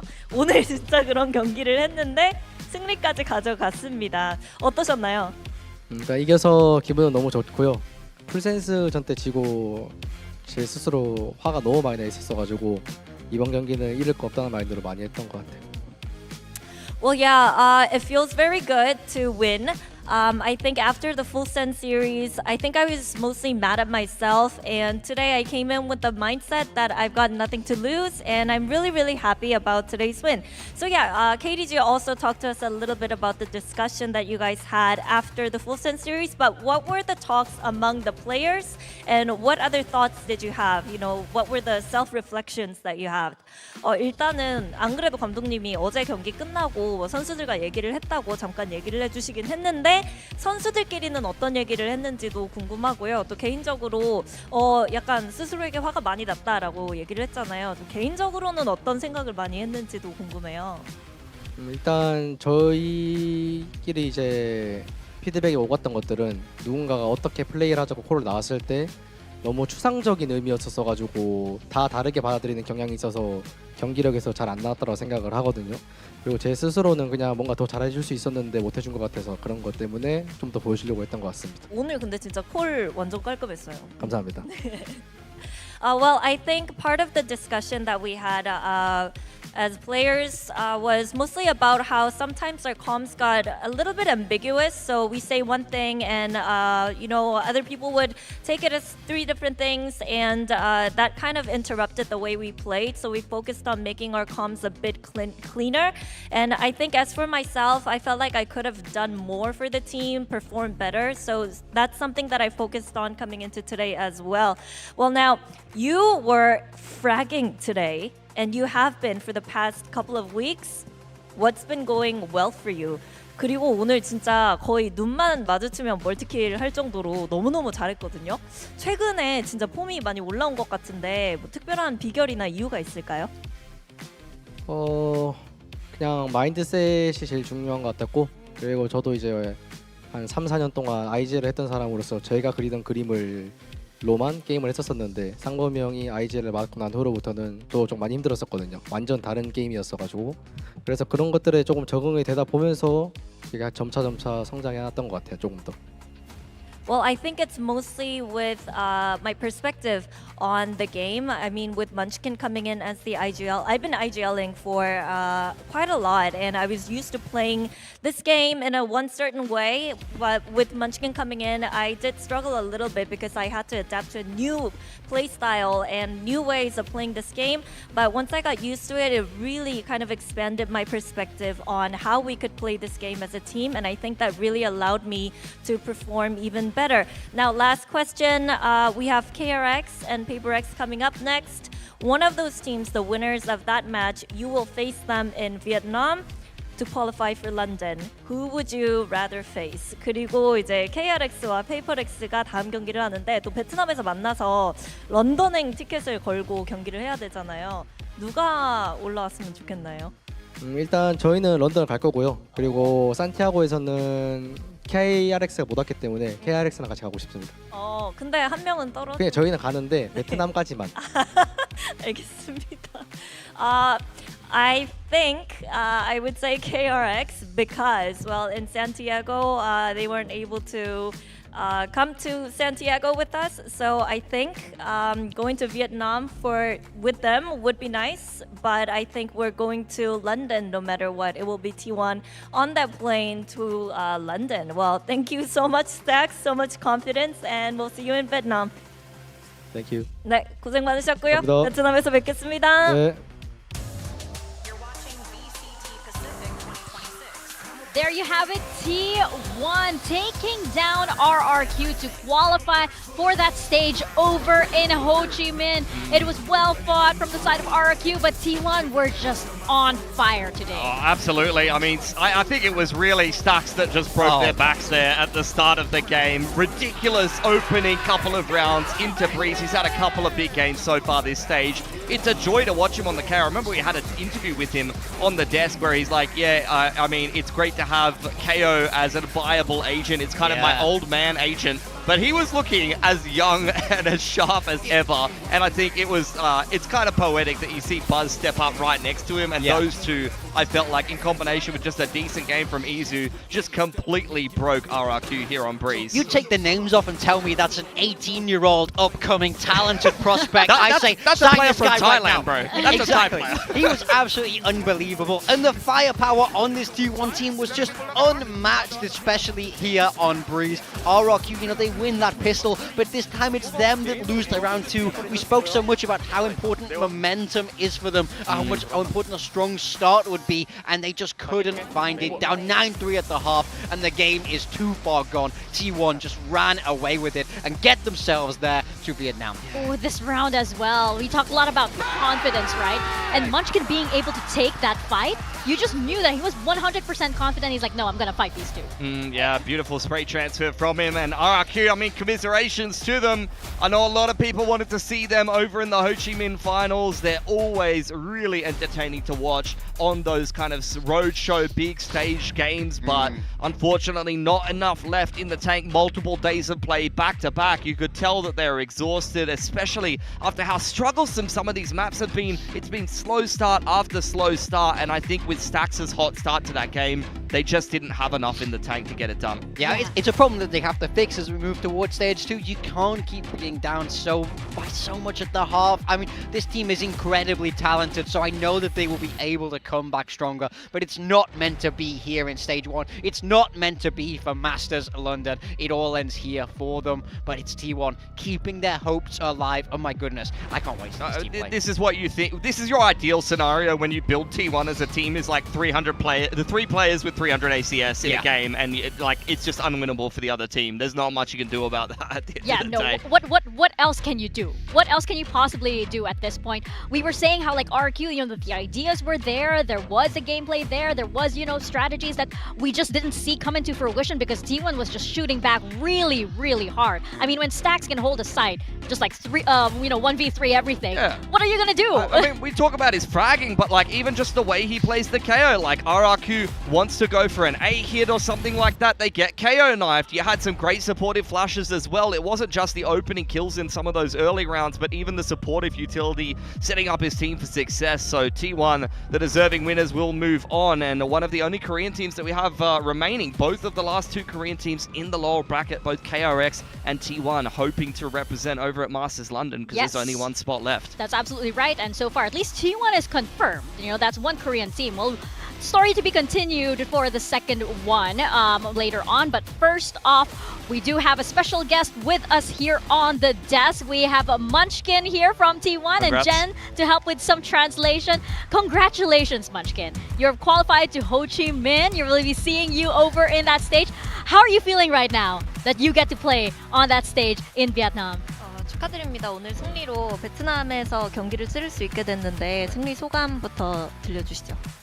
일단 너무나도 베트남에 가보고 싶기도 했고 제가 안 가본 나라였기 때문에 그래서 너무 기대돼서 가고 싶었던 경기였는데 네, 일단 이기게 돼서 너무 기쁩니다. I've personally never been, so I really wanted to go, and I'm really happy that we got this win and I get to go see what's in Vietnam. And Stacks mentioned as well that he is sure, 100% sure, that you guys will be qualifying to Masters London. And I'm pretty sure you're in agreement as well? 이제 인터뷰에서 스택스 선수가 방금 T1은 무조건 런던 간다고 얘기를 했는데 같은 마음이신가요? 솔직히 지금 패자조에 있어서 딱히 할 말은 없지만 전 당연히 런던은 간다고 생각은 하고 있고 전 인게임 리더로서 조금 욕심부려서 1등 해가지고 EWC까지 한번 진출하고 싶습니다. 오, well, we're in the lower bracket right now. I don't want to jinx anything, but I think we will be heading to London. And for me as an IGL, I would love to, well, I'm going to say that maybe we win the Pacific Grand Finals and play in EWC. Ooh, okay. Very, very reserved. Much more reserved answer from Munchkin. How was that last map for you, Munchkin? Is it fun when you're the IGL and you have someone like Stacks on KO and you're playing like Harbor KO mirror matchup? You have like a lot of decisions to make. Is that more fun than playing something like Viper IGLing or like just playing smokes? 일단 브리즈 어땠는지 물어보고 싶은데요. 스택스 선수가 KO를 잡기도 했고 같이 또 마침 RRQ도 비슷한 조합으로 하버 KO 조합을 들고 오기도 했잖아요. 그래서 뭔가 IGL 입장에서는 그냥 바이퍼 들고 IGL 하는 것보다 훨씬 더 재밌었는지 궁금해요. 네, 저는 새로운 요어를 하는 걸 항상 좋아하기 때문에 하버를 하게 되는 것도 너무 기쁘기도 했고 저희가 사실 브리즈 자체는 되게 자신 있고 준비는 잘했었지만 경기 때 항상 그렇게 따라오지는 못했었거든요. 근데 오늘 이번 경기를 보여주게 된 것 같아서 너무 좋습니다. Yeah, I always love picking up different agents, so Harbor has been fun, and I think we were really confident, and we thought our breeze was really strong. We just couldn't show that on the stage, but I feel like today we kind of showed what our breeze looked like, so I'm really glad about the results. And I wanted to ask you, even back when you were on Gen G and now on T1, you always seem to stop RRQ before they can get to playoffs or get into a big event or something like that. Do you have any guilt about that, or how do you feel about it? 항상 뭔가 젠제에 있을 때도 그러고 중요한 순간에 RRQ를 탈락시키고 발목을 계속 잡았잖아요. 좀 미안한 마음이 있는지.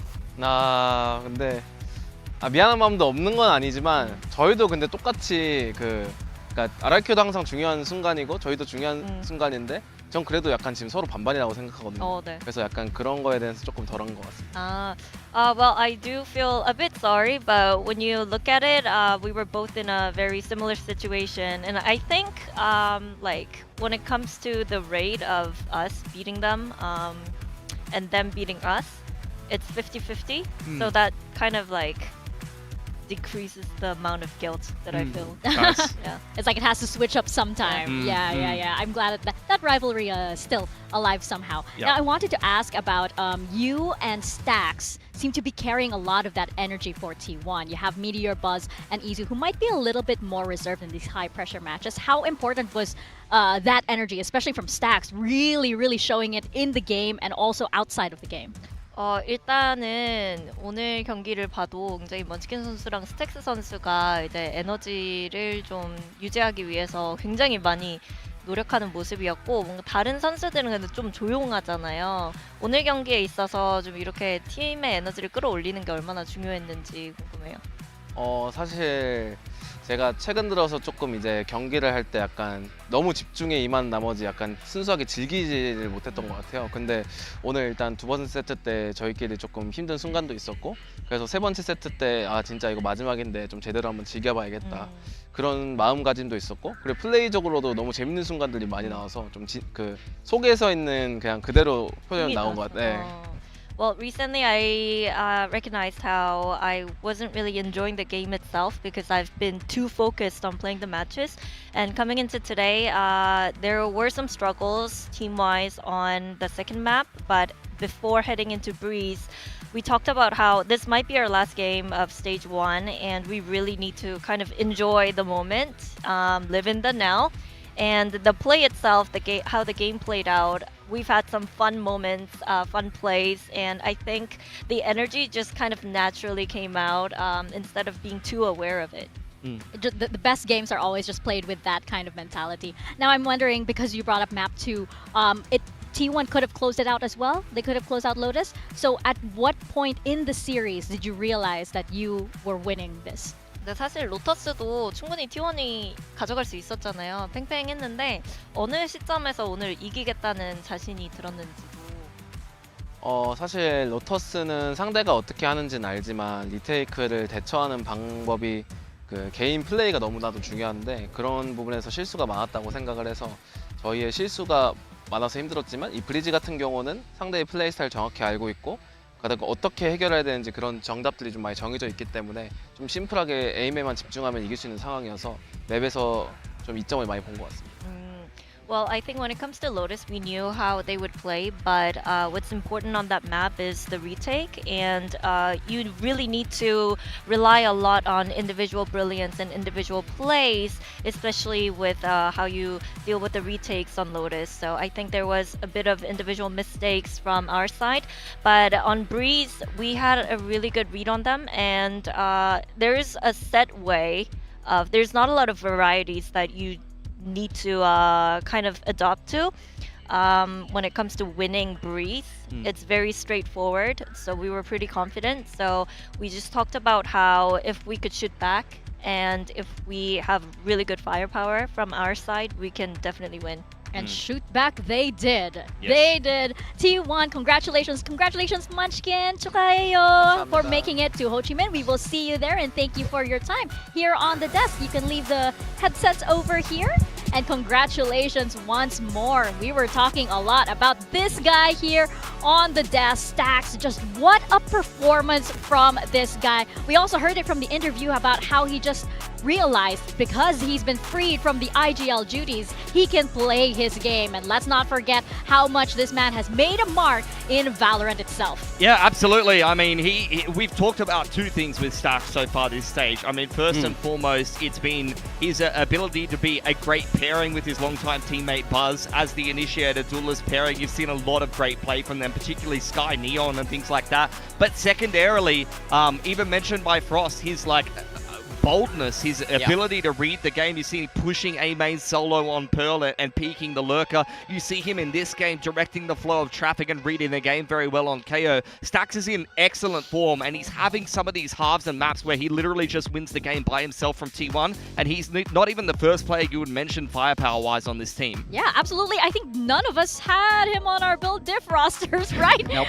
Regrets are being had right now just because Stax is just able to show up so much in these kinds of matches. Now, we are heading into a short break, but of course, when we come back, we are not done yet. We have KRX and PRX coming right up.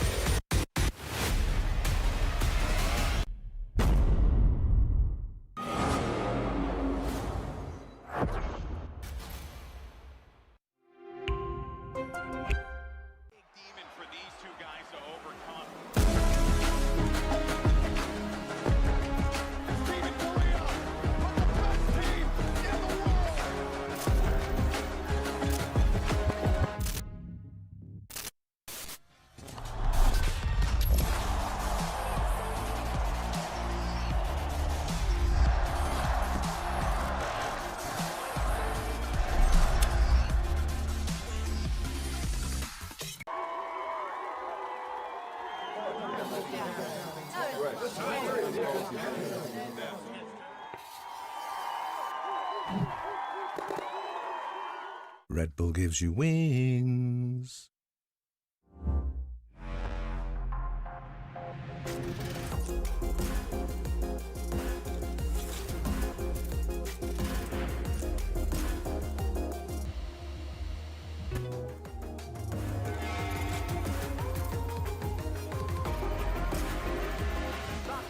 Push, push, push.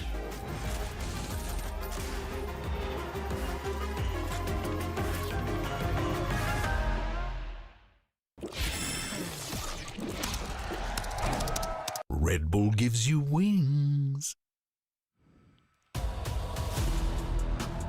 Welcome back to VCT Pacific. We are now on to our second match of the day, our second elimination match of the day. KRX taking on PRX.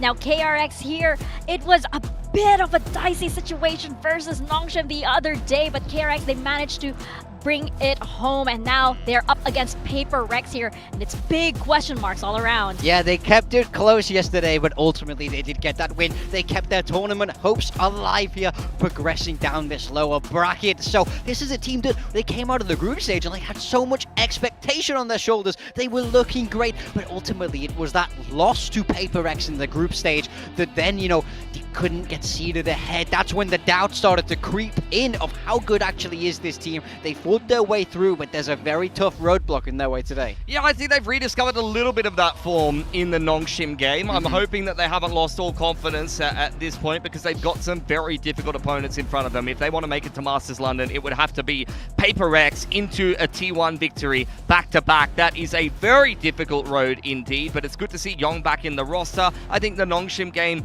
showed some questions in terms of maybe letting the foot off the gas a little bit, but for KRX, definitely still a talented team, a team that finished top 3 at chance with this core, and a team that is good enough to win this matchup on their day. No, but let's talk about it. Young was back from being benched, and he did show up in this series. No, he genuinely really impressed me yesterday. You know, compared to the other performances we saw before the benching, it was only that chamber where I felt like he was good. I feel like yesterday, across the whole pool, he felt very, very solid, even on these traditional sentinels. I think if KRX are going to get the win today, they need to help enable this guy. He's a very, very sharp aimer. Put him in situations where he can shoot, and I do really believe he can get the job done. I don't think he needs to do much more than that, really. I mean, you see him on the Viper there in the middle of the pool, but you had, I don't know if it was Viper, it was Vice on Split, wasn't it? I'm pretty sure it was Killjoy, Vice, Cypher. Yeah. I'm pretty sure he was Senti all 3 games. So, yeah, for Young, I think he's playing a lot more of those traditional Sentinels. Maybe that doesn't allow him to pop off as much as he has done on the Chamber, although even on that agent,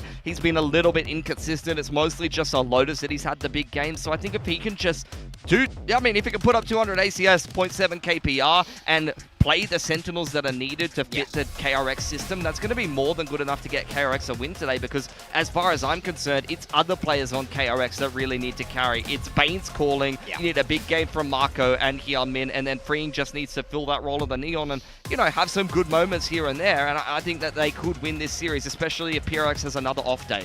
Well, that sounds like the recipe for success for KRX, but speaking of inconsistency, there have been a lot of changes for the side of KRX. Roster aside, even their compositions have been really unpredictable. Yeah, they played 4 different comps here on Haven, swapping different things at different times. Now, we spoke to Termi. Part of that is about adaptation to who they're playing against, but also this creates a lot to do for someone like Bane when he's having a call. Each of these comps has different strengths, so for me, this really does beg the question of, when you're changing like this, how much of that is because you feel like you are very flexible players that are able to handle these confident changes, and how much is it that you don't feel like you're ever super comfortable on a comp to continue running it? It's a sort of a very new look for KRX and something we wouldn't have expected. It's something I deeply respect, but also would never do myself. Like, don't try this at home. Seriously, like it does create a little bit of inconsistency, and we've even seen that in some of KRX's games where Pearl, for example, just the other day, there was rounds where they were mismanaging managing their resources and they weren't necessarily using the utility to the best of their abilities in terms of the actual situation facing them. But when the game plan is clicking, they look really good. I think Pearl attack side versus Pearl defense side just the other day against Nongshim is the perfect example of that. But even just here on Haven being unpredictable, you've seen it lose them games, but you've seen them outright win games against GE, for example, where the Jet played very well into the double senti. Yeah, even Bane himself said that sometimes he does get a little bit confused with all of the information that he has to download, right? But now they're up against PRX, and let's not mince words here. Their loss versus GE, they were very upset. The disappointment was just very palpable with this team. I hope they can get that energy back because, of course, PRX is such a dangerous team when you know that they're having fun and smiling and laughing and yelling all sorts of absurd things at each other. Yeah, I mean, for me, in that series, GE played a great Ooh, game, and I didn't feel like that did look good. For me, I didn't feel like PRX wanted it in that game. I felt like GE was by far the hungrier team, and PRX were just going through the motions, to be honest. I would love to see these guys reactivate. Remember why you're here. Remember what it is you're playing for. Win today, you get to go to Vietnam. You keep your hopes of London alive. They have to stop coasting because Pacific is not the region it once was. You could get sent home today. I think you've seen some degree of inconsistency from literally everyone on this roster so far this stage. Like, you've seen Jing dominate the group stage, but, you know, maybe not have the best of performance in just that last series against GE. Devi's been up and down. He's had crazy games on the Chamber, and then there was a game maybe against Secret where he wasn't great. Envy carried against Secret. He's been missing some games. Something destroyed GE, but he's been missing on the Neon, for example. Every single player on PRX, except for maybe Forsaken, who I feel like, for the most part, is just kind of doing his job on a controller and not being the, you know, sick flex that we usually see, and then sometimes plays Neon and plays well on Breeze is, you know, something to see. So if this is peak PRX, you're going to see exactly what happened to KRX in groups. They're just going to stomp them. Yeah, I mean... And of course, when you talk about like lower bracket, I mean PRX in the lower bracket, this is part of the roller coaster that we're on. Yeah, I mean the lower bracket merchants, it said it there, they love this. You know, I think actually they need to be in the lower bracket a little bit to make them feel something, make them feel alive. This team, like this? Exactly. This team, I think, is good with their back against the wall. We've seen them be great in the lower bracket. We saw it there in kickoff. Think about how they qualified to Masters Toronto, people. Think about that train. That's all about the lower bracket run. I don't think PRX being down here in the lowers is too much. You know, I don't think it's time to sound the alarms yet, because I do think that they are very, very comfortable down here. We know that they can win out. This is an elimination match, though, so it's like, I feel like I need to sound the alarm. I mean, that might be just me. I don't know about you guys. I mean, we see here PRX's placements in Pacific. These guys are kind of a good team, you know. Most of the time, won some awards, they could be doing some winning, except for 2025 kickoff, where they did lose a pretty abysmal series to get knocked out against TFM on Pearl, and I was getting flashbacks to exactly that moment, watching them play Pearl against GE, unfortunately, you know, peaking 1-by-1 and things like that. I don't think that's going to be happening today. I think they're going to achieve some new levels of lock-in, and I think that they're going to be running this lower bracket at least into the next round. KRX, you know, they did not show anything really in the group stage match against PRX. They've been playing musical chairs with the fifth player a little bit at the moment, so I don't know. I think they'll have a better game today against KRX, but as PRX, I think you would be bitterly disappointed if you weren't able to win this game. Somewhat similar to, I guess, the champs game against KRX, where they, unfortunately, even though I feel like they were kind of the favorites, KRX wasn't even expected to make that tournament until we had the Tokyo finals unfold. They didn't end up making the top 3 there. Yeah, absolutely. I mean, I think like PRX, yes, there is something that comes out of these players when they are in the lower bracket, but you're absolutely right. It was sometimes, you know, not really exactly there. And when we talk about players like Jing, for example, we expect those kind of explosive moments. I mean, this guy can't go missing once again, because throughout the course of stage 1, he's been absolutely phenomenal. He's quite literally been the best in the world, statistically. He's been the absolute GOAT. And then in this game against Global Esports, he just goes missing. He disappears. And that is just not good right now. I think PRX, if they're going to qualify, they need all of them to be firing. You cannot have this kind of performance again if you're Jing.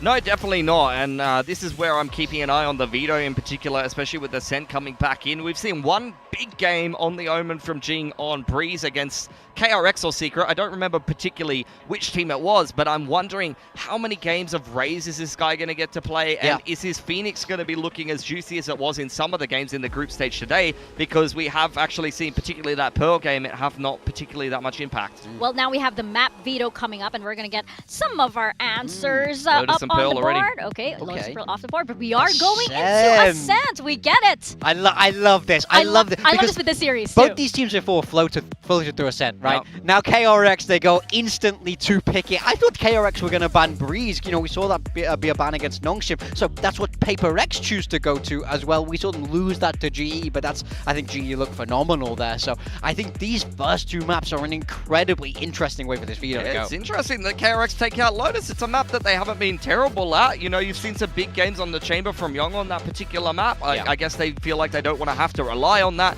As mentioned before, Breeze picked up there by PRX. They dominated both Secret and KRX on this map in groups. It was like 13-5 or something like that. So you're going to have to see something very different this time around from KRX if that's going to be competitive. And then Split to close. That was the map that KRX were hiding until just the game against Nongshim, where they looked pretty good, but Nongshim looked a little bit lost in that particular map for me. So and PRX has got a much better split than that. So if KRX goes to 3 here, I'm a little bit concerned from them because their split is mostly untested and PRX's is usually rock solid. Yeah, and you know, wise men have said only bangers on split. So that is what we are probably going to expect. Now, of course, I think the last time that these teams went up against each other was in Champions back in 2025, and we had this result over here. Yeah, I wanted to talk about this because obviously this is Yoru meta, guys. We're not going to be seeing Yoru or anything like that, but you're seeing some of the roles a little bit different. Freeing was previously on that Sentinel, but the thing I want to focus on is what PRX were playing. They're the team that Ascent is not really been in their DNA. It's been a sore point in the map pool at times for them. They were playing the Vice Sage, and we had Wendler actually talking about whether they're going to, what kind of comp they're going to play and how he felt about Ascent coming back into the map pool. That's right. We had a little bit of a teaser. Let's run this clip over here. So when they were running the Sage Vice, so there's a good base there that we have, I think, and it's just it's the same thing, like solving what roles, because we don't have Yoru anymore. So what are we going to fill for that duelist slot? I think some people think it's straightforward, which it probably is, but it's just kind of going back to that base. Do the guys want to change from it, or do they want to build off of it and then go from there? Okay, so the Sage Vice forming a good base and then potentially a duelist to swap out Yoru. What do you guys make of this? I would love to see them play the Sage. I think Sage is great in this meta. We've seen GE using it over on Breeze to great effect. And Jing has also been fantastic on the Sage when he's had to play it in the past. I think we've seen PRX go back to Sage quite a few times throughout their tenure here in VCT Pacific. So I think it would be a great answer if they decide to go for it. Yeah, they start defense first as well. So if they're going to be running into a double Senti comp, then that could give KRX potentially some problems. That is sometimes the downside of picking Ascent, is that you have to start on that attacking side, so you're going to need a pretty good plan. Worked well the other day for DFM, who ran in there with the double duelist into RRQ, so I want to see if KRX have that same level of prep, because PRX, I could see them going 2 ways. I could see them play Sage Vice and double Senti and then the solo duelist or something like that. I could also see them flex into something like double duelist and then be a little bit more aggressive, but that's where Jing will have to flex into smokes. Yeah, and we see more of like that W gaming sort of style come into play, but you know, hey, even with the Sage, they do tend to do that. I mean, PRX here has so many TikTok walls that they've gathered all throughout the years. Now we have our predictions up here right now. We are all going for PRX here on the board. Is this true? Yes, it is. I think for me, after watching the KRX game yesterday, yes, they got the win, but I've not been convinced. Since that loss to PRX in the group stage, they don't look as dominant. I feel like even with that game against Nongshim being as close as it was, it doesn't inspire confidence in my mind, so it's much easier to go for the more tried and tested PRX. Yeah, I agree. I think for KRX, they'll play a much closer game today. I don't think that they're going to be as big of a pushover as they were in the group stage, but I think PRX is the safe bet to be moving on in the lower bracket here. I think that the last loss that they just suffered to GE in that upper bracket, a historic loss for them, even after such a dominant matchup, is going to be something that lights a fire under them, because they want to get to another international event. The last grand final just slipped through their fingers. They want to get back to another Masters and try to win another one this year. Well, in this emotional roller coaster, you know, when there's a dip, there's usually an up afterwards. So I think that's where PRX is headed. I feel like also we haven't exactly seen PRX like look like they want to win yet. So I want to see that on the stage today. I want to see that kind of same hunger that, you know, gave us like Toronto, for example. I want to see PRX be able to fight. For KRX, I want to see that same thing. Whoever gets that, I feel like is taking the series. Exactly. I want to see lower bracket PRX. Show me that you want Vietnam. Show me that you want London, or you have to go home. Pacific is 2 stacked. We can't send you if you don't want it. Same for KRX. They keep saying that they're the only Korean team without that trophy. I need to see that fire lit up from under them. Mako, come on, you want it. I know you do. I know you do. And for PRX, they want to make sure that they are up on that global stage once more. So let's see who is indeed advancing here in our final match here in Sangam Coliseum for Stage 1. KRX taking on PRX.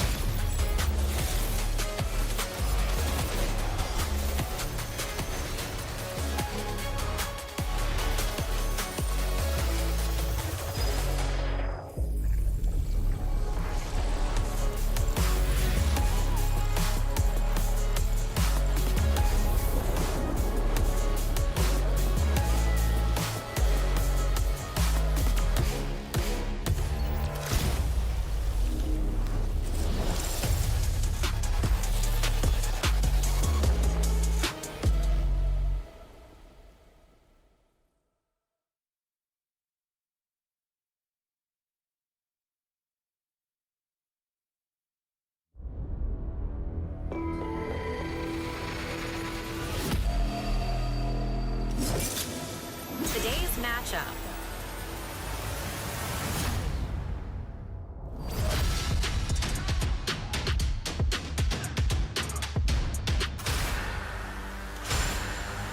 DRX. It is our final walkout here on the Sangam stage for Stage 1 Pacific. It is KRX versus PRX, and KRX, even in the playoffs, they still have a little bit of roster turbulence, but despite that, they managed to win over Nongshim yesterday. Youngmin having such an insane performance, and Young back from the bench, managing to show up in that series as well. Can they sustain all of this for this final match here on their home turf? Yeah, welcome to the RX Derby again for what I think in VCT is the 14th time. Forgive me if I get that wrong. Wow. When I have Sounds to count about on my right. fingers and my toes, things start to get a little bit difficult. But for KRX here, they were dominated by PRX in the group stage to forfeit that first seed over in that group. Yes, they were able to knock PRX out of champions and succeed them in the placements. They always do well in internationals, but if they don't win this game, they won't make it to one. That's right, and we have to ask, does that happen again here, right? PRX, they had a really tough loss versus GE, and the disappointment and frustration was so palpable, but they have another chance to advance today versus KRX. And if PRX, if they want to make it to Ho Chi Minh and potentially that final slot to Masters London, they need to remember that they are and always have been Titans on this specific stage. Yeah, that loss against GE is such a sharp juxtaposition compared to how fantastic their group stage was. This is a team that I want to see find that form again, because when they're the best, they are the best in the world. A second place in Santiago was good, but not good enough for this squad. But now they have to fight tooth and nail to even get a chance to run it back internationally. They have found themselves here in the lower bracket, and they need to string some wins together if they're gonna make it. Yeah, Jing beating his chest there. I guess he's ready for this match. That's the most fired up I've ever seen them. Exactly. It's like, wow, emotion coming from Jing over here. Once again, we are starting on Ascent, which is going to be a very, very interesting map. It just got back into the map pool, of course, and both of these teams have a very, fruitful or flowerful history on this map. Yeah, I mean, KRX, this has been a staple for them for a long time. They've got strategies named after them on this map, for God's sake. Termi and the coaching staff know it inside out. They should be very comfortable and quite happy that it's come back into the pool. For PRX, on the other hand, it was often a sore spot in the map pool that they started to figure out more and more as they put Jing onto the Sage and started to find agents that were a little bit more viable for the players that they do have. Envy now in the roster with them, a fantastic fantastic Sova player in the past. I'm wondering if he's going to be a difference maker this time. Yeah, I mean, Sova's been so good on Ascent forever. I think for me, part of the reason why this PRX team kind of sucked on Ascent is because the meta was so set and so rigid, and playing anything else felt very suboptimal in my mind.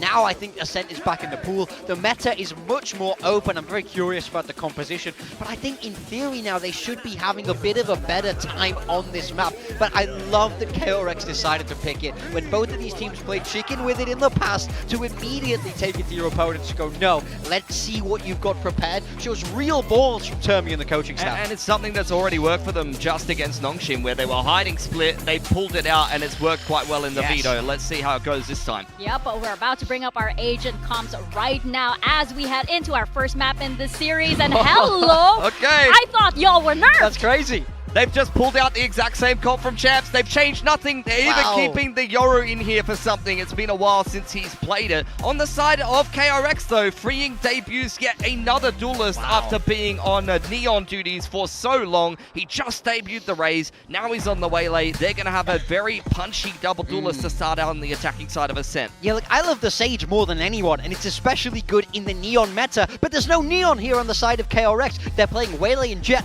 Both of them have that verticality, so in theory they can beat the wall, they can beat that slows, so this game might get a little bit tougher. They're going to do parkour of the walls. Yep, it's parkour time. Parkour. Well, that's indeed what we are going to be doing, and I'm just surprised. I mean, I guess nerfs mean nothing here in Pacific, and these players are just like, we do not care at all, but we do care, of course, who is winning this series. We're going to start on Ascent, over to Paper Thin and Achilles.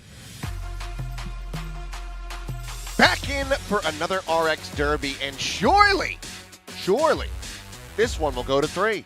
Surely this one will not be a blowout. I would think not, but I don't know. I mean, it always feels like it shouldn't be, and then it kind of ends up being that way sometimes. So these two teams usually very even in terms of like how we think about them mentally, but it just kind of depends on the day, you know. Like Frost was talking about at the desk that if PRX is at their best, they should be the best team in the world. So you're always a little scared going up against them, whereas KRX is swapping pieces in and out, trying some new maps, trying some new things, trying to find their identity. We at least did avoid that here today. It's still Young in the lineup. Not going to be seeing Hermes back on stage. He's not quite yet, but Young in his own right played a damn good series just yesterday. Come out and have performance like that here again. Perhaps KRX are going to be able to get the better of PRX this time around, but this one's for all the marbles. Ascent to be debuted by both of these squads here in this elimination series with that final spot with Vietnam on the line. Yeah, and I mean, I think a lot of the conversation, and rightly so, on this map is going to revolve around the double duelist for KRX versus the double Senti plus Yoru, which is quite off-kilter, we'll say, for PRX in terms of the current meta, but in terms of what they're comfortable with, you know, like the desk was saying, this is something they are familiar to be piloting. So, bit of a contest here. Freeing up and over, and it's a 4-player stack. Just Devi left back over on the B site. As here comes the 3-2-1, the jump out, and it's going to be PRX profiting something, coming away with 2 on that Yoru. And now just Young, left to his own devices, blinded up and taken down. Takes a little while, but eventually they will find it, and PRX will find the opening pistol. Yeah, I mean, they're just so ready. Just set up the one-way, tuck in behind it. There's a slow orb there to make sure that KRX can't scale. You just wait them out, and KRX just decides to double down on the hit, thinking maybe they could still overwhelm them with numbers, and instead, they are the ones who are overwhelmed. And it's a nice little follow-up there at the end of the round. Recon into the Paranoia. Clears things up. So, good start for PRX. See if they can continue. You've got a Judge, you've got a Bulldogs, Spectre.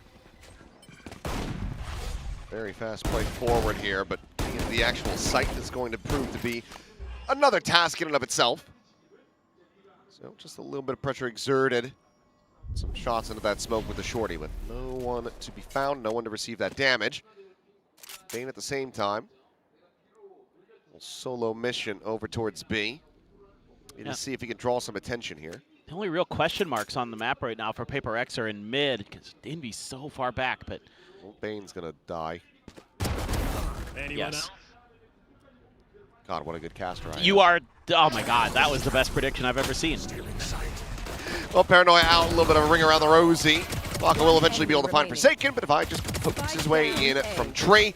Tries to draw out the Ghost. Hyunmin able to dance around for a little bit longer, but eventually will end up falling. So 3 kills on the board for Divide, and a 2-0 start for PRX.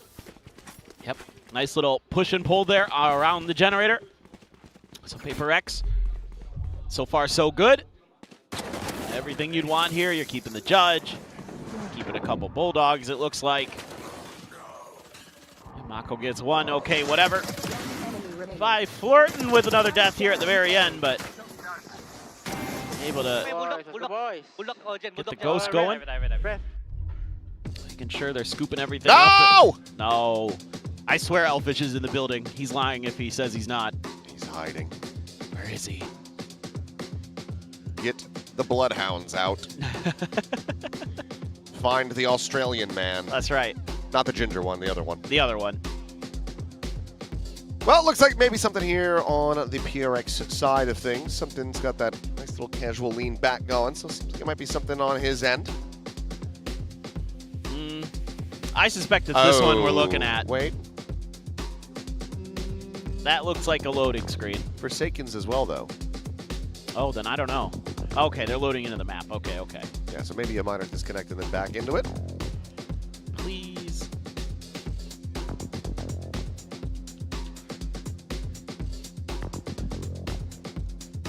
We pray. That we do. Hopefully all will be well and can get right back into this one.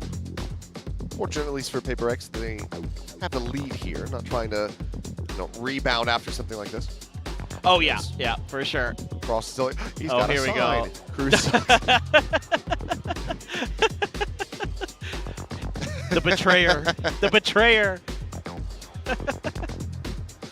Well, I think Cruz that's about just the walked nicest. back in. That's about the nicest thing I think could have been on that sign, given who's playing today. That's fair. That's fair. What? No, I said this yesterday. Put KRX in the toilet. Put him in the toilet. Last placed. Well, they just might if they continue like this. That's a fantastic sign. Rip and tear. Now, my personal hope is that if KRX do qualify to London, the flight is fully booked and Frost and Termy get stuck next to each other in coach. I mean, that's got sitcom written all over it. Time to jump. Like Seinfeld and Newman. Something. Well, still has a Judge. Still playing Yoru. Quick little jump over to the side. Hyunmin going to be struck down. Yeah, it still has a gate crash. Sends out the second one there. Back towards spawn. Gonna try to hide into wine now. Already PRX toying with that information that the Yoru can provide.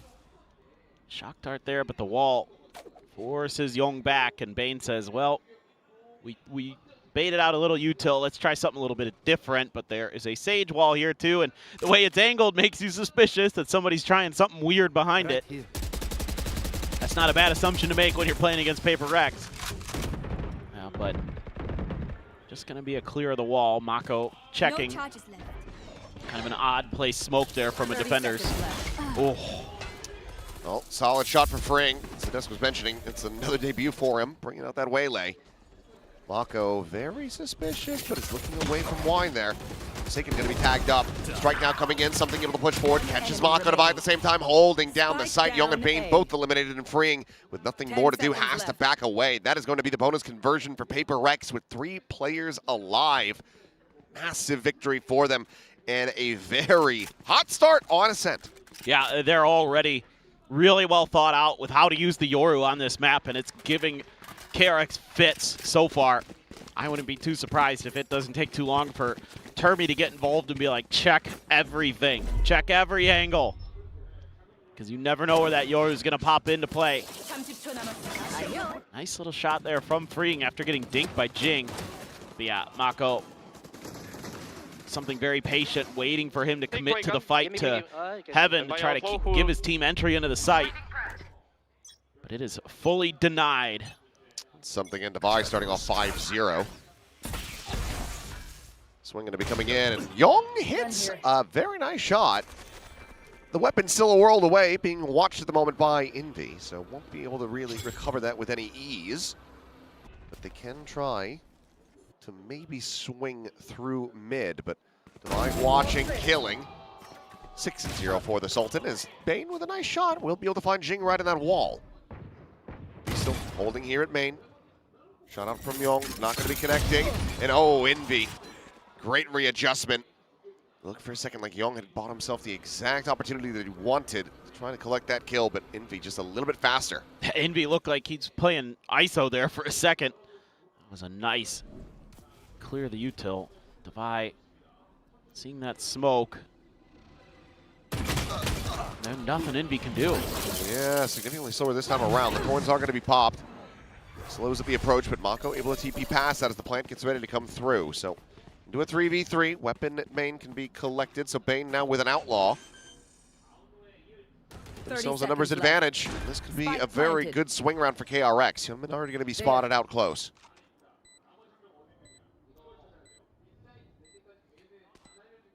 Much armor left. It's just Bane. Oh, but he will fall. A shot off with the outlaw. Paranoia going to be sent out. Hyunmin blinded up here for the moment, still scaling forward. Mako with some shots. Hyunmin quickly going to be taken down as Devi finds himself with another 3K, and Mako has to clutch it. Swing in, gets the first, isolates it down to the 1v1. Devi looking to try to stick this up the half. Can't manage to make it happen. Tag to 70, a little ring around the Rosie. He gets himself the 4K, but cannot win the round. Will just have to run away as KRX will pull off his Red Bull clutch, but also the thrifty win to get themselves on the board. Yeah, it just goes to show how important some of those like individual moments were for KRX yesterday, and here they are again today, where they're winning some of those fights. You know, you take down Jing off of the wall. God, what a read from Bane. Young wins his battle, something he was so good for yesterday. And it makes a world of difference in the long run. Able to buy just enough time. Very nice hold. Let's see if that could be the start for something more. Something is on an operator. He is watching mid-top.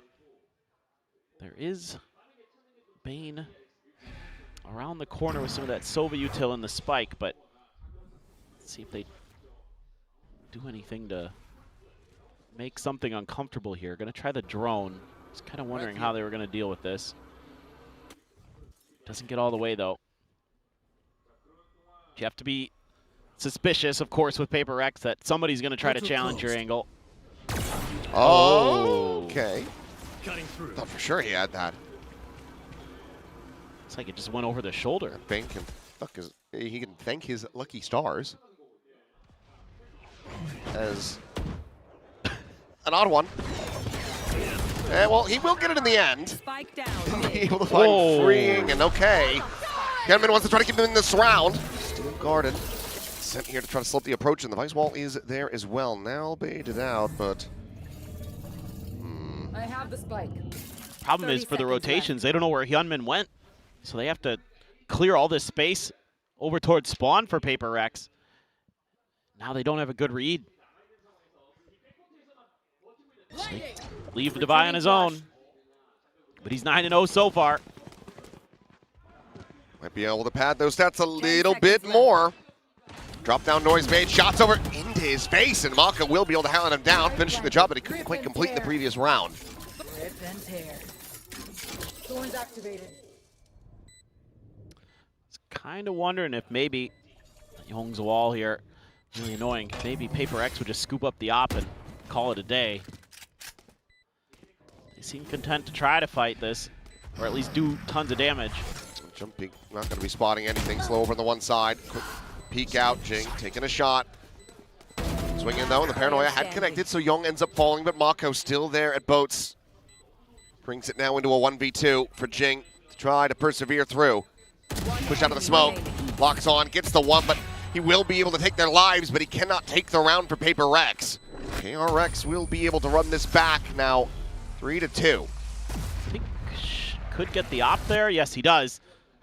So, I mean, maximum damage dealt again. So it's still going to be a little uncomfortable for KRX. But PRX here, just not ready for this double duelist play. Nice up and over. There's so much verticality you can utilize with a Jet Waylay comp.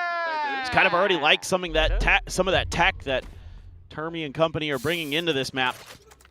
Making it a little tricky. Here we go again with the op. The knives for Hyunmin. Immediately popped. Recon. Just the bounce into the bench. Nothing spotted there, and there's plenty of noise being made as Hyunmin just setting up a cloudburst, checking in towards Pizza. Nothing seen. The push forward. Devi is it backstairs. There's a double dash forward. There's the flash out, but Mako quickly trades it. So 1 for 1. Hunter's Fury going to be opened up here from Bane, trying to find anybody over to boats. Meanwhile, Forsaken has teleported into back in sight, but now he's just isolated himself. 1v4, Young, the first one to swing in. Quick reposition. TP out, and now spotted again. Mako able to swing away from that paranoia critically. Dodges it, meanwhile. Snappy flick. But something has to hide away. It's going to be 3-3. Yeah, just kind of some moments here where PRX just can't win some of their fights. I mean, Envy there had an opportunity in his, couldn't convert. A quick trade from Mako, and Forsaken got Mako down to 7. I mean, he just needed one more bullet to connect, and he had Mako dead, but Mako was able to react. He's having a pretty good performance here so far, and 3-3. Kind of curious if maybe Alex considers a timeout now. Here, could very well be the case. Giving up a lot of space on the map. You've got an op, and the rest of the players on the team are going to be going for an eco here. So looks like that is going to be the case. Is the timeout will be called, rather. Yeah, I mean, I think here some of the stuff you've tried to do on mid isn't really working out too well. You've been able to create some good pressure at the main sometimes, but it's starting to kind of unravel a little bit. So I think you just need to tighten the screws, maybe add a little bit of an extra layer there towards those mid pushes. Maybe move the Sage Wall early, kind of simplify the map. I mean, you got 2 walls here on this map, so in theory you could wall A and B main and then set up for like a 2-2 crunch into mid or something like that. Just have to see.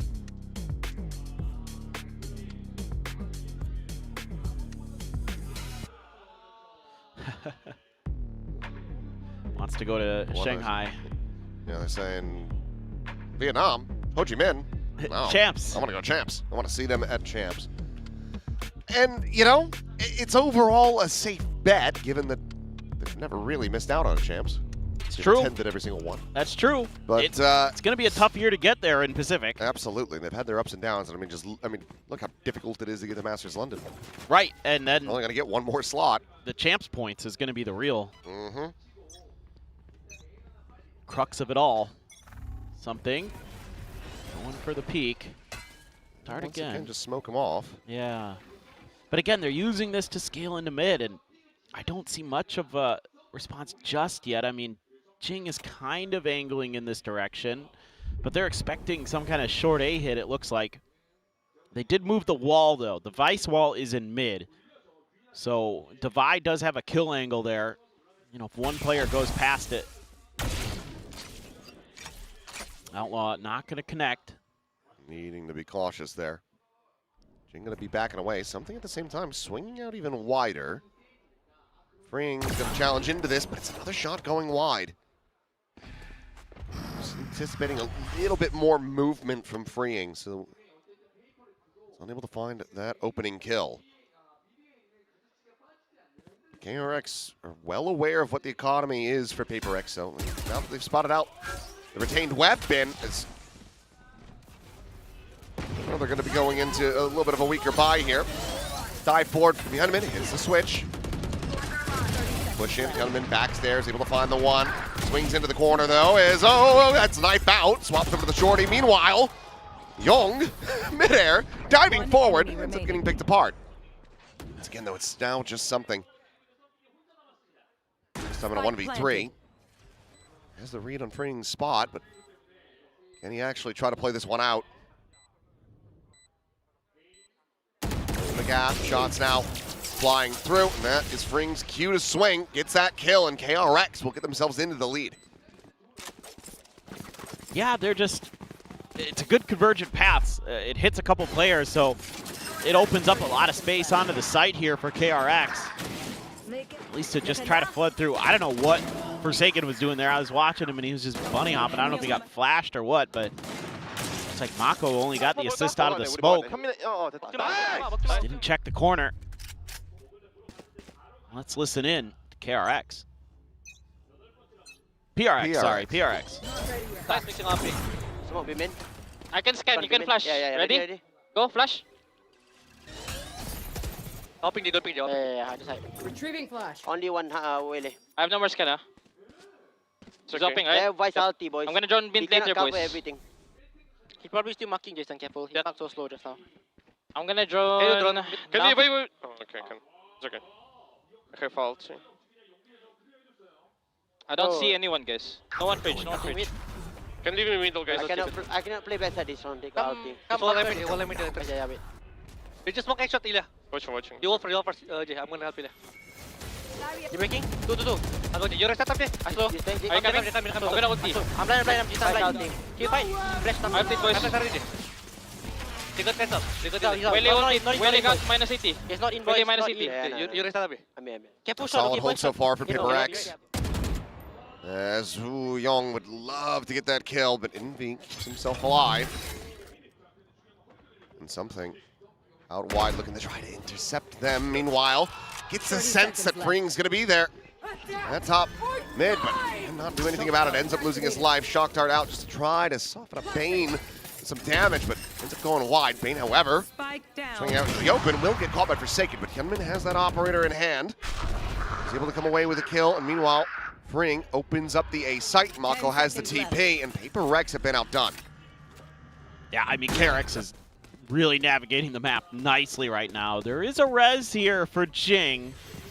Yeah, gonna invest it onto Envy. Still that op to be watched. Oh, but he might just be put right back into the grave. Gentlemen knowing exactly where they had dropped him from. Forsaken gonna try, scale forward, get onto this flank. Young watching it for now. Turns back, just setting up that flash. Swing in the corner. It's a little bit of a wider swing from Forsaken. He is able to find that kill. Hyunmin, however, on for an ace, but Devi not going to be giving him the time of day. Will just immediately backpedal out of this one, but that is a massive round for Hyunmin with some very clean shots. It's been something people talk about with Hyunmin is that sometimes when he gets the op into hand, that's kind of a curse for KRX, but this round, no sir. That was some pretty good shooting. And it was a big difference maker. Oh, nice from Fring. Just great anticipation. Oh, poor Envy. Gets done twice by the operator there. Yep. Wow, Sova so nice. Hyunmin killed him twice. 9-7-1 now on that Jet. Just a dimensional drift available as they go back into another thrifty attempt with that lone carryover Phantom. Yeah, now you gotta go back to what kind of worked on the pistol round here as PRX. Trying to scale forward, but Mako wise to it this time.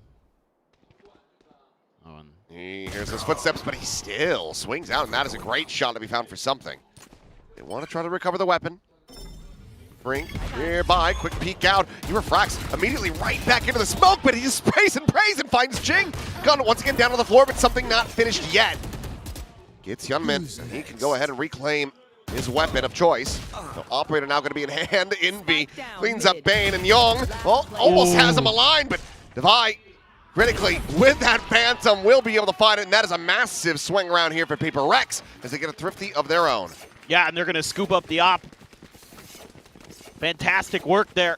Just the individual firepower. That's kind of reminiscent of the round that started the run for KRX, and it's PRX who get some sick sheriff shots, win some of their individual battles. Hyunmin just doesn't consider the corner. He's dialed in towards the stairs of Tree the whole way instead of the left side.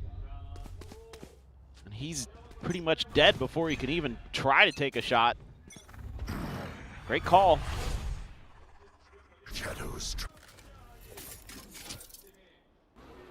And now we're back to kind of what we were seeing in the middle of the KRX run. The drone to check, players at top mid. Now, ton of damage on the Bane. yeah, I was going to say, this is an interesting response, though, from Envy. He's got a shock dart lineup for that position. Says you can drone there if you want, but now you're going to pay the price if you do. A deeper wall here from Devi with some thorns behind it.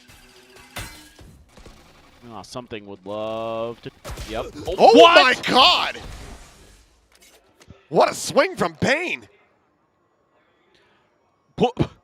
I almost feel bad for something. He's got what in the hell? Absolutely wrecked on some of those swings. I thought something just had him dead to rights. Like, no way. What in the world? It was ridiculous from Bane.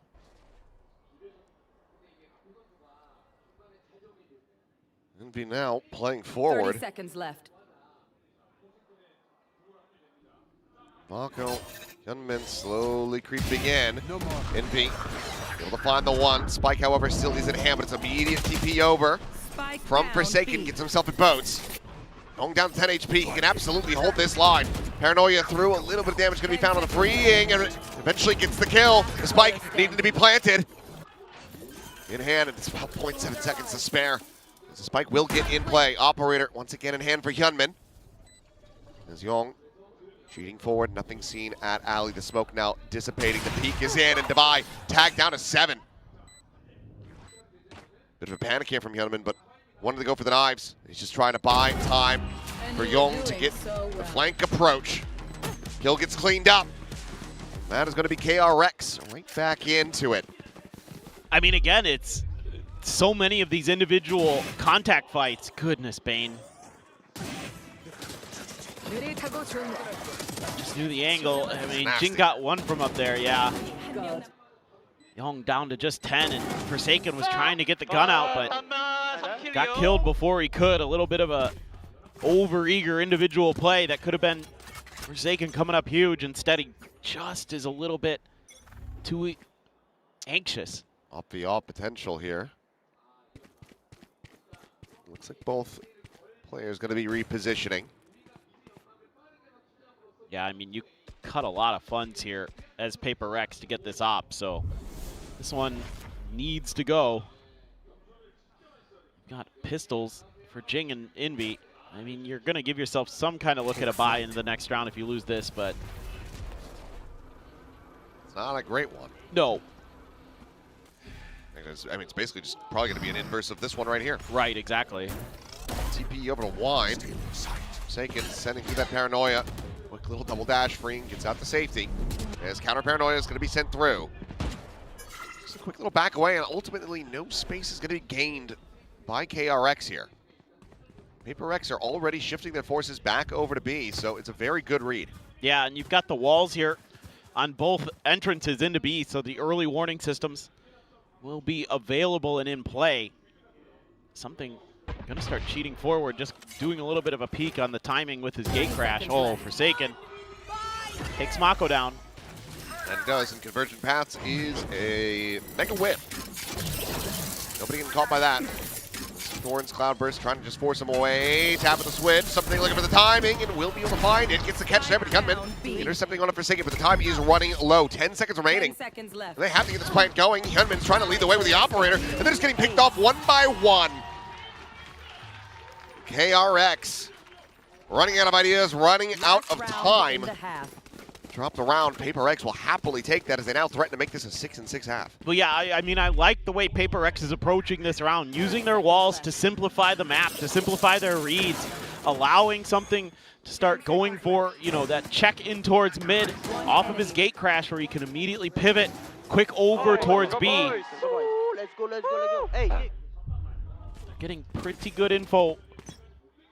see if they can do something similar or if they're just going to try to scrape. Here we go. Wall up. No, Mako, he's up into that smoke. Sees Jing, who will immediately take it down. Cheeky attempt at it as Envy catching a glimpse of Hyunmin on that updraft. Bane to go back to grab the spike. Forsaken here around the corner. Puts it right back down on the floor. Down mid. Makes the TP. Young not quite falling for it, it would seem. Keeps his eyes trained on this location. Freeing now has it confirmed. Paranoia sent just the tuck back over to Gelato. Re-swing out, spotting each other, but eventually we'll just go their separate ways.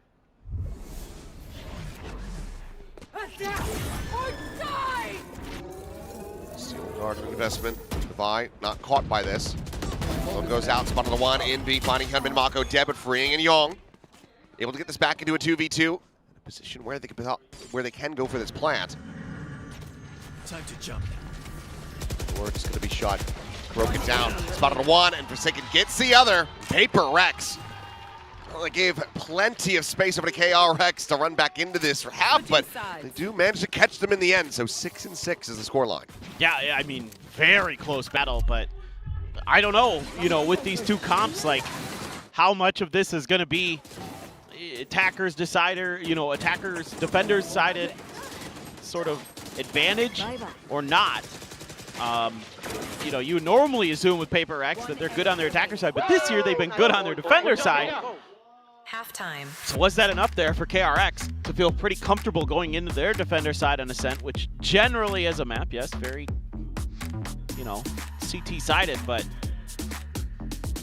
it's going to have to wait and see. You never know with PRX, man. They come up with some stuff that kind of throws you for a loop, some cute walls that they'll throw up at some of the entrances to give Jing the elevation to set up high-lows on their executes and stuff like that, so. You never really know with either of them, just because neither team has brought out this map. True. I'm talking like historically with PRX with the Sage and some of the things we've seen. Granted, this has never been a comfortable map for PRX. Ever. This has always been a pain point for them. So far, though, feel all right about the Yoru. Been a couple moments where it's like, okay, gets a kill on Cat, has a TP out to safety. It's nothing mind-breaking or jaw-dropping, but I can see how it's kind of working. They were definitely getting value out of the TPs. That is a 0% win rate in stage 1. Wonder who could have tanked that. Cover going out. No names mentioned. No. Jobra! Sorry, something like that. Yeah. Get that out of the way so we can focus up. That's right. Maybe now's the time for Yoru. Oh, freeing. Okay. I thought he was going to get timing there, but does manage to back out. Peek. It's a shot to the shoulder, down to 75, and oh yeah, pre-peek, there's a hell of a lot more of them. They're multiplying over there. Yeah. They're like rabbits. They're just going to keep scaling forward in towards mid. Bane, going to hear that. So rotations are going to be swift. Hyunmin on the shot. Oh, just took a quick peek. PRX wants to challenge him. Quick little that one away, but he's going to be fully blinded up. Isolated, picked apart, something able to find Bane at the same time, and there is the heal for Jing. So even the damage that they're able to find widely is going to be mitigated. Young completely overwhelmed. As Freeing is only able to find the one kill. Swap the guns, Sheriff to be collected. Switch hit, door shut. Spike is planted, and it's a 2v4 with Freeing at 25 health to try to bring back this pistol. Yeah, I mean, should be able to set up a bit of a crossfire potentially up towards the switch. Freeing's going to try to clear the door, try to drum up some attention, but so far PRX keeping it tight to the vest. They're going to be able to hold the line. PRX waiting it out. Paranoia, but there's just no way to scale off this. Last player standing. Freeing dead. Mako won't be able to find anything else either, so PRX going to go 2 for 2 in the pistols. KRX going to need to find stability a hell of a lot faster than they did in that first half. Yeah, for sure. this is just, I love the decision making. They like catch Hyunmin trying to do a little bit of a jump peek. Not many teams would just send it at you in that situation, but PRX absolutely will. They're able to take a nice fight, give themselves a good numbers advantage. Oh my god, it's crispy shot. Crispy shot. Well, he's way out in front with 14-5. He's crispy today, that's for sure. Stack is in. KRX is dash in over the top of freeing immediately. The first one to get taken down. Gunman will be able to find another. Last player standing. Somehow goes himself all the way into the back there. And Bane. Oh my god. Oh, he's like strafing across and he's just hitting these shots. He lit something up. Yeah, he's just magnetized his bullets to this guy. He's had some really nice moments. Just in general recently. Full rotate and Divine now getting the read. Not sure if he heard some noise, but could be good for this, and he is. Decent attempt, decent damage. And the other weaponry quite far away, so Divine not going to be able to rescue one of those Bulldogs. PRX will be able to get themselves another anti-eco win. Yeah, just got, again, with that double dive you've got here with the Jet and the Waylay, it makes it pretty tricky at times for PRX when they fully commit to space that both those duelists are in. That means they're going to go up and over you. There's going to be layers behind it swinging through, so you can create your own flanks, essentially, in the flip of a switch. So something to kind of keep track of. Oh boy, that, oh boy. He's dead. Forsaken up and over the top of the box. What a call. PRX looking for another bonus conversion. Hyunmin continues to have a very rough go of it. Divine. Oh, the aim is crispy indeed, my friend.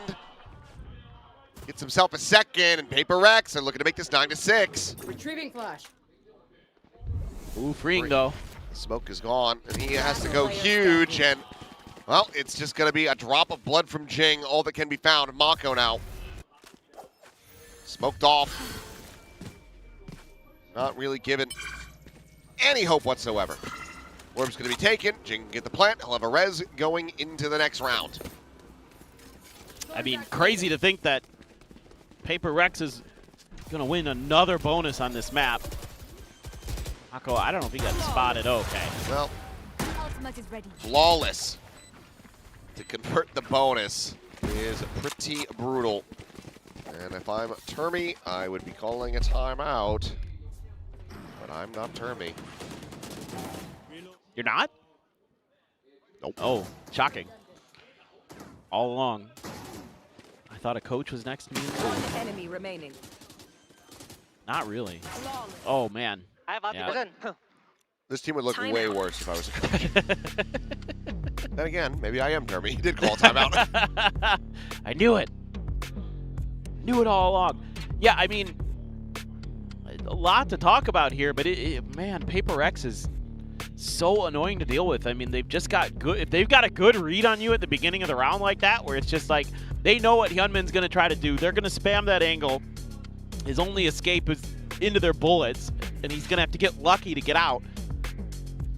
And then you run into Devi, who is just feeling it. Yep. Dunking on people. Yep. And, you know, just like in some of those rounds, again, during KRX's streak, where they were just kind of hitting great shots, looking crispy. It's PRX's turn now. They've found their stride, so time to get the coaching staff involved to try to either just slow them down or find some new answers. Well, it was a thrifty in the fourth round of the first half for them to build up that momentum, get that 5-round win streak going. See if they can do it again here in the fourth round of the second half. Ooh, so needing to clear that. Managed to take that down, but he cannot escape. Jing gets that punish. Main now trying to stay tucked away, but the drone is up and over the top and spotted him out. He should be spammed down, and eventually, yes, will be found. Nice flash from something. Players quick to try to rotate over, but Hyunmin only going to be good for one kill. Something will take out Mako. And freeing is locked in behind a smoke as well as a sage wall. Jump up over the top of this one. It's a minor little angle, but they're just, yeah, why not? Be right back. Run at him. Kill him. Death is cold. And this is when they are at their most deadly. PRX are having fun. When they know they've got you beat and they're happy to just send it. Oh, right before the flash. Yep, great spot out there. Really clean. I mean, everybody covering their bases and KRX just scrambling, trying to figure some way out of that execute. They just had nothing, but let's listen in. 3타 시작함. 숏. LT.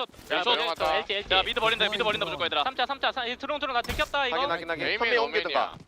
야, 숏선 조심. 하준이 얘 잡자, 영맨. 나 미드 텔. 야, B맨 드론 돌릴게. 기다려. A 조심. 미드 찌라고 해. 미드라고 했대. 숏 조심해야 돼. 용아 문 닫고 CT 가라. 숏 조심해. 메인 물까지.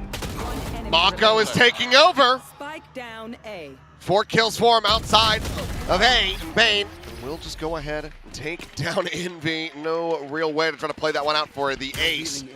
But a big round from the Gentle Giant. We'll get KRX their first win from the defender side. I mean, you could see they knew this all along, and then for some reason, something decides to just walk through a one-way. No support. And that just gives Mako the confidence to start swinging. And he takes names. Can't give him those opportunities. He will absolutely collect every time. Flawless. That's going to give an operator over. Bane has that Odin that we saw at the very end of the round. Mako this time is like, nope, I know better. There's no way they're going to let me get away with that again. So instead, Orb take for PRX. Close to something's ult, close to Envy's ult. Divide not too far away. Obviously still have the res and Forsaken's TP. You know, Forsaken, he'll send it sometimes during an execute. Might just TP into boats or something. Something you always have to be thoughtful of. Oh, Bane. Well. Odin at the ready. They... Okay, never mind. We'll backpedal away. It's just going to be some drones saying hello to each other. Oh, they kissed. He's going to send out a little bit of spam here, but has to pull back away. Aggression is about to get up by PRX. The dimensional drift will come through something. Diving forward into the side, spotting out one, spotting out two. Gunman with a shot, however, will be able to intercept Divide. And that has slowed them up widely, but Rez is in. Divide back into the mix, and Forsaken, oh boy, has teleported. Up and happen, but now he's going to be spotted. Mako lurking down below, there in hell. Blinding. Since the Paranoia try to escort Freeing forward, but Freeing doesn't fully check over towards window. Mako now with a hell of a lot to do. 1 kill found, fakes the TP. They'll have to consider that smoke, but as he re-swings out, something will take his head off, and now it is Young and Hyunmin somehow try to get them back into this round. 1 enemy remaining. Spot of the 1, the kill found, and Hyunmin will not be able to hold on to the operator. PRX stopping them from building up any kind of momentum. Look at themselves now up 11-7. Yeah, this is one of the huge advantages of still running the Yoru. Is you have that ult that gets you so much info, so you know there's a couple on site, you know the op's already there. So that's the strong side of PRX. Changes directions, and somehow, some way, Forsaken finds an angle for the TP. Nice little wall up there for Jing to make sure they clean up the round, and Freeing just doesn't guess correctly on the angle. I don't know what happened there. Young has his wall pretty far back, so just don't get one tap there. He's got his thorns right behind it. Another set of thorns over on A, but PRX hasn't done a darn thing over on that side of the map, so certainly everybody already starting to head towards B. Now, using the clone to bait the Vice Wall, so that's another thing that we can talk about with having the Yoru in. Young made it the backside fast enough to avoid having his weapon taken away. They're completely slowed up, and Freeing, I mean, he wants to try to get this pinch. Shut them down from behind, get the flank through, but now has to trigger that wall, and Paranoia is going to be sent directly at him. He's trying to spot where he can exit to. He narrowly makes it out. 5 HP remaining on the waylay. PRX, pack mentality again. They say, okay, well, let's just kill this guy. Run at him. I love it. Oh my God. Slow creep. Something slips the net. Ooh. Bane will get taken down, and now it is Young and Mako once more. Trying to pull off the clutch. First contact coming in, and Mako, yep, just going to be halted in position. Young dancing around this smoke. Will be able. What? What? How has he gotten 4? Oh, a chance at it. Sends the ult at his dying breath, but good God, what in the hell was that final shot? I don't even know. He just like tapped once into the smoke and found somebody. It's crazy that he even has a hope in this round. This is like, I'm just already marking PRX down on my sheet. I mean, you can't even get mad if you're Alex. I think about this one. No. Like, unreal. Unreal. Timeout. See what's gonna happen now. I have to assume this is another KRX timeout, and it is. They gotta win 5 in a row.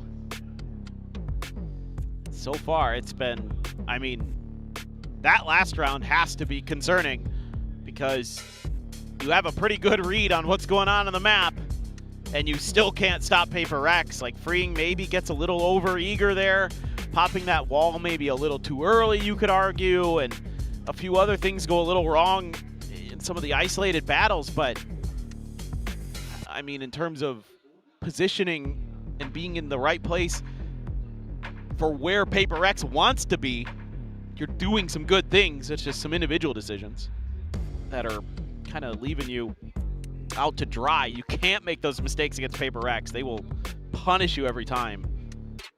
You know, if they find that one isolated player out, they're going to hunt you down. I think they're just going to try to explode onto A, maybe. Let's see. Where's the, I believe, no, the Vice wall is over in towards tree. I thought for a second it might be up front of A, but. Freeing cheating forward. Devi about to come swinging in here, but he knows that they've given up this forward space. And, ooh, he just might be able to get the catch. Freeing not wanting to back away without tripping the wall, so does remove that. Oh. They cleared it before the wall there. Cleared the clone. Smart play by Young. Freeing now very invested. Cheats back, looks for the kill, but Paranoia ends up being a little bit later. We'll get one in exchange as Hyunmin up and over the top. Quick peek in. Envy going to be taken down. Hunter's Fury now to try to crunch in to the remaining players, but something has slipped past. They miss each other like ships in the night.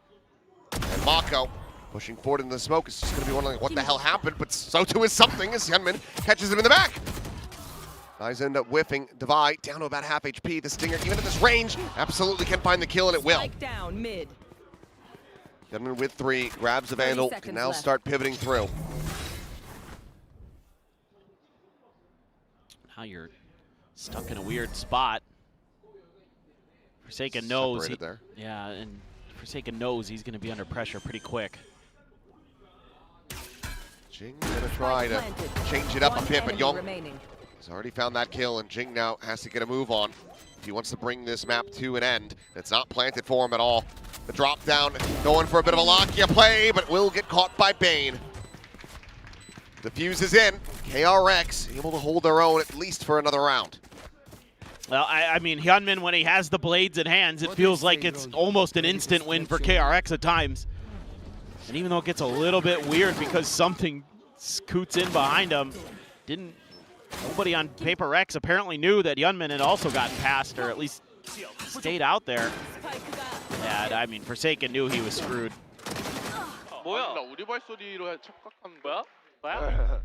This would take some pretty miraculous stuff, but 4 in a row to get us to overtime here for KRX.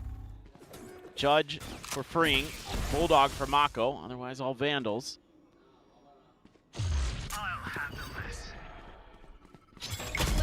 The drift, I believe, yeah, coming in through mid. Dimensional drift is there, Hunter's Fury. Trying to open up for that kill, and Bane will get caught. Ooh, first sent over, nearly connects on the Hyunmin, but he does manage to dodge it out.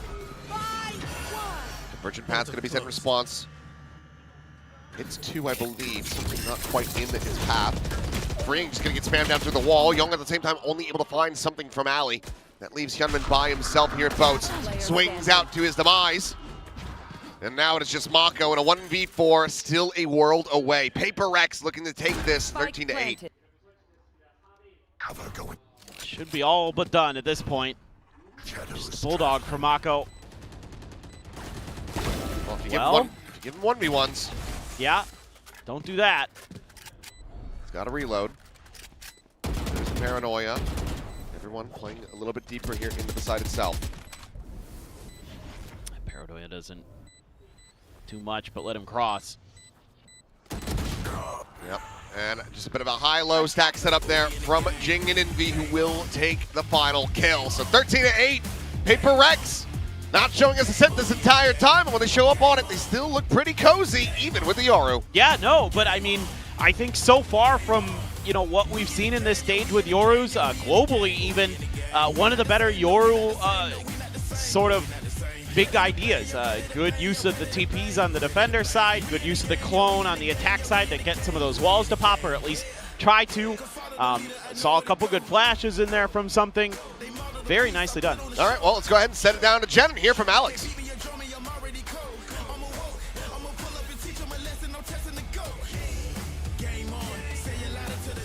Here with PRX is Alex. Alex, congratulations on Ascent. We get that it's Ascent, but Yoru? I mean, what made you pick him over other alternatives? Well, you just didn't have time. That's it? Like we had 3 practices maybe. Okay. Because we had to switch, so yeah, it's just not much time. Okay, so we thought maybe because we see Vice a lot on Ascent, maybe that was Yeah, the it'll be a counter. better answer. Okay, yeah. It'll be a better You answer. sure? Yeah. Okay, thank you. Thank you.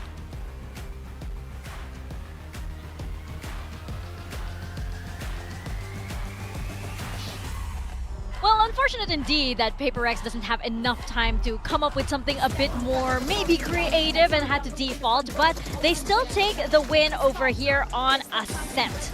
Yeah, I mean, if this is what a no practice comp looks like for them, never practice again, guys. Just settle in and play your own game. Absolutely smooth start to finish there, winning both pistols, both bonuses. It just gets that momentum flowing, and KRX are in an uphill battle this whole time. Yeah, I actually felt like KRX, not only did their comp, in theory with the double dive, Jet Waylay play quite well into what you see from the Sage Vice, but I like the way they were calling. I like the way they were structuring their attacking side. It's very clear that they have deep roots on their map and they understand how they want to be attacking, but the second half was anything but close, unfortunately. PRX ran over them on the attacking side and were clearly the better team.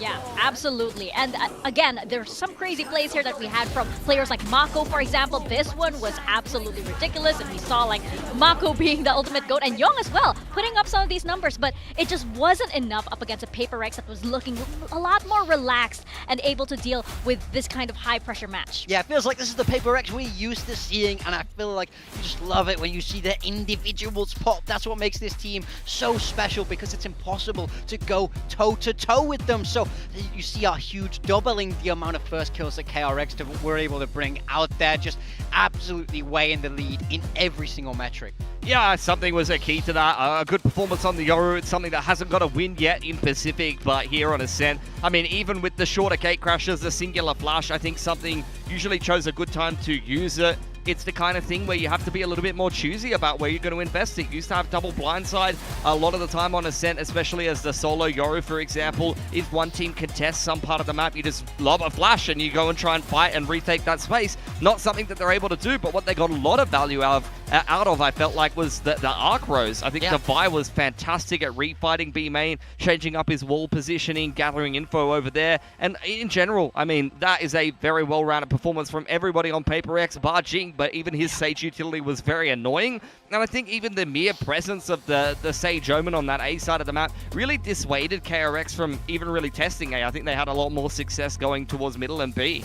Yeah, I would think that like even though you have the nerfs coming in for both Waylay and Yoru, it is agent comfort is still a thing.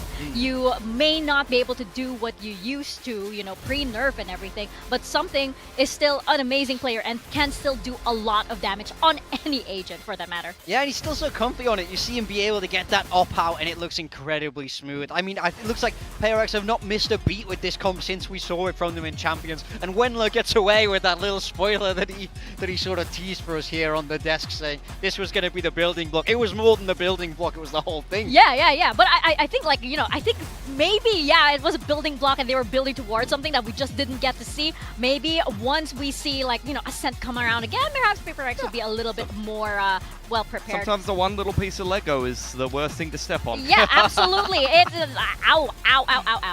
But I think for KRX here, this wasn't exactly too terrible for them because they did have a lot of good rounds that we saw. So, I mean, they lost pistol bonus and they still got 6 rounds on their attacking side. And it's in part because they found the gap in PRX's defense. And it was this B side, especially when they're splitting into it like this. You see how they're able to bait out that Vice wall in a main so easily and then keep hold of that space and then just crunch down onto this B side. And PRX found it very, very tough to defend against. Yeah, it wasn't only that though. I felt like the macro and the decision making for KRX was vintage Ascent really on the attacking side. The way that they used their drone and try to shove some area of the map, sending very clear signals to PRX to rotate in certain positions. I think Marco did a really good job being a pest around A main and keeping them interested. Like, I really just feel like Bane, as well as the coaching staff, fundamentally understand the map and how to call around it, and a lot of the same pieces and things that you do are still the same from vintage Ascent. You know, the way that you take map control, you know, flash to take an area or use the Sova utility and then deny info with the smokes.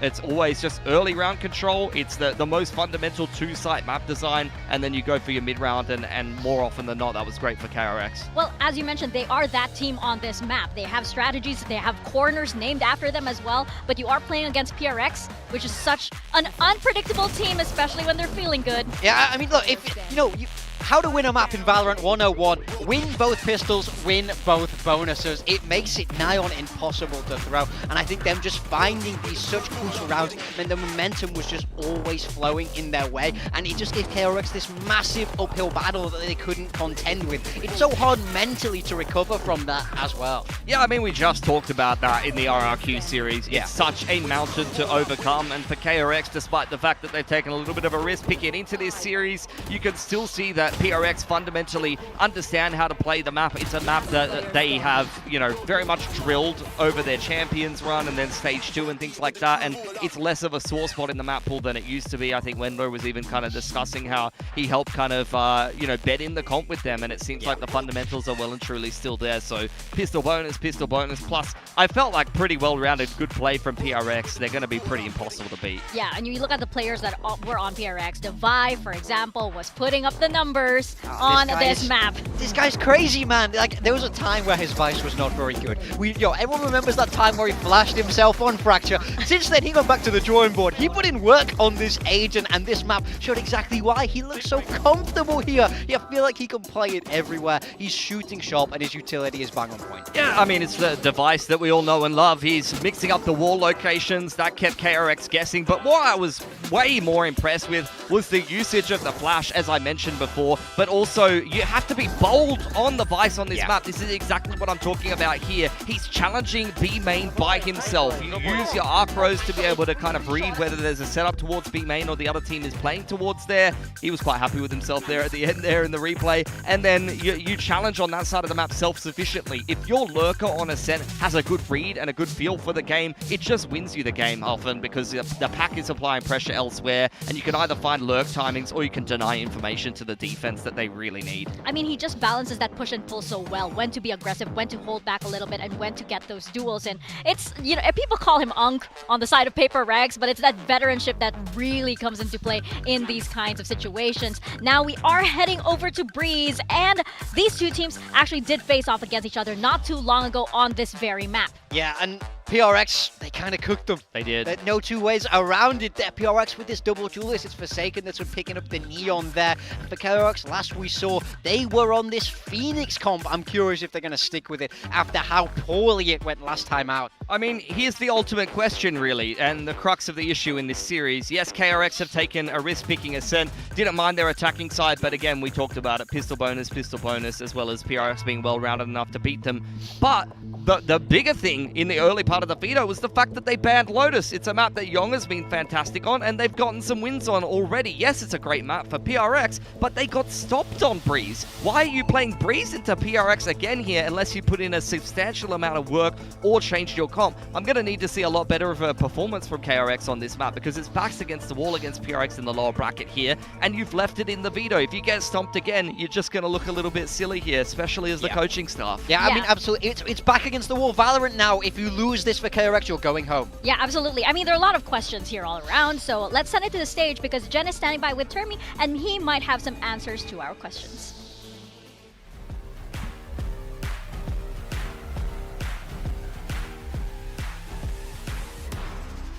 Here with Termi of KRX. Now, Termi, Scent was KRX's pick. The first half, you guys had a good momentum. What do you think happened in the second half? 감독님, KRX의 픽이었던 어센트였는데요. 초반에 흐름이 좋았는데 후반에는 그 흐름이 페이퍼렉스에게 넘어갔거든요. 좀 어떤 부분이 부족했던 걸까요?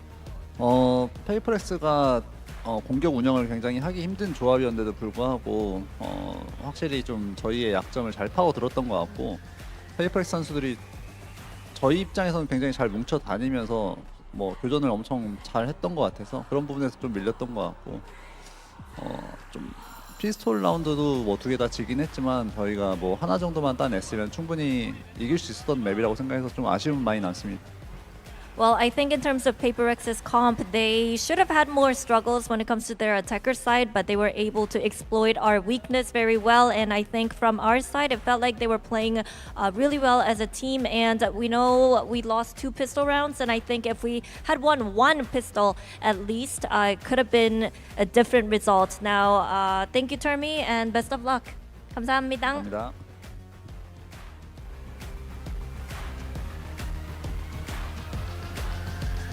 Maybe it would have been that way, but for now, we gotta put that first map out of our minds because we're heading into Breeze. And again, the last time we saw these two teams face off against each other, PaperX dominated this map. And yeah. I mean, if it happens again, like, this is where I'm going to start to ask, where is the weak spot in PRX's map pool? Because they've won Ascent and Breeze. Like, for me, this in the past have been 2 of the weaker maps for them, and if they 2-0 this series on these maps, then it's going to look like they're pretty indomitable. Yeah, we need to see something much better from KRX if they want to keep their hopes of Vietnam alive. We're seeing Bane across onto this KO now, and no Phoenix this time around. Hyunmin sticking with that signature jet. He was good in Ascent, but not good enough. I want to see him go crazy if they want to push it all the way to map 3. Yeah, again, Young is just a role player in this map. He doesn't get to play his vintage Sentinel. He's on harbor duty, so you're going to have a good game plan here as KRX. Well, hopefully they do have this because this could potentially be the last map that we have if PRX close this out and we find out who continues the journey into Ho Chi Minh. One more time from Seoul. Let's toss it on over to your casters, Paper Thin and Achilles. Back into Breeze we go, as the desk highlighted. This didn't go particularly well for KRX. No. But, I mean, I think the changes here should be pretty impactful. I think a KO, as we saw with Stacks, even if you're not, you know, going crazy like he was with the shooting, your util can still have a ton of impact on the info game and setting up Bane for himself to make those calls. Behind that, Hyunmin on the jet, the comfort, I think his best agent. So this, I think, should look better for KRX. It's just, is it going to be good enough is the big question. You know, Young, a little bit of a struggle on the harbor, trying to find his footing there against PaperX, and this is an okay read. And double push out somehow, some way. How do they take no damage? They took no damage on the PaperX side. How? Plot armor. Again, not a great indicator for KRX. Still time to try to rescue the round, though, as wall goes up in mid. PaperX just going to be riding in alongside this one. Now it will fall there out into the open, but it's going to be Hyunmin and Mako able to find the first 2 kills. Hyunmin now with a second, tailwinding forward. Forsaken going to be contained back into shop. He's going to look for another timing here, and well, they will register that the door is open, but he's unable to find a kill. Meanwhile, this late linger from Freeing will go ahead and finish the job. So Forsaken down, Mako going to get caught, but Spike can be planted, and it is just Jing dead. 3K for Hyunmin, first pistol of the series for KRX.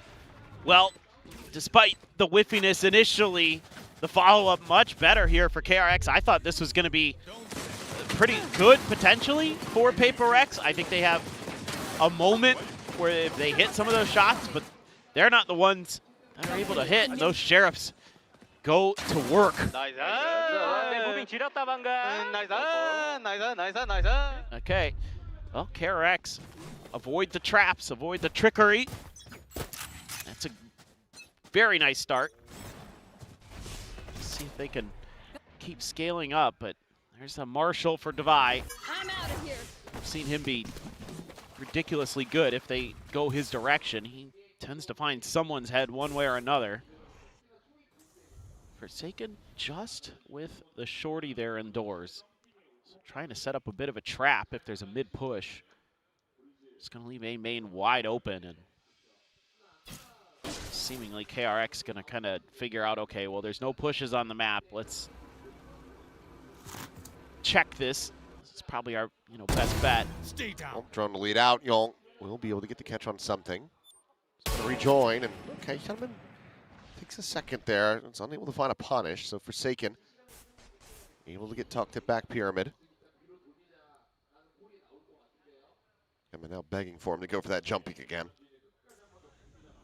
But Forsaken not really going to oblige him, so will sit here for the moment.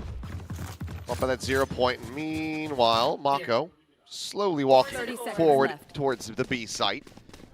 KRX, if this was a pump of the brakes and a pivot back, this would be brilliant. PRX are reading this incredibly well.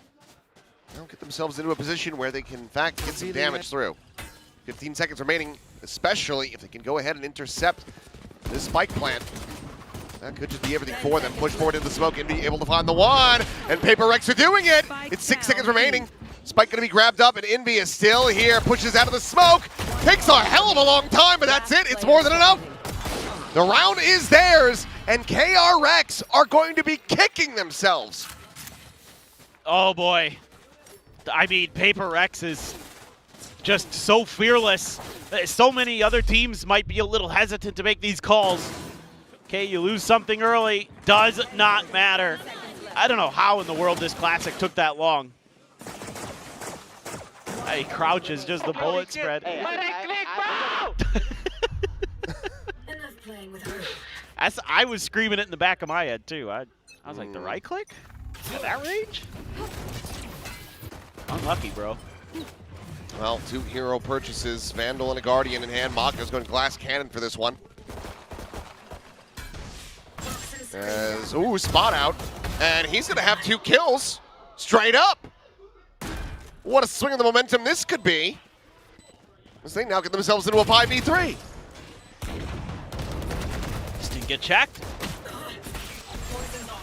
Trying to get those weapons passed over and get out to safety. Mako will be able to stay alive.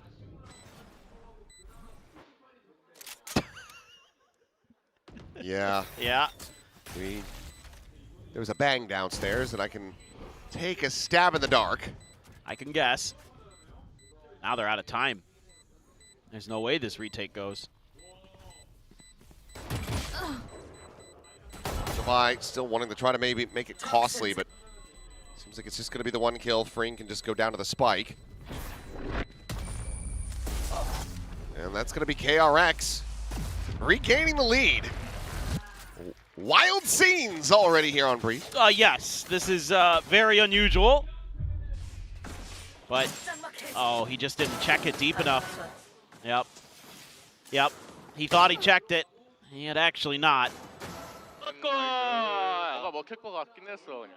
Just as always.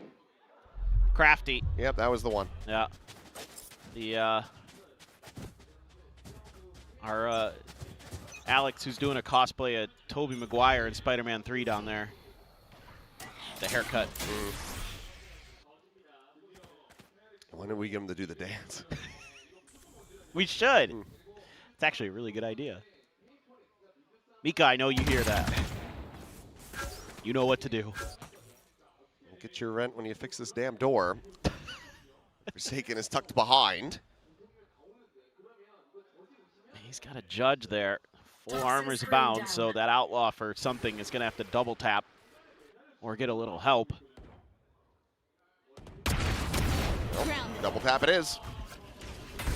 Coming to fall, something to repeat, and he does get the hit on the Young. He's going to be taken down to 10 HP. Swing out, Envy still able to find one. Young is the one who comes away with the kill, doesn't die, which means that there's still this low health player, or was this low health player, in the mix. Another shot, freeing down to 9 HP. The push coming through, Forsaken capitalizing, Mako now alone and dead. Up, down, red light, green light on the rounds. It's tied up 2-2. AB start. Get the cheat codes going, but yeah, this is absolutely crazy. I mean, again, something gets that second tap in there. Envy at least good for one. That's huge that he's able to win that 2v1, or not win it, but at least get one out of the 2v1. And then PRX so fast on these floods. What spot is that?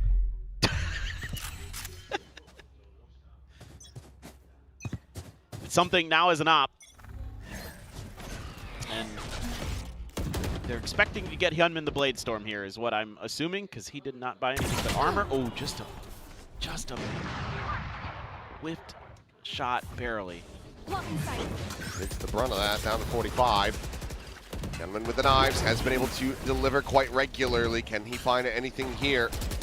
Continue this back and forth swing. As Envy just lobbing in these shocks, trying to find anything that he can. It's going to be Devi able to take down the enemy harbor at the end of it all, but the spike still does get planted. Slide out, and oh, Bane, had he had the gun ready, would have had a freebie on a Forsaken, but it looks like it might just continue. Mako for the backstab, something, 5 HP in a 1v2. And just for good measure, Freeing could just send this Hunter's Fury. That would be a consolation prize if nothing else, but something wants to hold on to this precious operator and will have to give this up. There was a moment in there. It looked like a flash maybe had stalled up KRX from Bane, but turns out it was even worse for PRX as they cannot continue. I thought they had a pretty good retake going there for a moment, but I wouldn't be too surprised to see Alex start talking to him a little bit, because they're having a tough time with some of these flanks. Get that early kill. And that flash from Bane actually catches a couple of his players, but he makes up for it instantly. Goodness. 나이스, 좋아요. Nice and good. Well, it's been a while since we've had a puzzling map like this. Yeah. This kind of back and forth where no one gets momentum, no one gets a bankroll. It's like T1 at Santiago, man. Yeah. It's the same map, too. Yeah. You know where the op is now. So you're definitely not going to challenge that. PRX have poor Devi all on his own. Trying to stall what he can, but goes Hyunmin. Yep, Devi. There goes Devi. Yep. KRX, can they do it? Can they be the first team to win back-to-back rounds on this map?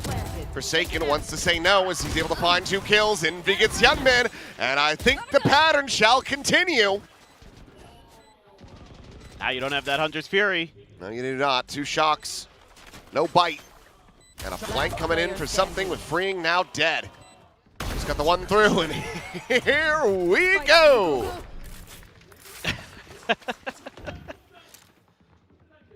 Well, this time the retake is good, and you know, some of these moments, it's just, do you find the right timing? Forsaken absolutely does.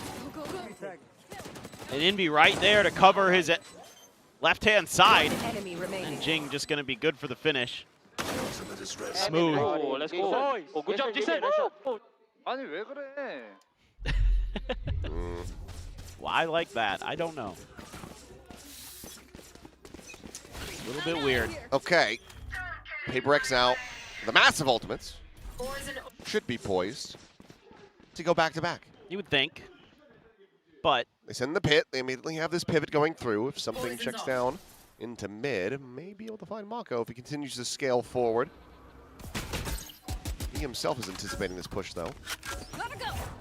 So now will back away. Drone going over towards him. He's going to tuck into the smoke, and I think he does get revealed. And yes, he actually rings out some shots to try to clear that drone. In the end, Envy able to find him. Drop down. Jing going to be caught. Hyunmin There at backside, able to come away with a kill, and Envy's gonna be overwhelmed. Bane is able to find him with that Sheriff. Something going for the backstab. The upshot, however, it rings out a little bit too soon. Forsaken will be able to find freeing, but Young cleans up Forsaken. With one and Hyunmin to try to contain this player, but Bane gets to buy. There's 40 seconds. He can run it to be.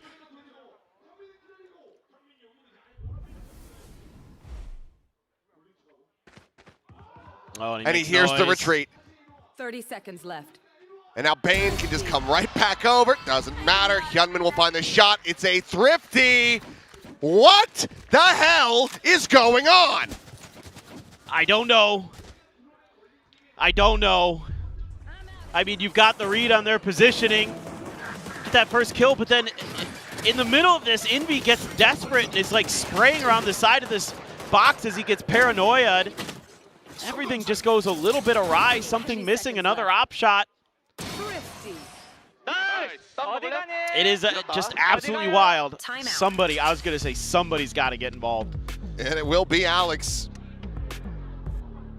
Losing out this game of chicken. Yep. But I mean, how the hell has this occurred?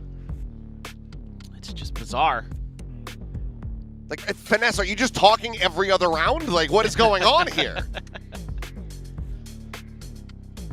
I have no idea.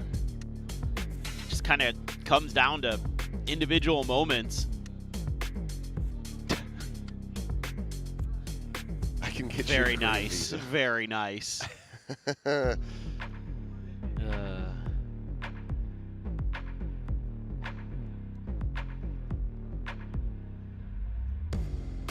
But I mean, it's all heat of the moment stuff in the retakes. It's just who is gonna find that extra angle, find that extra piece of util that does somebody else in. That round, I think it, in my opinion, might have been Jing's paranoia that actually screws Envy there. Or maybe it was a Storm Surge. I could be thinking that maybe Young hits a nice one onto Envy. Anyway, he got nearsighted. And then he had to panic spam, and then they couldn't really hold the line there. Young's got a reckoning. All those ults. In the pit. Forsaken to peel back away. That's info. Don't die, Forsaken. This is your round to win. Yes. It's in the stars. You have an overdrive. Enemy tag. You'd love to get a chance to use it, I'm sure.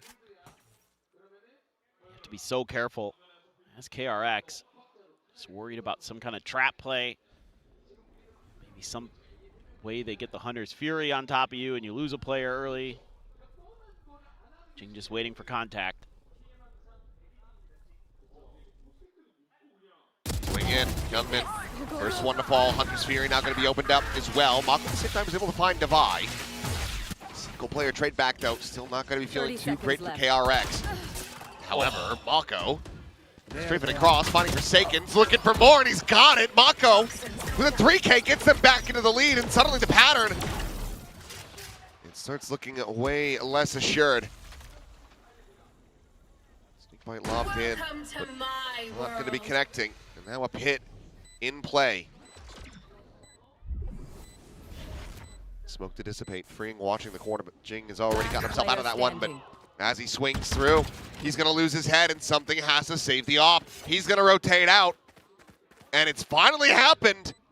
KRX will win back-to-back rounds.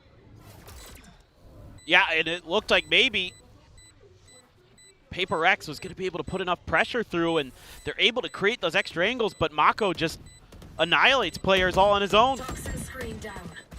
He just single-handedly claims this round. Beats Devi and then beats the two players at backside A. That's it. Sure. Doesn't matter. Yeah, it doesn't. Watch them run But when lit by my sonar. Just kind of like, who's going to be the next man up? Who's going to step in there and find that huge moment? Let's see this one here. Yeah. Steady hands from Mako. 진짜 And now the lead established for KRX. My God! Yep. Frustrating.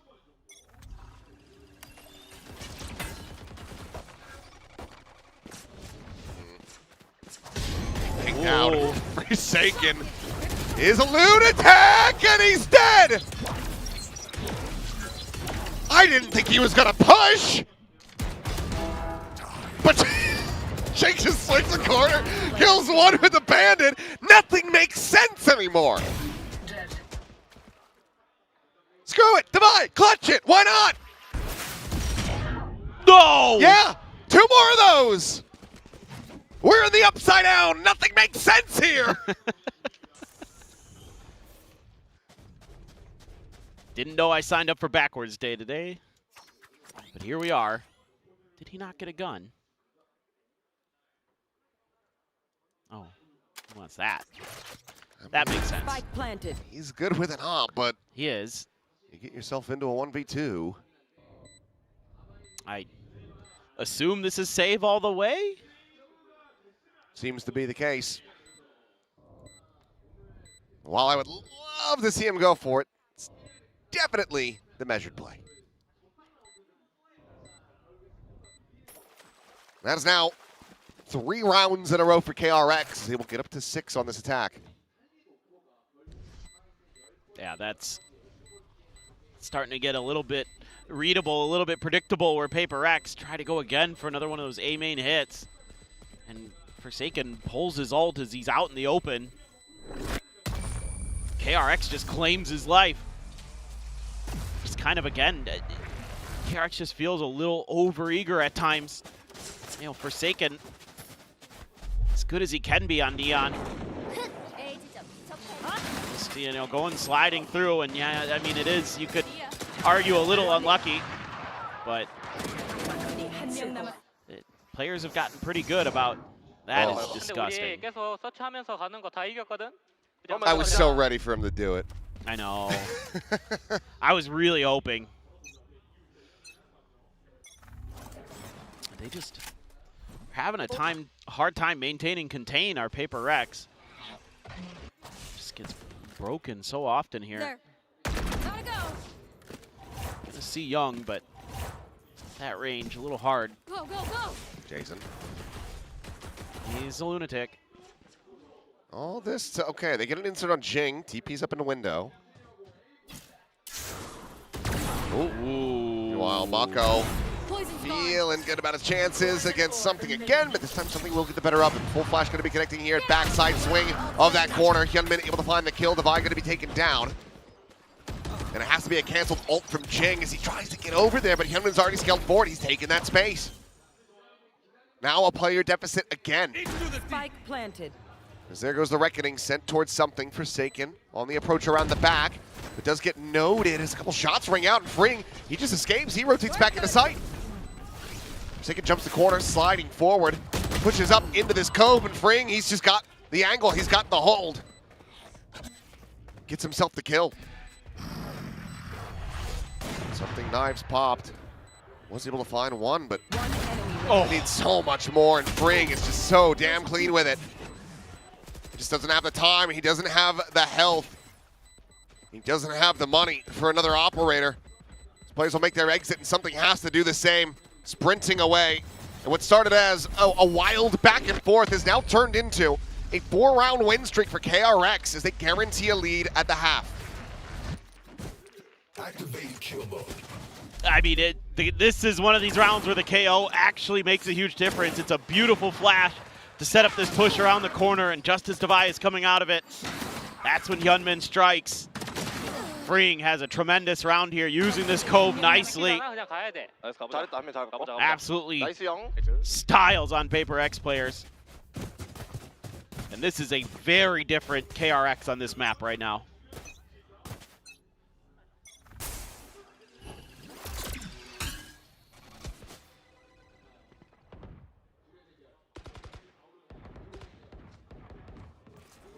Drone to try to check something. Did it get a glimpse? It looks like no, but he took one hell of a shot. Tagged at 14, Hunter's Fury. Gonna be called in. There's a freeing. clears out key positions of the site. We're going to be grabbed as the plant goes through. Just trying to get another charge in case he can get himself a massive round to build up another reckoning. Mako. They're not going to be ready for him if he keeps scaling. Be a little bit slowly approaching. He's going to have to start upping the pace with Bane dead. I've still drawn for Hyunmin. Catches a glimpse on the Forsaken, now backpedaling over. Gets himself to bricks. Updraft, looking for a kill, but it's going to be Jing to snipe him out of the sky, but Mako is still here, now striking out from door, gets himself a third. Devi will be able to counter swing, but once again, the time is not there. This round is KRX's no matter what. Signed, sealed, and delivered. Is pretty much damn near everyone will die. KRX are looking to make this a 9-3 half. Round before the switch. I mean, some of the things about PRX today, they just don't feel like they have the same thought process on this map as usual. It's got the spot of the robot dome. And yep, eventually Mako struck. But when they were playing this last time, they were really patient in terms of setting up for retakes, like working together. Now they're trying to go for big plays and not kind of playing as a team necessarily. And it's all starting to fall apart a little bit. They're going for these early round picks and things, and sometimes they're even getting them, but then behind that, their protocols crumble. KRX has a good read on some of the early fights. And while he's had a couple solid kills, I do have to question, is this op cursed? KRX they're doing a wonderful job of widely avoiding something, getting into a post plant, and then denying him sight lines. Right. I mean, he's been able to keep it, yeah, but... Like, here's a deep cut. This reminds me of DRX versus Onslayers from years ago. Oh. It was on Breeze, and they were just like, oh, well, Bazzi will have an operator. Let's just not go towards him. Yeah, and they just avoided him. Yeah. It feels like it's the exact same game plan. Yep. But they also are doing a good job of just, whenever they do contact with him, forcing him away or doing damage to him, so he has to play very passive. Take flight. Here you go again. I think that drone did see him. It should have done.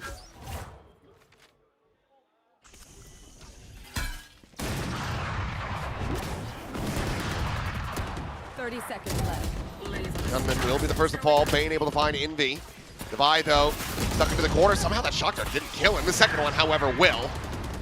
Last player standing. And there goes something. Yong takes his head off, and KRX may as well have this one locked up. 9-3 on the half, as it is just Jing. While he's an incredible player in his own right, this would certainly be something else. Suppressed. Held back, no access to his util. No bite to try to delay this one, but Paranoia is not going to be hitting anyone at main. Fragment goes through, time going to be bought. He's going to TP forward into the smoke, and I think he's TP'd just a little bit too far. Mako catches a glimpse, he catches a shot, and that is KRX rallying back into PRX's map pick. Well, 9-3. It's more than a rally. It is an absolute marathon. I mean, now they're really feeling it. They're really confident, comfortable. I really like this KO and the jet for Hyunmin as well. It is giving absolute fits. Yeah, something doesn't seem as bothered as sometimes, but I mean, we know the coaches below us are not thrilled. It's been very shaky overall. Oh, it feels like we're in an earthquake. Yes. Who else at the half to be leading the charge and topping the scoreboard but Mako? We'll get the stats up in just a little moment. Well, he was absolutely ridiculous in terms of just finding those lurk timings, always having impact. When PRX least expected him, that's exactly when he got there. And that's when he made an absolute meal of a lot of those rounds. 12-8, obviously, you know, not the flashiest in the world, but also just considering how this map had started, no one was really building up a mass of kills. No. All that back and forth, but a Mako fan here in the audience.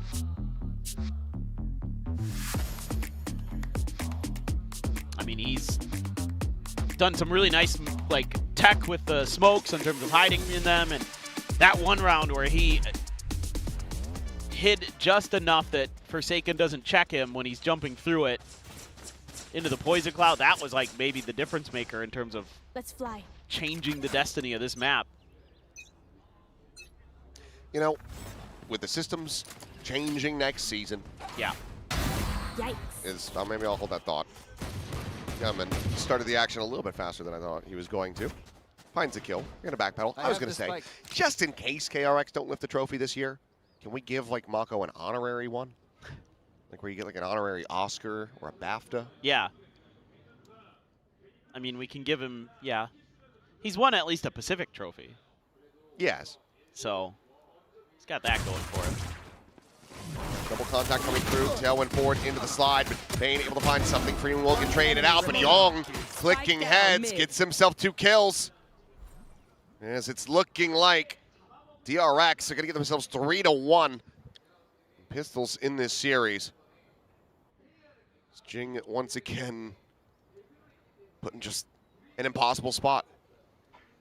Yeah, and this one just kind of came down to shooting again on the pistols. Feels like. Alex might disagree. But, I mean, Young, absolutely crisp. Huge round. Need a quick rinse? Just checking. I mean, that's kind of the thing right now is you've given that momentum back over to KRX, and I mean, what do you do there? You tried to go around the edge of the smoke, but it's okay. Trying to get out and break through the space, but Young just denies. You know what's a great, force up? though? Well, yeah, force, but the other side, split is the final map. True. And it's looking like we are slated for that. True. And both teams have looked so good on it. Yeah. So I'm it'll probably be a giddy at the thought. Yep.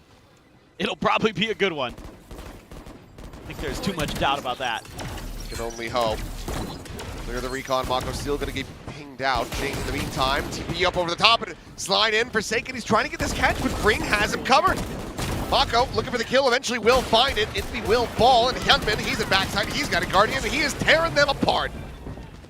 The Force Spy finds damn near nothing. Just the 1 kill and some damage on the Mako as KRX are running away with this. And I mean, the desk was talking about it. You leave the breeze open. You have to have worked on some stuff. You have to have made some changes. You have to have found improvements. Oh, they have. Yep. Yep. Absolutely. And there's a really good flash in here from Bane. It sets up that first kill on a Forsaken, and then they just scale forward from there. And yeah, I mean, got to take a time out here. It's almost over, and you just forced into a round. So now you're in a horrible position. Alex is so close to his monitor. He looks like Kong Kong out there. Who just got his 3,000th kill in VCT China. Congratulations, Kong Kong. Yep. First player in China to do it. Not too surprising it's him. Yeah, no, not at even all. a little. My big curiosity is what is the deficit to the next person? Because I have no idea. It's probably hundreds. You got to assume it's Chichu, and he's not super far behind. That's my guess. If somebody has that statistic, would love to know. So, I don't know. Tweet it at us. Yeah. Something. I don't We care. But either way. I don't check my phone much. We'll see, though. It's a militia buy. It's anything that they can get. Yeah. I mean, you got to grab the pots and pans. Get out there with the pitchforks. Try to make something happen. Jing's been good with bandits, but they swing this corner. Oh. They don't have anything big. I mean, I hear that Guardian. I see that Jet. I would not want to be pushing this one. You have nothing to clear them off of it. Devi. Okay, they will miss each other. Devi will just go his separate ways. You have no util that can deal with that position. You have to like set up a smoke and create angles. That's it. That's your only option there. Or just try to dry swing him and probably pay the price. But here comes freeing. Oh boy. Here's Well, all the movement. Divide. Mako to backpedal, rides into that pass lane, does get stunned up. Will be able to find the 1 kill before getting taken down, and Fring at the same time got rid of Divide. He's going to rotate around over towards window, and this makes for a very uncomfortable plant position for PRX. As Forsaken can't find anything at Arches. Spike down B. And somehow, it's always Jing in a 1v4. 30 seconds left. They continue to give him an impossible task. And he's not going to be able to John Wick his way out of this one. I kind of doubt it.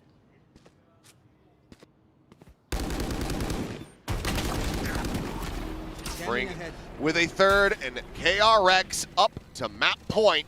Split just one away. Match point. That feels inevitable. Now, once more. Unless somehow, some way, get one of the craziest runbacks you've ever seen. Mako again, just sturdy. He's curious about that fight on the flank. Just Fring kind of avoiding Divide enough. Obviously, holding the line and having a really solid map is Fring. I think he's played really nicely on the Sova. Yep. Honestly, both initiators, even though Bane hasn't lit it up in the kills, he's done great with the util. All right, 10 assists. Yeah, that's exactly what you need. Johnny on the spot with that one. Young as well. Looking a lot more comfortable here with this harbor. Yes. Just more confident overall. Ooh. Okay. Best start they've had in, I don't know, 10 rounds? Yep. Something with a kill on the freeing. Oh, no. Walking out. Doesn't quite confirm it. Puts Divide down to 40. Nevin's still here, though. Spot out. A shot going to be sent. Forsaken will be able to find Young in the end. Push forward. Forsaken gets himself a double up. Plan can now come through, and it's just Mako still working his way over. Ever so steadily. Finding the first. Surely that's it. One would think, and okay, something will be able to get himself a 3K in the round. PRX, they found their 4th round win. It's finally stop in what was a 1, 2, 3, 4, 5, 6, 7, 8, 9 round win streak if you go over the half. Yep. Whoa, that one was pretty snappy. Yeah, I mean, just if Forsaken's having an off day on the Neon, it makes this composition so much harder to go. He needs to be creating that space for you and getting those kills, and he just really hasn't consistently been able to do so. Often he's been getting shut right down. I'm just going to leave the spike in the spawn and go for a little bit of hunting. 2 shots out. Clear Clear that recon. Yeah. Decent information, and Jing, good aggressive play, is able to intercept and take out Mako. Look at something. Yeah, he's up through Nest. Hyunmin seemingly is aware of this, but Bane, he's just going to pinch it from behind here at doors. Comes away with 2 kills. Something does manage to find Young. Breaks open the sight for the rest of the team as Shock Dart landing there at his feet. In B. Ooh. Okay. Dials in for 2 quick kills. Spike, however, is still down by Shop. Yeah, Frings. If Fring swings this corner, he hears the footsteps. Oh, this could still be screwed. Fring finds the first. Recon over to check out mid. Nothing going to be seen there. Still trying to min-max here. One away from some ults. Check. Ooh. Spike does get grabbed. Only a tiny bit of damage going to be suffered. 30 seconds left. Just push their way forward, 25 seconds, so no way to pivot. Have to just plant this on A, so we'll go for back sight. Spike planted. They have to check mid. They're not too sure. Envy's Well, going either all the way, way but to the bridge, I think. Well, critically, he just doesn't have sightlines on anyone at the moment. And okay, something. We'll finally check in the main. Finds that kill. PRX with another. 7 more to go to push it into overtime. Yeah, I mean, now they're just kind of deathballing around and just playing off of each other. Well, getting that early info. Still, you know, go for that aggressive peek. Catches KRX completely. I doubt was disgusting from Envy. Keep going middle. Keep going middle. Let's go. Okay. Keep going middle. We'll see if this works out. There's 4 players from KRX with eyes on this position. It's going to be tough. There goes one of them. Forsaken down. Hyunmin Quick peek into the shot, gets that kill. Cover going out. Meanwhile, at Nest is going to be Glass Cannon with that Vandal. Spike going to continue to scale ever so slowly forward, and something. He's been hearing something there. Sends out some shots, but somehow Young didn't get hit. I don't know how. Stealing sight. Paranoia misses. Oh, Bane not caught by it, and Bane! Oh, he wants this map to end. He wants to take this to split. Something will fall, and now it's just a 15 HP, and taken out at Arches. 13-5. KRX giving PRX a taste of what PRX gave to KRX last time they played against each other. Same score line, but different victor here on Breeze. We are going the distance. All 6 maps played here tonight, and Split will decide the last team will be going to Vietnam. yeah, I mean, kind of what I expected, not in the way I expected, in terms of 2 blowouts on each other's map picks, but sure, why not? And Split, I think, will be a very different story than these first 2 maps. I don't have the confidence that either team is just going to be able to run away with it like they did here on Breeze and Ascent. Really nice overall from Mako and Freeing. I mean, Freeing just so steady in some of these post plants, and Mako lurking all over the map. This PRX not able to really keep their map control, keep their focus, go for the retakes, you know, set up for these really nice moments where they're very cautious on the map, and this just felt like they were grasping at straws, and KRX had them pretty well dialed in. Some of the little positioning too that KRX was taking, like Hyunmin up on that box on A, just was impossible to deal with. There's no flashes really other than the Paranoia in this comp built in for PRX. You got to use Sova util or something anyway. A wild map between these squads. The back and forth was something to behold. We've already yapped about this ad nauseum throughout the map, so let's go ahead and hear the desk yap about it now. It's our turn to yap, and how could we not expect anything less than a map 3 for what is the final series here in Sangam Coliseum for Stage 1.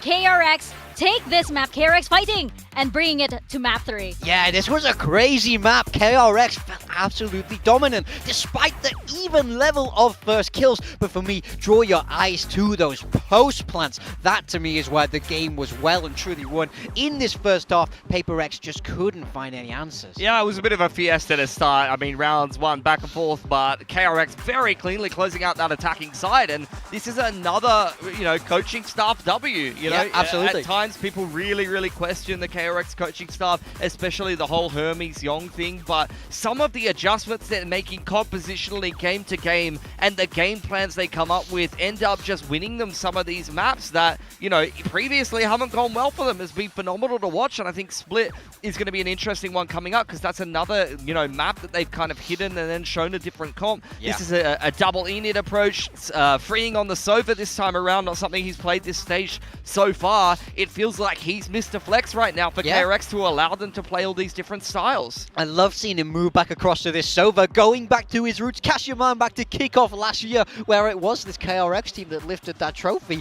Freeing was that all-star initiator player, so it's no surprise that he has the Sova ready to go in his back pocket. On the side of PRX, it just fell flat across the board. I think you have to draw your eyes once again to Jing down at the bottom of that scoreboard. That's 2 maps in a row now. He's been rock bottom after a fantastic stage 1. He has to come alive in map 3 or they're going home. We won't be seeing the Masters Santiago finalists being able to compete in London. Yep, and I hear the desperation in Morgan's voice, and that's because, of course, Jing is both on our build diff roster, so we really need him to come alive as well. But you're absolutely right. This is uncharacteristic of a player like Jing, absolutely. Right? But going on the side of KRX, of course, it was an amazing comeback for them, especially coming from map number 1. But as we saw in the very beginning of this map, there was a nice little checkerboard ongoing. I mean, this is a clown fiesta. Who knows what's going on? Look at the back and forth on all of this. Just cast your eyes there to the start. The Thrifties in this game were going absolutely crazy, and that's exactly what happens when you have so much firepower. Yeah, I mean, KRX, they were saying if we'd won a pistol, then things might have been different. And then there was a cursed monkey paw somewhere that closed up because they won a pistol, immediately got eco'd, and then it was just a fiesta from there. So, look, a shaky start to this game. Things were very, very back and forth, and both teams were wrestling for control. But once KRX got control of that attacking side, they very firmly ran away with it. I thought that eco win there in round 2 might have been the end of them, especially how Breeze went last time around. But honestly, they recovered very well from there, and it was very evident that their game plan worked with flying colors. Yeah, and you saw KRX kind of settle into this very nice rhythm, especially because they really did favor the A side quite a lot. A lot of these clashes, and I think that KRX, once they started reading what PRX were going to do, they started bullying them across the map. You started seeing them getting more and more aggressive towards mid, and started realizing how they could actually hurt them. Yeah, it was all about that A side for KRX. I mean, they were continually comfortable to end there because PRX just couldn't make that retake work. You saw so many times that even if it was getting close, they ran out of time so consistently. And that's why so many teams are like in the Harbor these days. PRX don't go for it and their retakes suffer.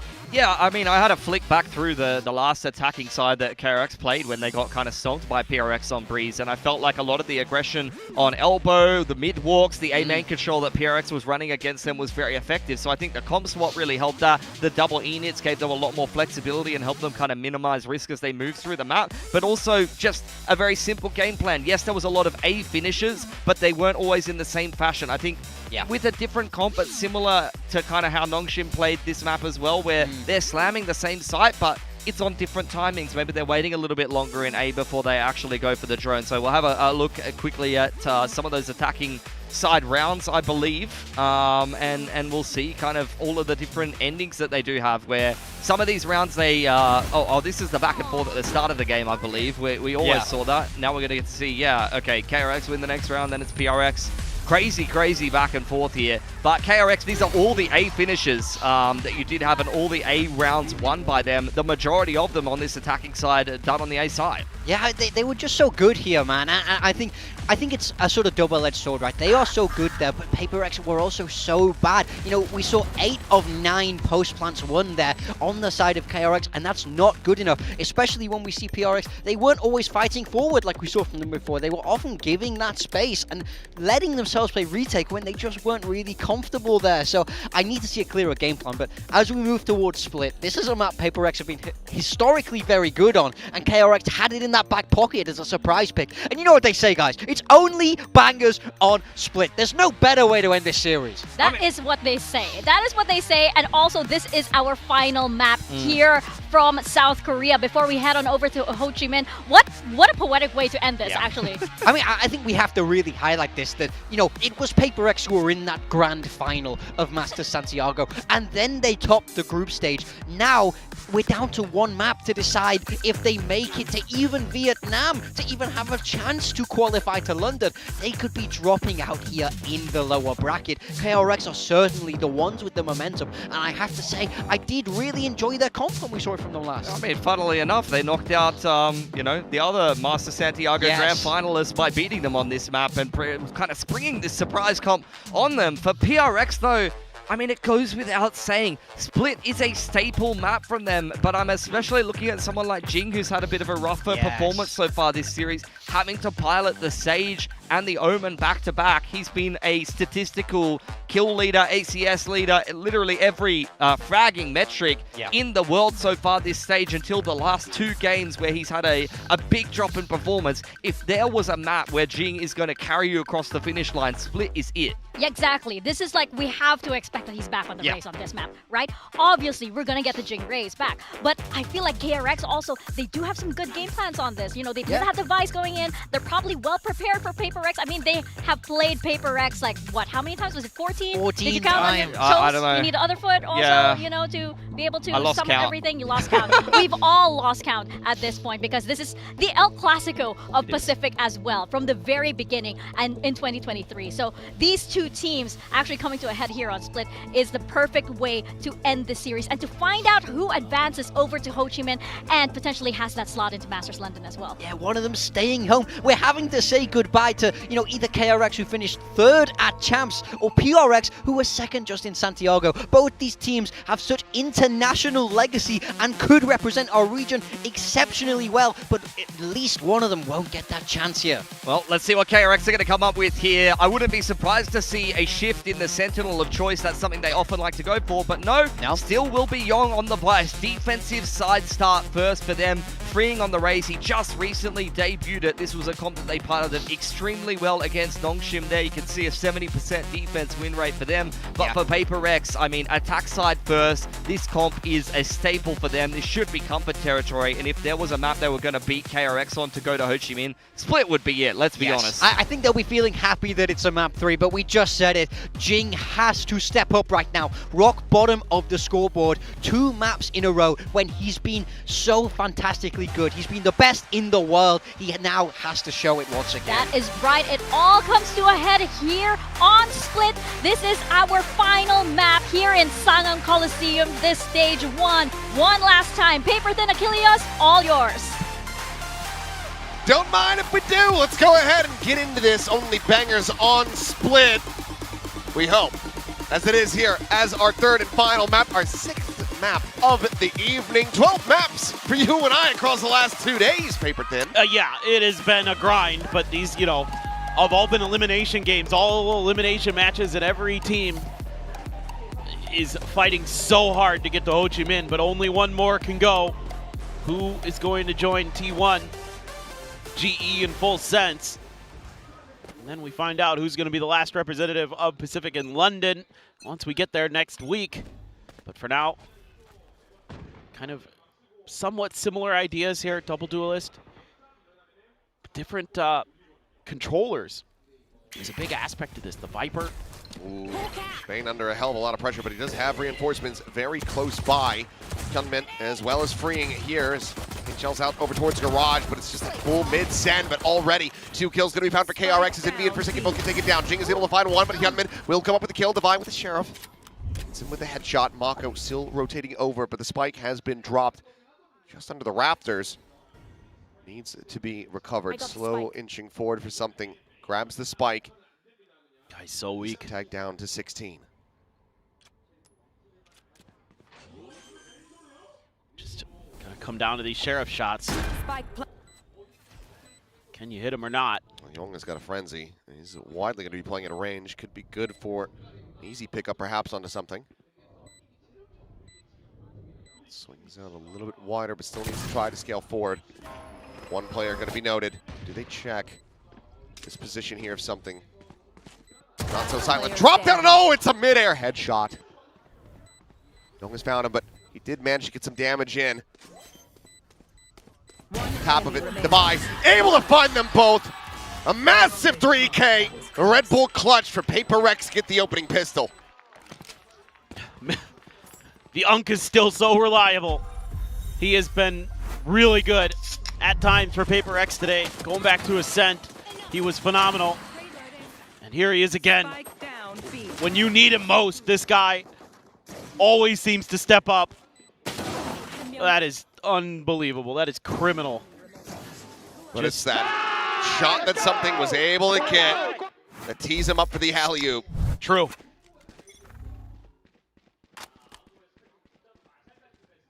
Maybe that was a little revenge for that Jing jumping Phantom headshot on Sunset. Yeah, could be. I'm sure that one's still living in their heads. But storm forward, B site, wide open. Spike will get grabbed. It looks like it's going to be Jing. Go ahead and get the plant. That's going to put him halfway to the showstopper. Spike Slow planted. rotates now, coming through 3 players, making their way through sewers to join in with Yong. Did they split off? Looks like no. Not going to be paying any attention to Ramen and Garage. Will just go straight through Mail up into heaven. Yeah, so do you throw something with the Stinger and Devi at this, or maybe just Devi? Everything else, are they going to maybe make a fight of this? Just creating some space. Surely they're just going to die to Spike. I mean, at this point, I think you absolutely have to. PRX, though. No such thing. You're not allowed to die to the Spike. I must kill you myself, says Jing as he will just rush forward. Doesn't manage to come away with 2 kills before getting taken down. That's going to put him 1 charge away from the showstopper. Something as well going to be looking for a little bit more. It will just be that 1 kill. So, because Spectre at the end of the day is really the key thing that's lost. Yes. Otherwise, still a good amount of firepower available to them as they go into the bonus. But in the mental calculus of PRX, it's more important to get closer to that showstopper, right? Yes. And I agree with the way that they play, with the way that Jing can play. Guys, I go out this soon, boys. Let's go. Still smiles and energy. Jing, you would think, is getting the showstopper, especially considering what we're seeing on the map. Nobody even thinking about contesting the B orb early. Something thwarted. It would just be Mako with a couple taps, if anything, but he's immediately going to be forced away back in the alley. Shell, nothing much to be found there off that damage. Actually, rather, sorry, that's Jing. This is just eating a little bit of friendly fire. Freeing does have his. We'll send it out, interrupting the plan at default. Well, Freeing, great shots. Does manage to take Jing out of the air, but will get killed from beyond the grave. And hits a belter of a shot, and Envy mows down the remainders. Weapon upgrades, Envy on his feet, plant money, and a bonus conversion.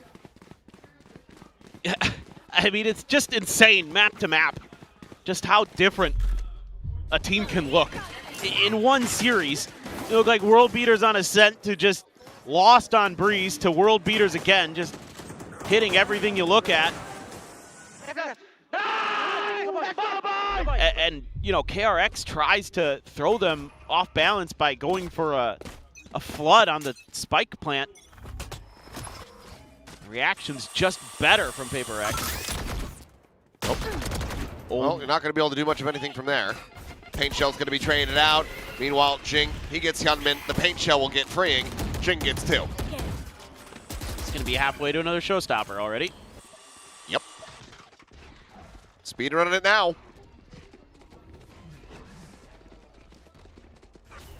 Oh.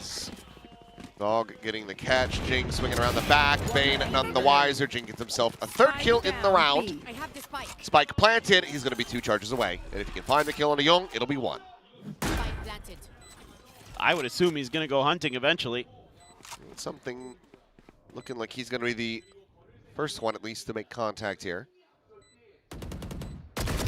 Very much will just take that kill for himself. So 3-1 and 2. PRX a 4-0 start. Question is, does Termi call a timeout now going into the next bye? Does he trust in the team? Because now they are going to be having an operator online. Yeah, oh, Jing, the timing there right as the flash was coming through. Beautiful. And Mako, okay, got 1, but that's it. I mean, these floods, these timings where they try to go for these fast hits, that PRX is just too good at denying. I mean, he's about to lap Freeing. Yep. Turn to the flash, gets himself all the way up ramp very quickly. Boombot. It's going to be dodged. As Jing's just going to go straight out of this one, and Bane will be able to shut him down. Peek out though into mid, and Mako not going to be good for the kill. Going forward, Young looking for something, but he will end up falling. And now, as they get ready to bring this spike forward, KRX are going to have to start assessing, do we go for the save? And with the death on the Freeing, the answer is yeah, you do. Have to run away. Keep this up into the next round, but PRX are looking so very clean here on Split. Yeah, fantastic stuff from Jing in terms of just creating enough of a fake on the other side of the map that he bought just enough time for them to scale forward. Forsaken wins a big duel at Male, and then something springs into action to claim the site. Hyunmin, the op. Oh boy. Oh boy. What a shot from Envy. What a shoulder peek. Yeah, gets him to 32. Meanwhile, Bane, he's asleep at the wheel. Something's just strafed his way through, and they retain nothing. Everything taken from them. As Envy says, hey, does anybody, you want this off? Oh, no? Okay, that's fine. I mean, something is feeling himself right now in a couple different ways. Just individual, like, skill comes through here, wins the battle against Young. But the way that he updrafts there to sell that he went up to rafters and wins that that fight. It's Timeout. incredible. Yeah.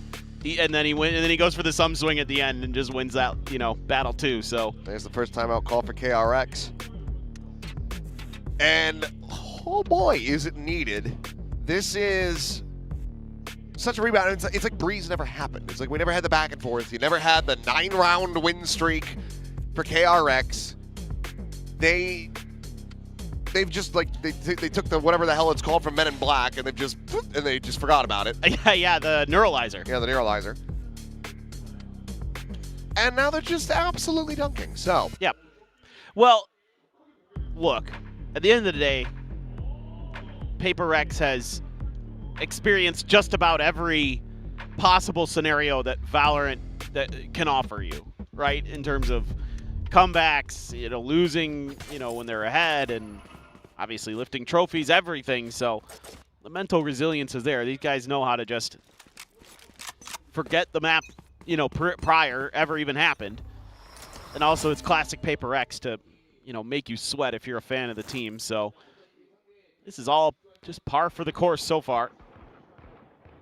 Seekers, Blade Storm, Jing one away from another showstopper. Freeing does have his showstopper. Young, Bane, and Mako all within touching distance.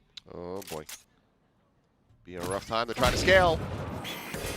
And there you go. Just trying to get some info, trying to set up that boom bot, but isn't ready for them to be so far forward. Second showstopper, ready to go. Ooh. Could get 4 in this half. Showstoppers aplenty with the way that he's been playing. Get him on raise and he's good to go. Here's the Vice wall up ahead. Yo, okay, doing well to win out that fight, but Forsaken's there as a second layer. So immediately trades it back. Control over the screens. Mako is going to be held back for now. He's quickly trying to get a shot, and he will be able to find some damage, but Jing just goes pushing forward. Swings in, catches him off guard, and there's the heals to get everybody right as rain. Thought for a moment maybe the timing here on Bane's swing out, but they're ready.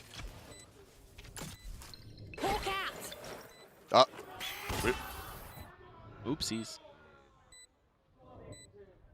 Wasn't supposed to do that. The one that does get out onto the side doesn't manage to get any information. Gunman going to be able to find one more kill as Forsaken will fall. But timeout not to lead to a thrifty. It's a 6-0 start here for PRX. And it's going to be ults all over the place. A crucial round. And for PRX, you've got a little bit of a ability to kind of wait out some of these ults, force KRX to have to go for the showstopper and things like that early. And maybe you can find the right response. Yeah, what was that flash? Well, let's go ahead and listen in, though. This has to be the round that the timeout was called for. Out of charges. 야, B앱은 바로 가리긴 했어, 얘들아. 근데 이거 옆통 조심. 미드 등에 바로 까보. 야, B 서치, A 서치 못하겠다. 나 간다. 여기 장막 올려서 다시. 야, A 조심. 아, 전진 본다. 전진 본다. 아니야, 전진 복이야. 이거 맨 살때 뒤에서 볼게. 아, 컨택으로 올까? 야, 이거 내가 미드 쪽에 있을게, 얘들아. 이 미드 쪽 있다가 나 오면 형이 미드 봐, 형이 미드 봐. 형 가시 빙에 픽해봄. 그럼 B비엔 없으면 너 다시 일자 할래? 앞라인? 뺑 까줄게, 여기. A 다시 장막 올렸다. 됐어. 없다. A 조심, A 조심, A 조심. 어떤 형인지 모르겠어. 근데 미드. A 바이퍼. 야, B에 보고. 제. B에 보고. 내가 할게, 내가 할게. A 바이퍼 방금 있었다. 써도 된다, 얘들아. A게. A 오나 보다, A 오나 보다. A 1층 하나 같은데. 가시 해놨어. A와? 헬멧 조심해, 얘들아. KRX starting to figure it out. 아직 안 왔어. Push onto the A side, getting ready to come through. Seeker still chasing, finally going to be cleared out. And they end up just pivoting this. TP up. Get locked out of heaven. Showstopper going to be invested. For a target. Spots one, and Mako, he's able to find two at the same time. Jing and Forsaken both going to be taken down. Now he gets himself a third. And if Mako starts waking up, that could be dangerous for PRX.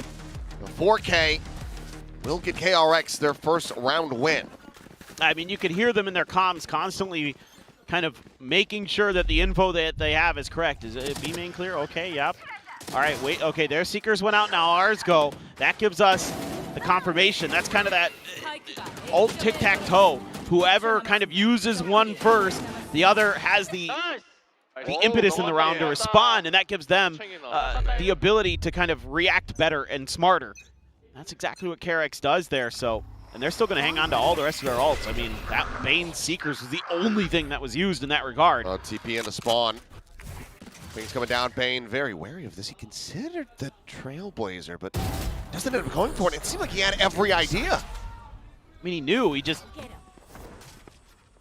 didn't guess correctly. Interesting. Either way, could end up being very costly. There's now a player down. KRX needing to try to convert this into 4v5. Showstopper's going to be lobbed in, freeing able to find one from beyond the grave, but Jing is there as well. Hyunmin now gone, and Forsaken is still sat here. He's ready to intercept. And for Mako and Yong, I don't think there's any way to really play this out. I think Mako's already considering save. I kind of wonder there with that smoke that Forsaken sets up for himself for that TP, if either Bane doesn't realize there's a gap in it, or that he just assumed Forsaken had already started to go upstairs towards B Heaven or something. One of the two. Perhaps wanting to just be able to hold the Trailblazer for a save, but that ends up costing him dearly. Mako now to try to hold on to his weapon. Will find a little bit of a timing here, and Forsaken has to double take. So will end up dying. Yong now, the one about to be under some pressure as he tries to hold on to his gun. Checking out around, nothing going to be spotted. Yong wants to swing and get this kill, but Envy turns back around, he's wise to it. Takes him down, and PRX not allowing for KRX to be able to find any momentum buildup. Just the one round, and then immediately they're right back to winning. Yeah, and now you're very concerned for KRX because typically PRX is better on their defender side on this map, so Jing, disrespecting the Vines. Phenomenal. And everybody locked in and doing their part for PRX. You never know what Jason's going to do when he's on that Omen. Op again for Hyunmin. Here he goes. Aggressive push forward. Actually, 10 wins into the corner. Somehow, no one's going to be taken down until Bane does end up getting spotted. Have to try to avoid the pain shell exchange here in mid. This Hyunmin now going to be intercepted by, has just walked his way up ramp. There's been no eyes on this. Mako, the only one now on the site. And he is going to have to go huge. Looks away inside of the Nebula. A timing, a gorgeous one of that found by Devi. And Mako can only find the one kill. 8-1. This is a pretty classic W gaming round. Devi just holds W all the way up into A Heaven. They put a ton of pressure in mid. Flushes players into his arms. Okay, Young gets one. Guardian connects on Forsaken's head. Just gonna scoop up the Phantom and try to save it. Money is not great for him and Hyunmin. Hyunmin does have the Blade Storm though. PRX is... He's boxed in. Yep. Whether recourse for Yong other than to fight his way out. Jing, I think it just made a little bit of noise. Yong will be able to find that kill. Check into mid. Something now up the rope. Yong just going to go pushing stairs, and seems like he's going to be good to retain this weapon, but no closer to winning a second round. PRX up to 8, and I mean at this pace, now with a pit online as well, I mean we could be looking at a 10-2. Yep. Maybe even just that 11-1. They're just reading the map so well. Again, Devi just no fear at all in that round. Knows he's gonna have a bunch of open space, which has now been countered by Yong, setting up the Vice util over at 8. Now that is kind of where things are leaning for the early part of the round, but the spike hasn't been scooped up yet. PRX not committing to this. Ooh, nice angle for Bane. Catches something off guard. Clean shot to find the first. I just decided to dry peek that, and that was as Envy was going to grab the spike, so no flashes. They're going to ride this wall. Oh no, they're going to go past it, okay. Quick little push past that, all three players hurrying nearby at vents. Bane as Noise sends the flash. Slotting forward, swinging in, but just can't quite get that spray aligned. Jing does manage to take him down. Young going to be taken out as well. They're at back sight. Hyunmin hot on the chase is trying to find some kills. The heal's now going to be going through into Vi. Right back up there into heaven. Gets the intercept. Freeing going to be caught. Spike planted. Now you're once more in a 2v4.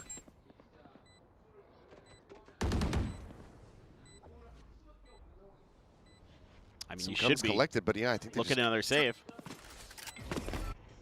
Seems like they're calling to try to go for this one. Cosmo Divide even going to be committed, and Mako is dead immediately.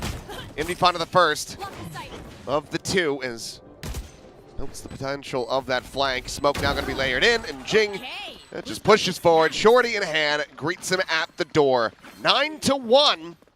I think KRX probably have to commit that second time out. Yeah, I mean, this is tough because you even get the early player advantage, and then they're still able to just keep claiming space, keep putting pressure down. You know, Bane realizes he might be in a little bit of trouble, so he sends out the Hawk, but there's actually two players there, and Jing doesn't get caught by it at all. So he's able to just take the swing. Let's go, boy. Even if it might be normally kind of an ill-advised swing for Jing, still able to win it because KRX is just that rattled. Got the dead, Envy with a kill, Jing gets another, and that is another showstopper. Just forget it. No hope. Despair, ye who try to enter here. Well. Oh no.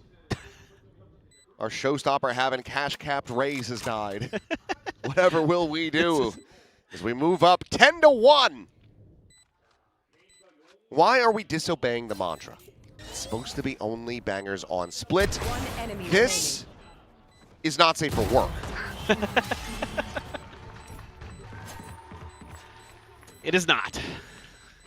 Last It round is not in the safe half. for DRX fans or KRX players. Ooh. And now you got a showstopper coming into this. And I just don't know. Every move they try to make is just red. I mean, PRX is so fast. Guys, this round? No, nggak bisa sih. Karena kalau dia Well, last round of the half. If you ever wondered what 5 happy lunatics sound like, here's PRX's comms. Oh, vice here. I can flash up, boys, after net. Flashing. Default it. One heaven. One more heaven. Two more heaven. One more heaven. Guys. He go up. Wah, bangsa, this guy ngesot. It's okay. Heaven, boys.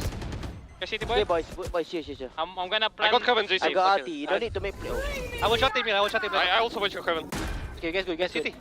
City, go, City. Nice, boys. Let's go, boys. 11-1, baby. This is hard to watch. It is. It is shocking, honestly. I figured this would be pretty close. But off the rip, I mean, they just get Jing involved and engaged, and he's happy to be back on Raze, and he's just kid in a candy store. What are you meant to do in this halftime if you're KRX? Start deciding what's going to be the post-match dinner. Because then either way, even if you end up streaking, making the most miraculous comeback in Pacific history, you're still set for, you know, something. That's true, but I feel like there needs to be some oomph. There needs to be some kind of run back. There needs to be some round wins for KRX if you want to be eating Hanu tonight. True. Right now, they're eating gruel. Juke? I mean, I like juke. Yeah. It's rice porridge for anyone who doesn't know. Yeah. I'm going to smash her phone. Yeah, please do. No, she can't be this happy. This is not allowed. Once again, if she has in fact locked up the laptop, I think she should donate it. I think she should be required to donate it. Think I can hit her with my pen from here? Possibly. Be a heck of a throw. Well, let's see if there's any life in KRX. This pistol round, obviously a must-win. Basically every round. Just have to see what their attacker side looks like. But again, PRX has been really good on their defender side on this map, even with the double duelist. Oh no. Oh no. Dun-dun. Dun-dun. Turn to the flash, face forward. You get the entry from Hyunmin, but he's left on an island. He will die.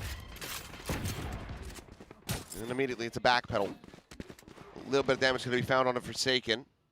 But Envy, if they do relink, yep, there it is. He's got the heal. Meanwhile, Mako, the slow walk up. Something to collect the first. Young with a nice shot in reply. Tries to keep him in this one competitively. Meanwhile, it's a counter swing in from Bane with the spike. Young, oh, hello! Yeah, gets himself into an old boy hallway fight that he cannot win. So this is now going to be a 2v4 as the spike gets ready to be planted. PRX still thinking that it's on the A side of the map and freeing.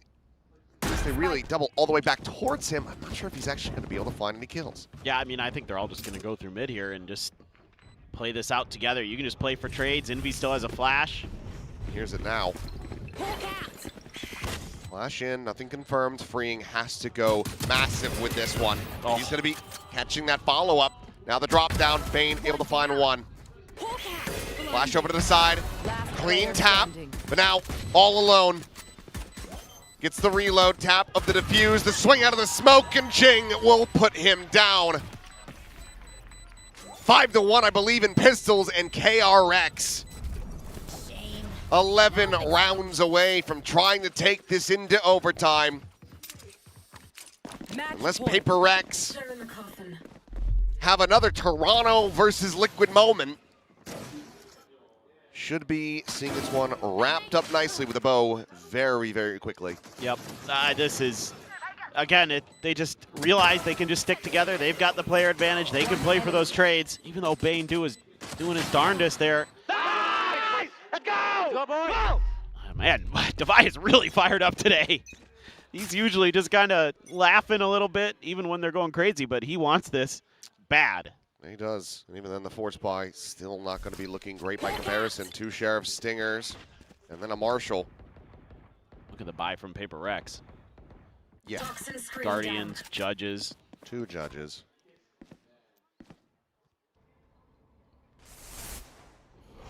Ooh, ooh, ooh. He hit him. Down to 24, but here comes the Judge. Forsaken, going to be good for 1, and yep, they have to quickly backpedal away.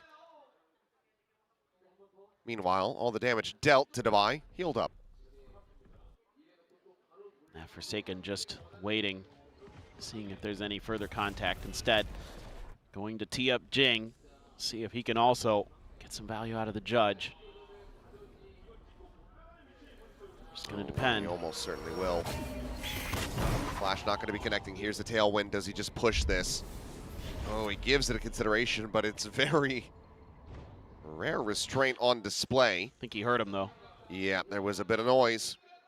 And in the meantime, something is watching this vent exit. Trying to send that flash through. Envy going to be able to find one. Looks for the second. The swing out ends up splitting the difference a bit. Young coming up with a kill. And now Jing swoops in from behind. Down A. Guns down 2, and Mako, the last one standing, and Jing is right back up into heaven. He is cornered. He is dead. It's 13-1. PRX fumble on Breeze, but they roar right back into it on Split.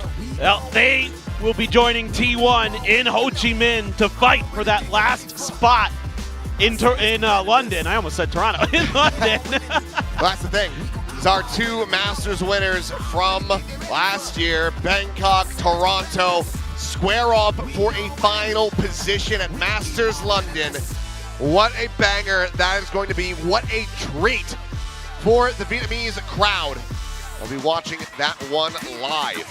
And this is a tough end of the stage for KRX, who looked so good during the groups. I mean, losing to PRX in the very last match to not have that first seed, and then losing here again, the only team that's been able to stop them, and they ran into them twice.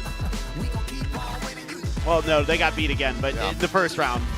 But anyway, tough matchup for them is what I'm trying to get at. Commiserations. It's been a long day. Yes, it has been. It's been a long weekend. Like Yes. you said, 12 maps for you and I across these last 2 days. Yeah, definitely not the results the KRX want to be seeing, but it does feel like they're getting on the right path.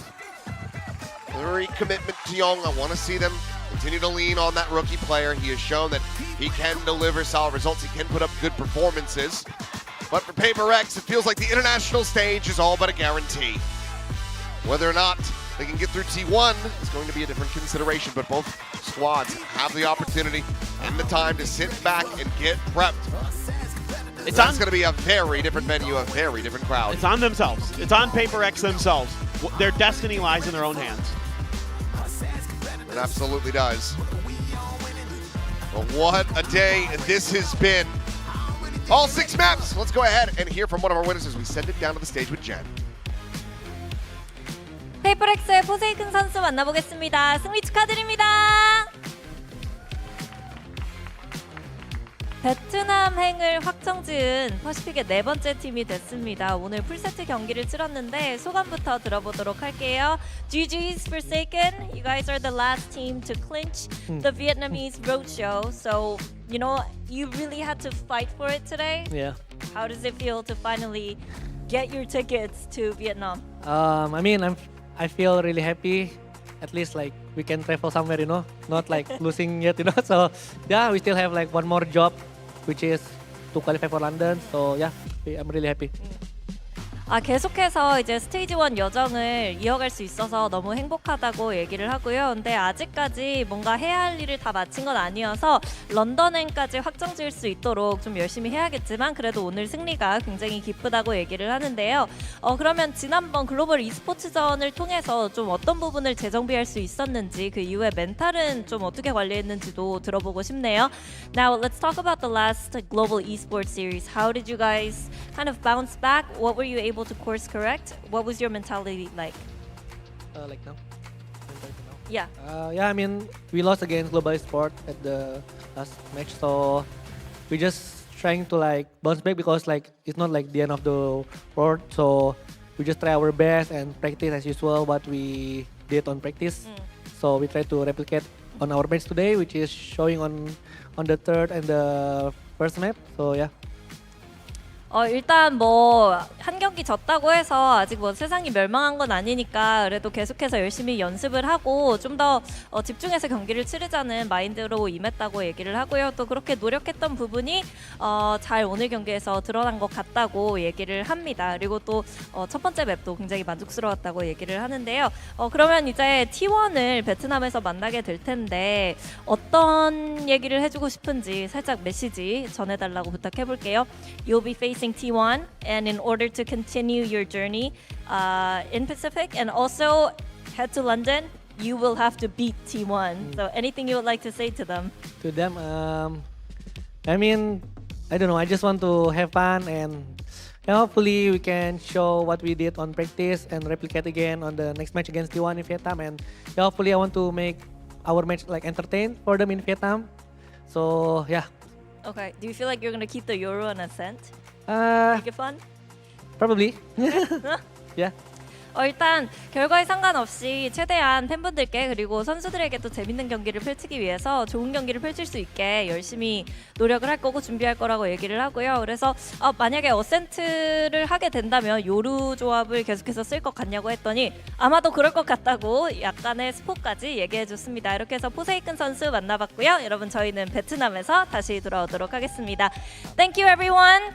Congrats Forsaken and we'll see you in Vietnam, everybody. See you in Vietnam. You're watching VCT Pacific 2026. See you in Vietnam. PRX, they managed to get this win from KRX and that final map. What a very dominant showing from PRX. Could this be any more PRX? You feel like it. They're in the lower bracket. Things start to look dicey. It goes map 3 and then they come back with a stomping 13-1 win over KRX. KRX, this is the end of the tournament for them. Going home will not be advancing. But man, this game was just all PRX. I mean, it's very classic. You know, we're so back, it's so over. We're so back again. We're so back. complete domination, as you would expect. I mean, Split was a very comfortable kind of third map decider for them. I think KRX, this is a perfect example of like, this worked quite well against Nongshim the other day, the adjustments that they made, but then unfortunately against PRX, who have repped this out a lot more, they looked a lot more comfortable on the third map. Unfortunately wasn't enough. So look, we'll have to see what KRX can come up with in stage 2. Unfortunately, just haven't had an opportunity to get back on an international stage where they usually do quite well, but Pacific is an international tournament in its own right. Yeah, for sure. I mean, I think you can't argue that it's not well deserved to PRX. They've had their highs and the lows, even within this series, you might say. But I think they definitely deserve to be going over to Vietnam, be fighting it out for that last spot in Masters London. They've attended so many international events in a row now, so I think all eyes on them as we move forward. Absolutely. I mean, you know, it's going over to the finals. What is a finals without PRX, right? You could say that about any of our teams that stepped onto that stage today, right? T1, RRQ, KRX, and PRX. But now we have our final 4 that is heading over to Ho Chi Minh. I mean, after the scoreline, how can you not be on the hype train of PRX? Congratulations to them. And joining us on the desk, we have Davai from PRX. Wow. Congratulations to you guys. That was a really, really close one. But how relieved are you that you guys managed to from that slot to Ho Chi Minh? It feels good. I thought that we could have closed out Breeze, but I guess all of us decided to say maybe third map. So yeah, but now I'm very happy because I flew my family to Ho Chi Minh. I thought to see them, and also today is Mother's Day, so I would want to do it for her. And yeah. Oh my gosh, Very that's happy. amazing. Yeah. That's amazing. And I know like in your homegrown, you talk a lot about how your mom was like always there and got to watch some of your matches and here in Pacific as well. Going back to Breeze though, can you give us an idea of like what happened there on that map? Why couldn't the team close it out? Sometimes I feel like I want to quit my team, you know. So yeah. You're so real for that. Yeah, it's tough playing with the boys, you know. They are talented, but also sometimes it feels like it's overrated, you know. So was it do a little troll in, little throw in? I mean, I'm not saying I'm putting the blame on them, but I'm just saying that the vibe in the team, you know. No, I mean, being a PRX fan is like an emotional roller coaster, and apparently the players are on the same roller coaster as well. So it's a love-hate relationship. We're so back, we're done, we're so back. So how do you recover that vibe? If the vibe isn't up in after map 2, I mean, you know Split is a good map for you guys. Is that what you lean into? I mean, Split technically, I said to the boys when we were about to start the map, I was like, guys, because in Scream, we don't lose to anyone on Split and stuff. So I was like, guys, today is the day. Like whatever like emotion we're having right now, drop it. Like Breeze has gone past. If Split is our house, let's show them this match, you know. And yep, it is our house. I mean, for sure, dude. Like they got 1 round total, so that's a pretty dominant scoreline for you guys. I want your reaction to the fact that you're playing T1 in the lower bracket here because you were both seated ahead in the uppers, and I think you were both kind of outstanding favorites to win those games and qualify for London, and now only one of you is going to end up with the spot. Yep, I mean, coming from the upper bracket, I thought only us gonna come to lower bracket. I thought T1's gonna do well. They've been playing very well, but it turns out we met them here. I don't know, they're looking good. I think especially Stack has been shooting very well also. So yeah, I mean, props to him. And yeah, I don't know, T1 very complicated team, I would say. Like they have like a lot of players that is a lot of big tiger also, you know, in the team, you know. Yeah, so it's gonna be fun, I think. And hopefully the best team win. Like hopefully it's just gonna be fun for the viewers as well. Like that's gonna go to the venue. So yeah, but I want to go London. Yeah, I mean, I was gonna ask you about that because you guys were obviously at the Tokyo finals and that went quite well for you, and that crowd was insane. So how are you feeling about that vibe again now here in Southeast Asia this time with you know, PRX? That's your home, huh? I think this is probably our first time competing in Southeast Asia, I believe, because we missed Bangkok last year. I mean, right? So I think it's gonna be crazy. Like I've seen a lot of Vietnamese fans like on TikTok and stuff. I'm kind of like addicted to TikTok, so I would love to like show a good performance. And yeah, I mean, it's been a while since I visited Ho Chi Minh as well. So yeah. So to add to that, do you have any words for the fans who have supported you? There are all these ups and downs. I mean, you like to give them all heart attacks. You know, it's not easy to be a PRX fan. So any words for them? I hope you guys still love us, and keep continuing supporting us. Like we see you guys. Like I read some of the messages. Like it's beautiful, you know. Like having so many fans across the countries. Like we appreciate that, and yeah, enjoy the show. I mean, Devi, PRX is a Southeast Asian team, right? And no matter where you go in the world, there are always PRX fans. Yeah. I mean, even Yeah, like, it's if say crazy. there's an event that PRX didn't qualify, there's always a PRX fan there somewhere out there in the world. There's always that PRX jersey. I mean, how does that feel knowing that you are from Malaysia and it's generally Southeast Asia, but you're able to reach this sort of global appeal and global audience? Yeah, just crazy. I think the first few times when we have like this kind of moment, I just couldn't believe it that someone like me could have, and the boys like could have like so many fans across the world. And we have one in Canada as well. I believe it's called Pujan. So yeah. Oh yeah, I've heard about that fan. Yeah, have you heard of that guy? Yeah, I've heard of that fan. Seems pretty nice, you know. Yeah. So yeah, I mean, just like I'm just very thankful that I come this far in Valorant, and I wouldn't have thought that I could do it. But that's the thing about life, you know, it's beautiful. Like, if you believe that you could do it, then you have goal in your life. I think that's what matters, you know. So yeah. What a beautiful note to end on. I have no more words. I'm so inspired right now to live my best life. Thanks to the play here. Congratulations Thank you so to you much. and PRX. Thank We are you. so excited to see you guys Happy in Mother's Day. Vietnam. Happy Mother's Day. That is right. Happy Mother's Day. W Mom. Hello to Kalicia's mom. Hello to everybody. Thank you so Thank much you. for your time. Thank you. And we will see you in Ho Chi Minh. I'll see you guys. Thank you. There you have it. Match MVP as well. Take a look at that. Damn. It's easy for Damn. They didn't even put you on chamber. So got the MVP. No. Every time they put me on chamber, we lost the map, bro. I'm not playing that. I'm not playing that agent anymore.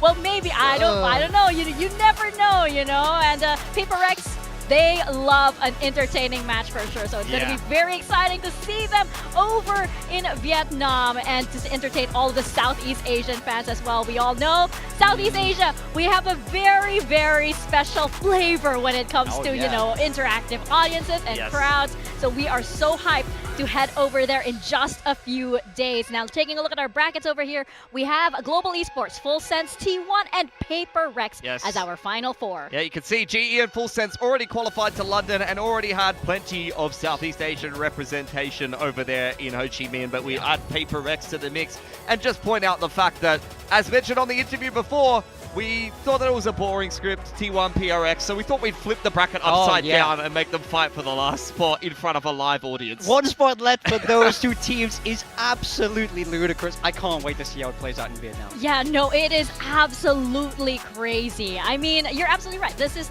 script is flipped. We're like, what if we do this? And maybe it's gonna be different. But now we have to head on over to the most awaited part for all of the talents. We have Bill Diff. I just know it's gone wrong for me today. Look at Xfero. Xfero just couldn't pull it out. Jing had a slow day until that last map. Hyunmin ended it on 4 kills. I was so far ahead into today. Big Time was crying in the I green was room. 12 points ahead heading into the day. All I had to do was not throw, and I think I've thrown. I mean, you picked 5 of the best performers, and I don't know if it's going to be enough I mean, for you. Frost has beat everybody. Frost cooked us all, but second of all, it was a 12-point diff that you needed. Yeah, you won. Oh my god! By 3, that is very That's close. crazy! Honestly, How did I win? I mean, Jing at the end of that game had like back-to-back rounds where he's got multi-frags. Jing has so. saved me! Jing He got the came eco alive! frags! Yes, He came Jing! alive! I love you, Jing!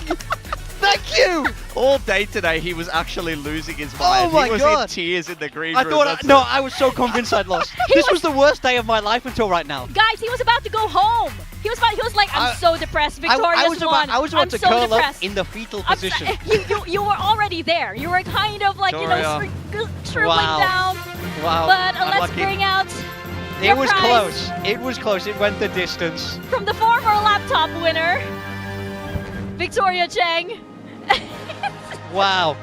Thank you. Sorry, any words? What a day. What a day. I can't even hold it all. I thought I had it in the bag. I glowed it too soon, and this is the price I have to pay. Congratulations, Big Time. You were a worthy adversary. But the real prize here is that Achilleos is very last. Achilles That is is in absolutely last right. place. That's the true absolutely right. prize. Bigger picture, everybody. That is the true prize indeed. And this I think actually covers Wow. like you are like I don't see you anymore. I'm drowning in success. It's crazy how it goes. Just, you know, I feel like I was Paper X in that moment. I mean- it looked like it was so over on Breeze, and then we are so back. We're so back. Thank you for all the love and support. I know everyone wants to see me win once again, so it's nice. Congratulations for going to Ho Chi Minh. I'm going to Ho Chi Minh. You're going to Ho Chi Minh. All the way to Ho Chi Minh. And I think you're flawless in playoff predictions. I are you? am 8 out of 8 in You're playoff 8 out of 8 in predictions. playoff That's- predictions. You've are won you? build diff. I am perfect in playoff predictions. Okay, Unreal. so The yeah. two-time. And- The two-time. Incredibly successful indeed. But of course, we are heading to Ho Chi Minh in just a few days. This is going to be really exciting. It is so exciting to go to Southeast Asia because as far as I know, we have the best crowds, by the way, guys. But before you head on over, if you're already there, please do scan the QR code right over there by Tag to Bear because we have a whole bunch of facts. And it is going to be very exciting indeed. We have a lot of merch that will be up. The merch looks sick, by the way, know. for this event. I love, there's a seen it yet. special little Southeast Asian wingman Look at over that there. wingman hoodie. Oh, okay. Yo, With I the hat, have the to get one of non-last. those. I need the have hat. to get one of those. I'm a big black hat guy. I'm always That's wearing true. a black hat, so I need that hat. You got mugs, you got shirts, you got a jersey even. This is all fire, actually. Yeah. I need that the wingman with the I think it's nonla that you call it in Vietnamese. Oh, yeah. We have something similar in the Philippines. We call it the salakot. So it's like it's such a Southeast Asian thing. I Yeah. need that wingman. I want that jumper so bad. I know, me I'm gonna too. buy it myself. It's my favorite one. It's like it's already sold. I've got it already, actually. But yes, there's exciting merch. There's all sorts of activations as well around Ho Chi Minh City. They're very exciting. I'm actually not sure what I can say at this point, but it's really exciting. Yeah. Maybe I'll drop a hint. Yeah, if Get you're your tickets, guys. get your tickets, and if you're walking around at any of the major touristy streets, maybe look up. And you may see something quite cool. Some activations, Like, stuff like that. Lovely. Yeah, perhaps. But of course, in just a few days, we will be in Ho Chi Minh City for the final weekend of VCT Pacific. And you look at these 4 teams and what they were able to show in the Sangam Coliseum stage. And we are heading over there. Oh my gosh, it's going to be so exciting. Stacked. It's ridiculous. Both of these games are absolute fire. Frost against his former team, Paper X against T1. The two high-powered, high-fragging teams that everyone thought was a shoo-in are now duking it out for that one spot. It's unbelievable. Script writers, absolute W. They know what they're doing. Yeah, we got 2 new representatives over in Masters. Both Full Sense and Global Esports have not qualified before, so that's going to be fantastic to watch. Yes. It also would be amazing to watch one of them potentially win Pacific. I mean, Yeah. Paper X has done it. T1, at least some of the players have done it for sure, so I think that would be a very interesting storyline. That is absolutely right. Can you imagine? Full Sense wins VCT Pacific Stage 1 or Global Esports wins VCT Pacific Stage 1. We are in a timeline where that is indeed possible. So I think it's really exciting. We cannot wait to head over there, guys. But for now, that is it from us here from Sangam Coliseum Stage 1. This is our final time here. And yes, see you guys in Ho Chi Minh City. This is VCT Pacific 2026. Earn everything.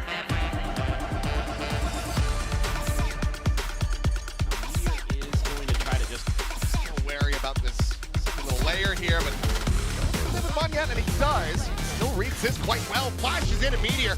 Collects a kill on Nick Sparrow. He's looking for the third. He's got it. Gonna bring him down, but now it's just 2 players trying to hold their own, and Jemkin cannot align their shot on the Munchkin. Take down RRQ on RRQ's pick of Haven. Welcome to VCT Pacific 2026. Earn everything. Now the push forward. They're definitely blinded, and Buzz calls Paranoia out. So she's still going to be good for 1 fight back. Buzz is now on for an ace, and he has confirmed it. Apex Predator here in this round. Buzz behind him, trying to go for the Neon. Ends up peeking first. He is taken down. Meteor holding down M1. He'll find Kush before down in play. Drop down from Buzz. Turns back around the corner. It's Sparrow. He'll be able to find him. Monjet cleaning up one. He trying to fight forward. And Monjet, he gets it just in time. Oh, command. Sparrow still trying to work his way across over towards the site. Buzz spotted. onto him. Spike is brought over. Be able to do so, but Kushia swinging around the back. Finds the first, and now Munchkin all alone to try to pull off the 1v2. VCT Pacific Face forward, 2026. and Munchkin! What a clutch! And what a map from T1! RRQ have been denied!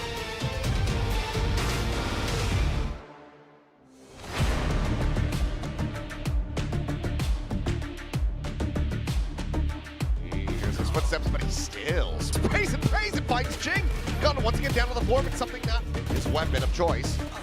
Cleans up Bane, and Young almost has him aligned, but Divide critically with that Phantom will be able to find it. That is a massive swing around here for PRX. It'd be tough. There goes one of them. Bane not caught by it, and Bane falling out. It's just Divide, 15 HP, and taken out at Arches, 13-5. Gonna be dodged. Jake's just gonna go straight out of this one, and Bane will be able to shut him down. Going forward, Young looking for something, but PRX are gonna have to start assessing. Do we go for the save and move into the 32? While Bane, he's asleep at the wheel. Just straight his way through. They will be joining T1 in Ho Chi Minh to fight for that last spot.